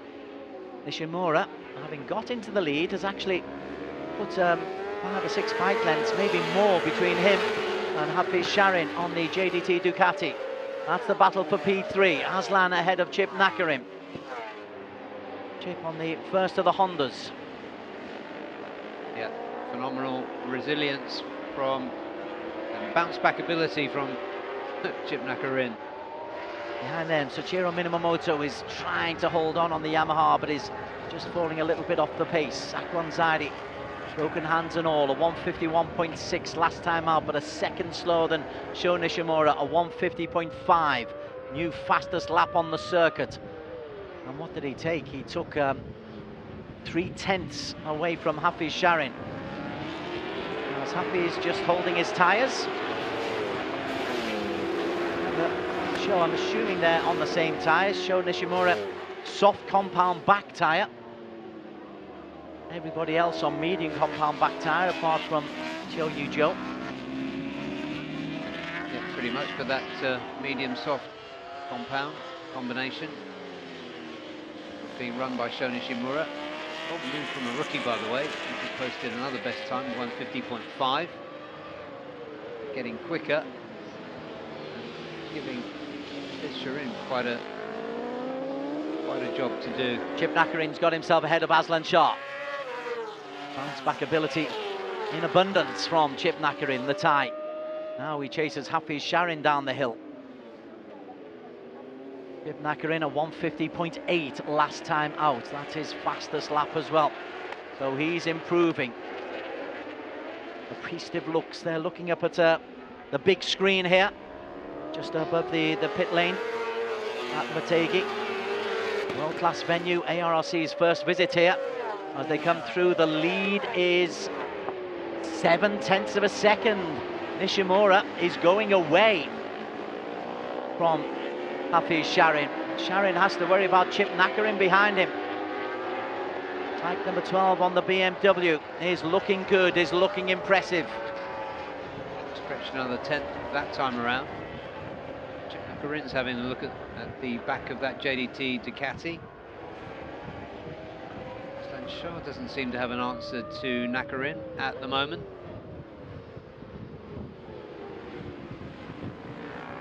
Coming through. Yeah, Mandy Farrad still out. Chang comes through. Teo Yu Jo comes through the start-finish line, just in front of our commentary area. It's a little bit spaced out at the moment, but Hafiz, rather than pressing on Sho Nishimura, is, as you say, Barry Russell, finding himself under pressure from Chip Nakarin. Another fast time from Chip. Yeah, that shot of adrenaline might have done Chip some good here. Impressive stuff. On the way up the hill, Nishimura looking secure. Aslan's getting dropped and might find himself in the clutches of Soichiro Minamoto before we reach the end of this shortened race. 3 laps after this one. You're quite right, as they come down the hill. Aslan on the second green BMW. Under pressure from Soichiro. And Hafiz under pressure from Chip Nakarin. This fella, Sho Nishimura, yes, he knows this circuit better than most. You know the line to take. Even so, to step on a superbike for the first time and perform like this, wonderful. And to lead a rider like Hafiz, who's done thousands of laps around Motegi on all sorts of machinery, including MotoGP bikes. Quite something. Still 3 laps to go, plenty of time. Wondering whether or not Hafiz has just been nursing that rear tyre of his. Not pushing too much, trying to save it for a last 2 lap or 3 lap surge. He might be nursing it, but Chip Nakarin's having a pretty close look at it too. Differential was 0.6 of a second, so the lap time's just about equal. In fact, Hafiz made a 1/10 of a second up on Sho Nishimura on the last lap. Chip Nakarin, a 1:50.525, that was his fastest lap. And you're quite right to say he is right on the tail there of Hafiz Sharin. Shazam has been dropped quite considerably and is under pressure from Soichiro Minamoto in the battle for P4. But we do have a genuine 3-way battle for the lead. Because Nishimura not being able to really get away. And there are laps left. Yeah, got a fantastic start from the middle of the front row. Of course, Kuni was missing from that front row, but he got a fantastic start. I was looking at it through the window and it was absolutely perfect. As they sweep down the hill, Chip Nakarin really close to the back of Hafiz Sharin. Can they get any closer to Sho Nishimura? Have they just been saving anything? Well, that's a tighter lane from Hafiz. And he dives into that corner. Maybe it's because he's under pressure, or maybe it's because he's trying to catch up. It was 0.7 of a second the lead last time. This time, it remained 0.6. So the racing going on between Hafiz and Chip Nakarin is possibly helping Sho Nishimura ahead of them. Nakarin has a look as they approach this hairpin. That's a bold move, especially in consideration of what happened 30 minutes or so ago. 1 or 2 gasps going on here. Andy Farrad is going back out, probably to just get some awareness of what's going on and pick up some points, but awareness for tomorrow. Yeah, make sure that bike is working as it should, which it didn't seem to be doing before the crash. But Sho Nishimura just managing to keep an advantage there as Nakarin distracts Hafiz. Lovely flowing feel to this part of the circuit though as they come up the hill. Hafiz, I'm sure he'll be aware of what's how close Chip Nakarin is. Again, Chip takes a really tight line. And they're closing down, you know, they're closing down on Sho Nishimura. Yeah, and fastest lap for Chip as well. Wow, Nishimura is being closed. This is fascinating. We are going to have a last lap shootout and slight misjudgment from Chip Nakarin, maybe pushing too much. Hafiz really gives it everything coming down the hill. Battle for P1, 3 really in it. Nishimura on the BMW leads from Hafiz on the Ducati and the Honda of Chip Nakarin. We have got a race in this final lap, Barry Russell. They've really concertinaed up there, and Chip Nakarin, he's looking at Hafiz, threatening Sho Nishimura, but now Chip Nakarin closing right in once again on the back of Hafiz. Who's closing in on the back of the race leader, Sho Nishimura. It's down to 0.4 of a second, and that is not easily made up, but is very possibly made up. You can't make a mistake. Technical hairpins negotiated, the first one safely negotiated by Nishimura. Now he's under pressure from Hafiz. If he can withstand this pressure from Hafiz, that will be big props to him. But here comes Hafiz through on the inside, and Sho is trying to hit back. Chip Nakarin was looking there as well. That's where the oil was dropped early. That's a brave move. They come up the hill. Hafiz Sharin has got the lead. Chip Nakarin is there. How about that from Nishimura? He stands up Hafiz. Chip Nakarin moves into P2. Hafiz goes from 1 to 3. That was really aggressive racing, almost like Underbone style. There's going to be more. Hafiz tried to dive in and has lost a little bit of time. Nishimura leads from Nakarin. Hafiz, has he just been bullied out of a victory here? He will give it everything as they come up the hill. Nishimura on the BMW leads the wheelie as they come down the hill for the last time. Got to get the line right. Nishimura leads. Ship Nakarin tries to dive down the inside. Hafiz tries to accelerate up the inside. It's the double left-hand corner. Nishimura. Will there be a toe for Chip Nakarin? Final straight. Nakarin is close, but Nishimura tries to hold on. Nishimura holds on to take it from Chip Nakarin. Hafiz in P3, Barry Russell. Well, absolute brilliance from Sho Nishimura, the Superbike rookie, let's remind ourselves. Beating the veteran Hafiz Sharin on that magnificent Ducati. And what about the character of Nakarin Atiraphuvapat to come back from a really nasty looking crash, come through and take P2 from the restart.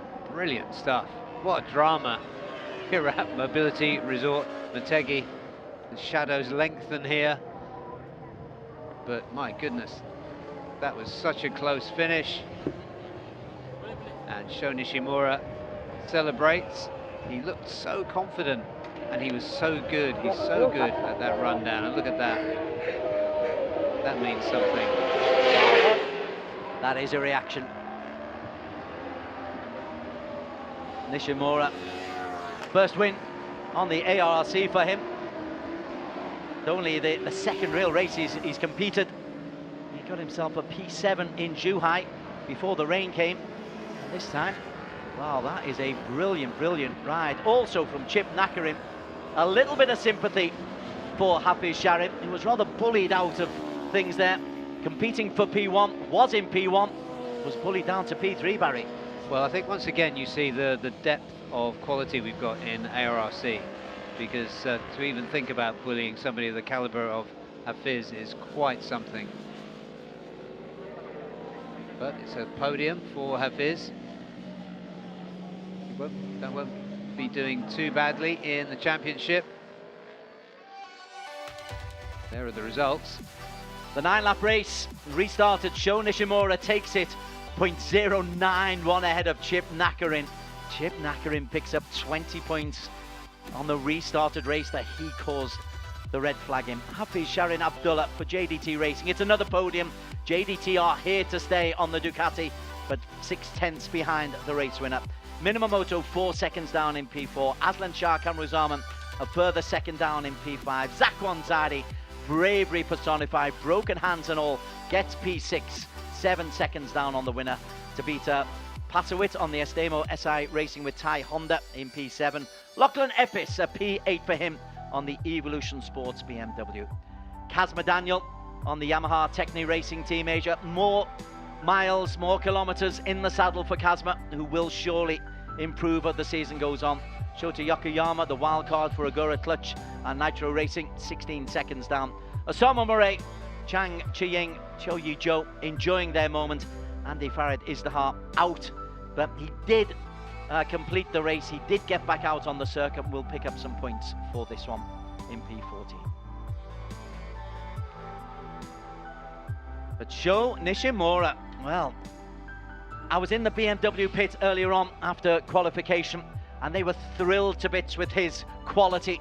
They were thrilled to bits with his pace, with his confidence, and he's really justified that confidence that they had in him. Second coming into the race from qualification, winner of the restarted race. Yeah, that was such a good call from TKKR BMW to put him on that bike.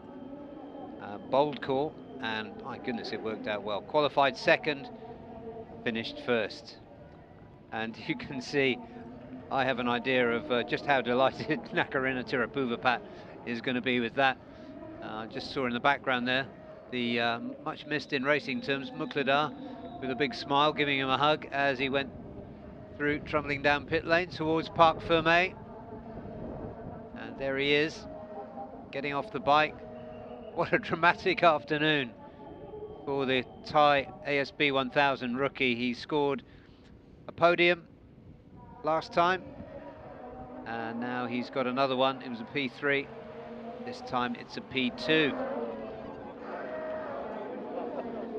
Yeah, plenty of backslapping there. Japanese has, well, he deserves all those hugs. Definitely does. And for me, that was the most dramatic race of the day. I'm going to give my my end of session comments early, because that was just phenomenal. Both he and Hafiz got off to terrific starts for the second race running. I say second race, this was red flagged from P2. Nishimura went into the lead and he dragged Hafiz Sharan from P5 alongside him. Hafiz got himself back into the lead, and then Nishimura was able to, with some assistance from Chip Nakarin, just see off Hafiz Sharan.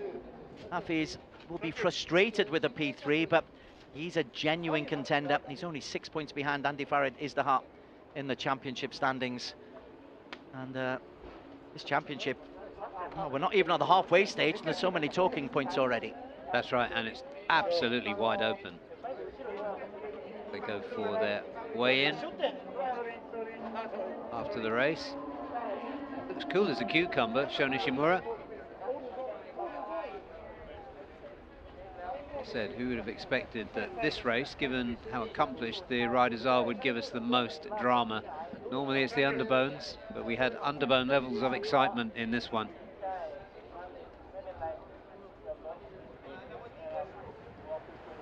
That means a lot to those guys, and this just didn't turn out anything like we expected after the dominance of Yuki Kuni in free practice and qualifying. In the end, he wasn't there at the checkered flag, he was there only at the red flag.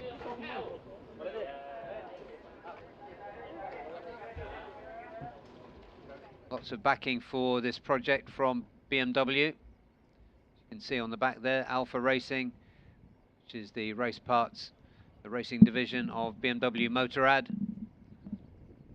And if you've got sharp eyes and you've been around World Superbike or MotoGP paddock, there, just gone out of shot, is Peter Bohm, one of the most well-known and well-respected data engineers in motorsport.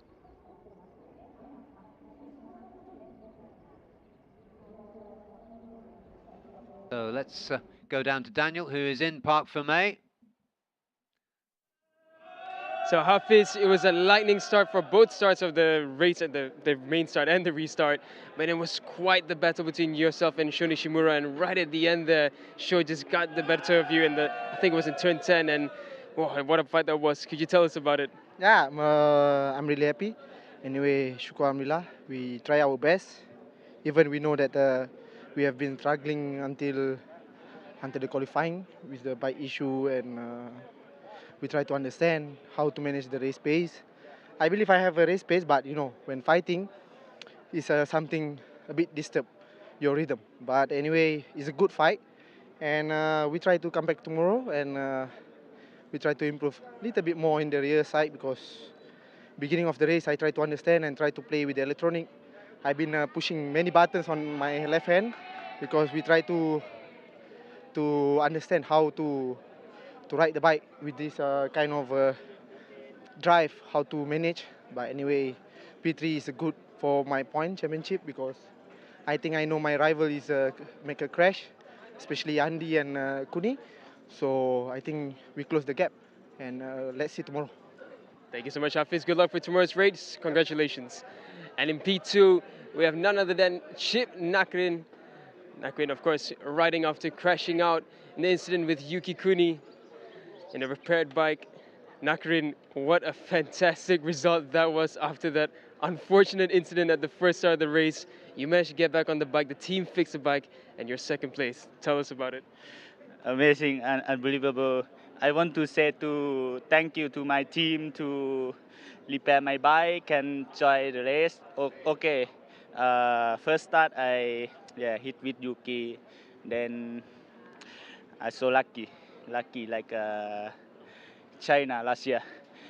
Then I repair my bike. My handle is not the same, but I just thinking try to follow the front group, make the same start. Yeah, when I see the front group fighting, I just keep my pace. But I think I can win today, but yeah, a little bit. Yeah, I want to say thank you to my sponsor, all my fans, my family, yeah, and all the people to support me. I will fight for win tomorrow. Thank you so much, Nakarin. Congratulations, fantastic result from you. And now a race winner for the first time in ASB 1000, Sho Nishimura. Sho, you came in as a stand-in rider for Marcus Reiterberger. You've looked brilliant this weekend, and what a brilliant race from you that was, especially that overtake on Hafiz on there. Tell us about it. Yeah, this race, very tough race because first race one, second lap I on the oil, so it's very danger point. After red grass, after red flag, I can focus again. Then I made a very good start. Yeah, I'm very happy to win this race, but tomorrow race 2, I want to focus tomorrow. Yes, I want to say thank you TKKR racing team because they decide me, rider decide me, and give me chance. I want to say thank you, and my sponsor. I want to say thank you, my sponsor Tyler Promote and TKKR Raja. Everything I want to say thank you. Thank you so much, Sho. Big congratulations. Thank you. The TKKR BMW of Sho Nishimura starting up in P2, getting off to a fabulous start when this original 12-lap race started, but then put under pressure from Hafiz Sharin, and those two would be the outstanding competitors on a really difficult afternoon. Chip Nakarin coming through in P3 there, and in the first start of this race, Barry Russell was looking good for Nishimura, but then this incident. Yeah, and I mean, you'd have to say that was such a tumble for Nakarin, wasn't it? He did really well to literally bounce back from that. Caused a red flag because there was oil left on the circuit. Yuki Kuni could not continue because of that. Well, because of that, and also you start from pole position and you lose 4 places and you have to fight your way through, you are increasing the risk of a crash. So Yuki needs to get his start right tomorrow, assuming they can get his bike back in shape, which I'm sure they will. This is SDG we're talking about as his team.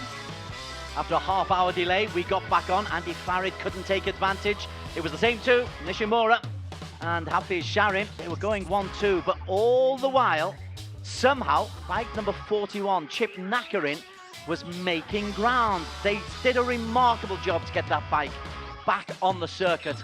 And not only did he get back on the circuit, he got himself into P3, and as we will see, Barry Russell, that would even get better than that. Well, he hounded and harried Aslan Shah until he got past him, and then he got straight after Hafiz, completely unfazed by that tumble that he took earlier. And yeah, he just looked increasingly likely as though he was going to overhaul Hafiz. Nishimura himself was under pressure from Hafiz Sharin, and you would have thought that the BMW and the Ducati would be able to really break away from the Honda, but it wouldn't prove to be like that. As you say, Chip Nakarin, bike 41 on the back of Hafiz. Hafiz eventually got himself into the front, but that wouldn't be the end of the story. No, it certainly wasn't, because the impudent young Japanese rookie tried to come straight back at him, and then you thought, oh, well, maybe Hafiz, he's got all this quality, all this experience, maybe he's got this, and then, oh, he was stood up well and truly by Sho Nishimura, and that dropped him back to third. Nakarin took full advantage and got after Sho Nishimura and got so close to him on this run into the line, Des. But Sho Nishimura, it would be who took the win. That's why the celebrations are in the TKKR BMW Racing Team Garage, Nishimura, replacement rider with the victory. Hafiz Sharin has to be content with P3. As he says, though, they are back in contention. Chip Nakarin racing, huh? Racing. Yep, he loves it. And the race winner. Deserved applause for Sho Nishimura. It's been a really, really good performance. And after the Japanese national anthem, we'll examine a little bit more how they were able to do it. Team prize goes to Sho's team, TKKR BMW Racing. それでは優勝ライダー西村選手、日本の国歌をお聴きください。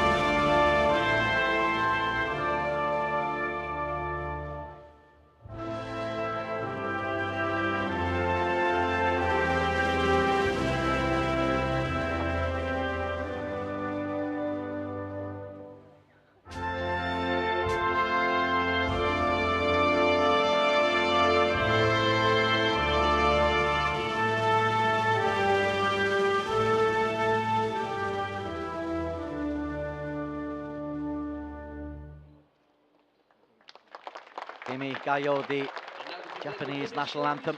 That's a very, very proud looking recipient of the first prize.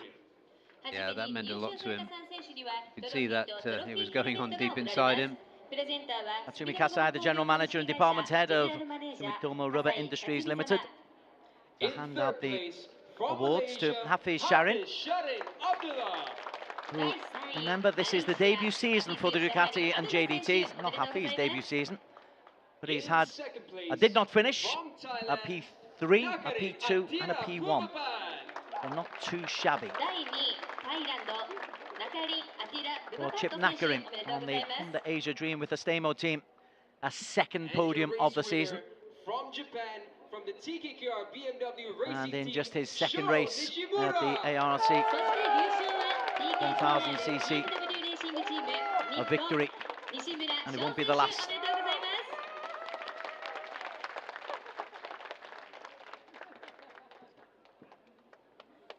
Now to present the team award, we'd like to invite Mr. Tetsuo Team award will be going to TKKR Racing.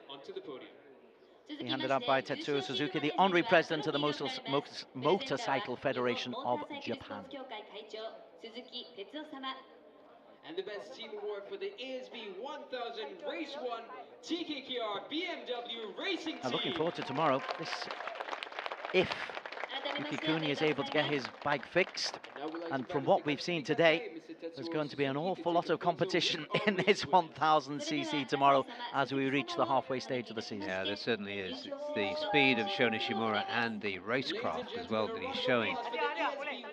Considering his lack of experience, that was almost like an Aslan Shah move when he stood up Hafiz to take the lead back. Hafiz and Ducati, still a work in progress for JDT. As the flags of Motegi and Japan flutter. Our championship leader remains Andy Farad Izdihar despite his frustrations today. 67 points for him. Aslan Shah, second, 4 points adrift.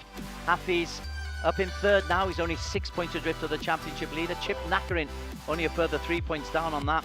Yuki Kuni for SDG Hardpro is on 39. Minamoto on 38. Zakwan Zaidi, broken hands and all, on 36. And Nishimura is on 34 after 2 races. They are the top 8 in the 1000cc Superbikes Championship. And with that, we say farewell for today, at least anyway, from Motegi. We are back to do it all again tomorrow. We reach the halfway point of the season. It's been a terrific first day from the Mobility Resort Motegi. Quick thoughts, Barry Russell, on your stories of the day. Well, the story of the day was that amazing 1000cc race. more drama than we normally get in an Underbone race. And Apiwat's recovery and racecraft, one of the best races from him. So it's been absolutely brilliant. Can't wait for tomorrow. Okay, thank you for joining us. A little bit later than advertised, we sign off from Motegi. This is the Asian Road Racing Championship.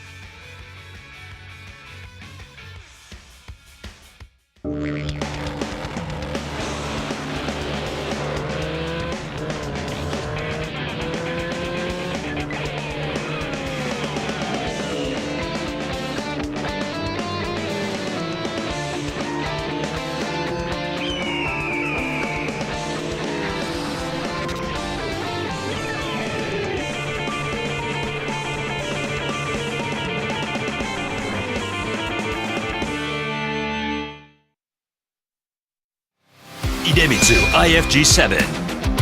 Flagship engine oil nano-tailored for high-precision engines. Enhanced performance in 7 ways with super protective septic guard technology, the accumulated wisdom of oil experts. Anti-power loss nanotech keeps your engine performing at its peak for extended periods in harsh conditions. Beat the heat. Idemitsu IFG7.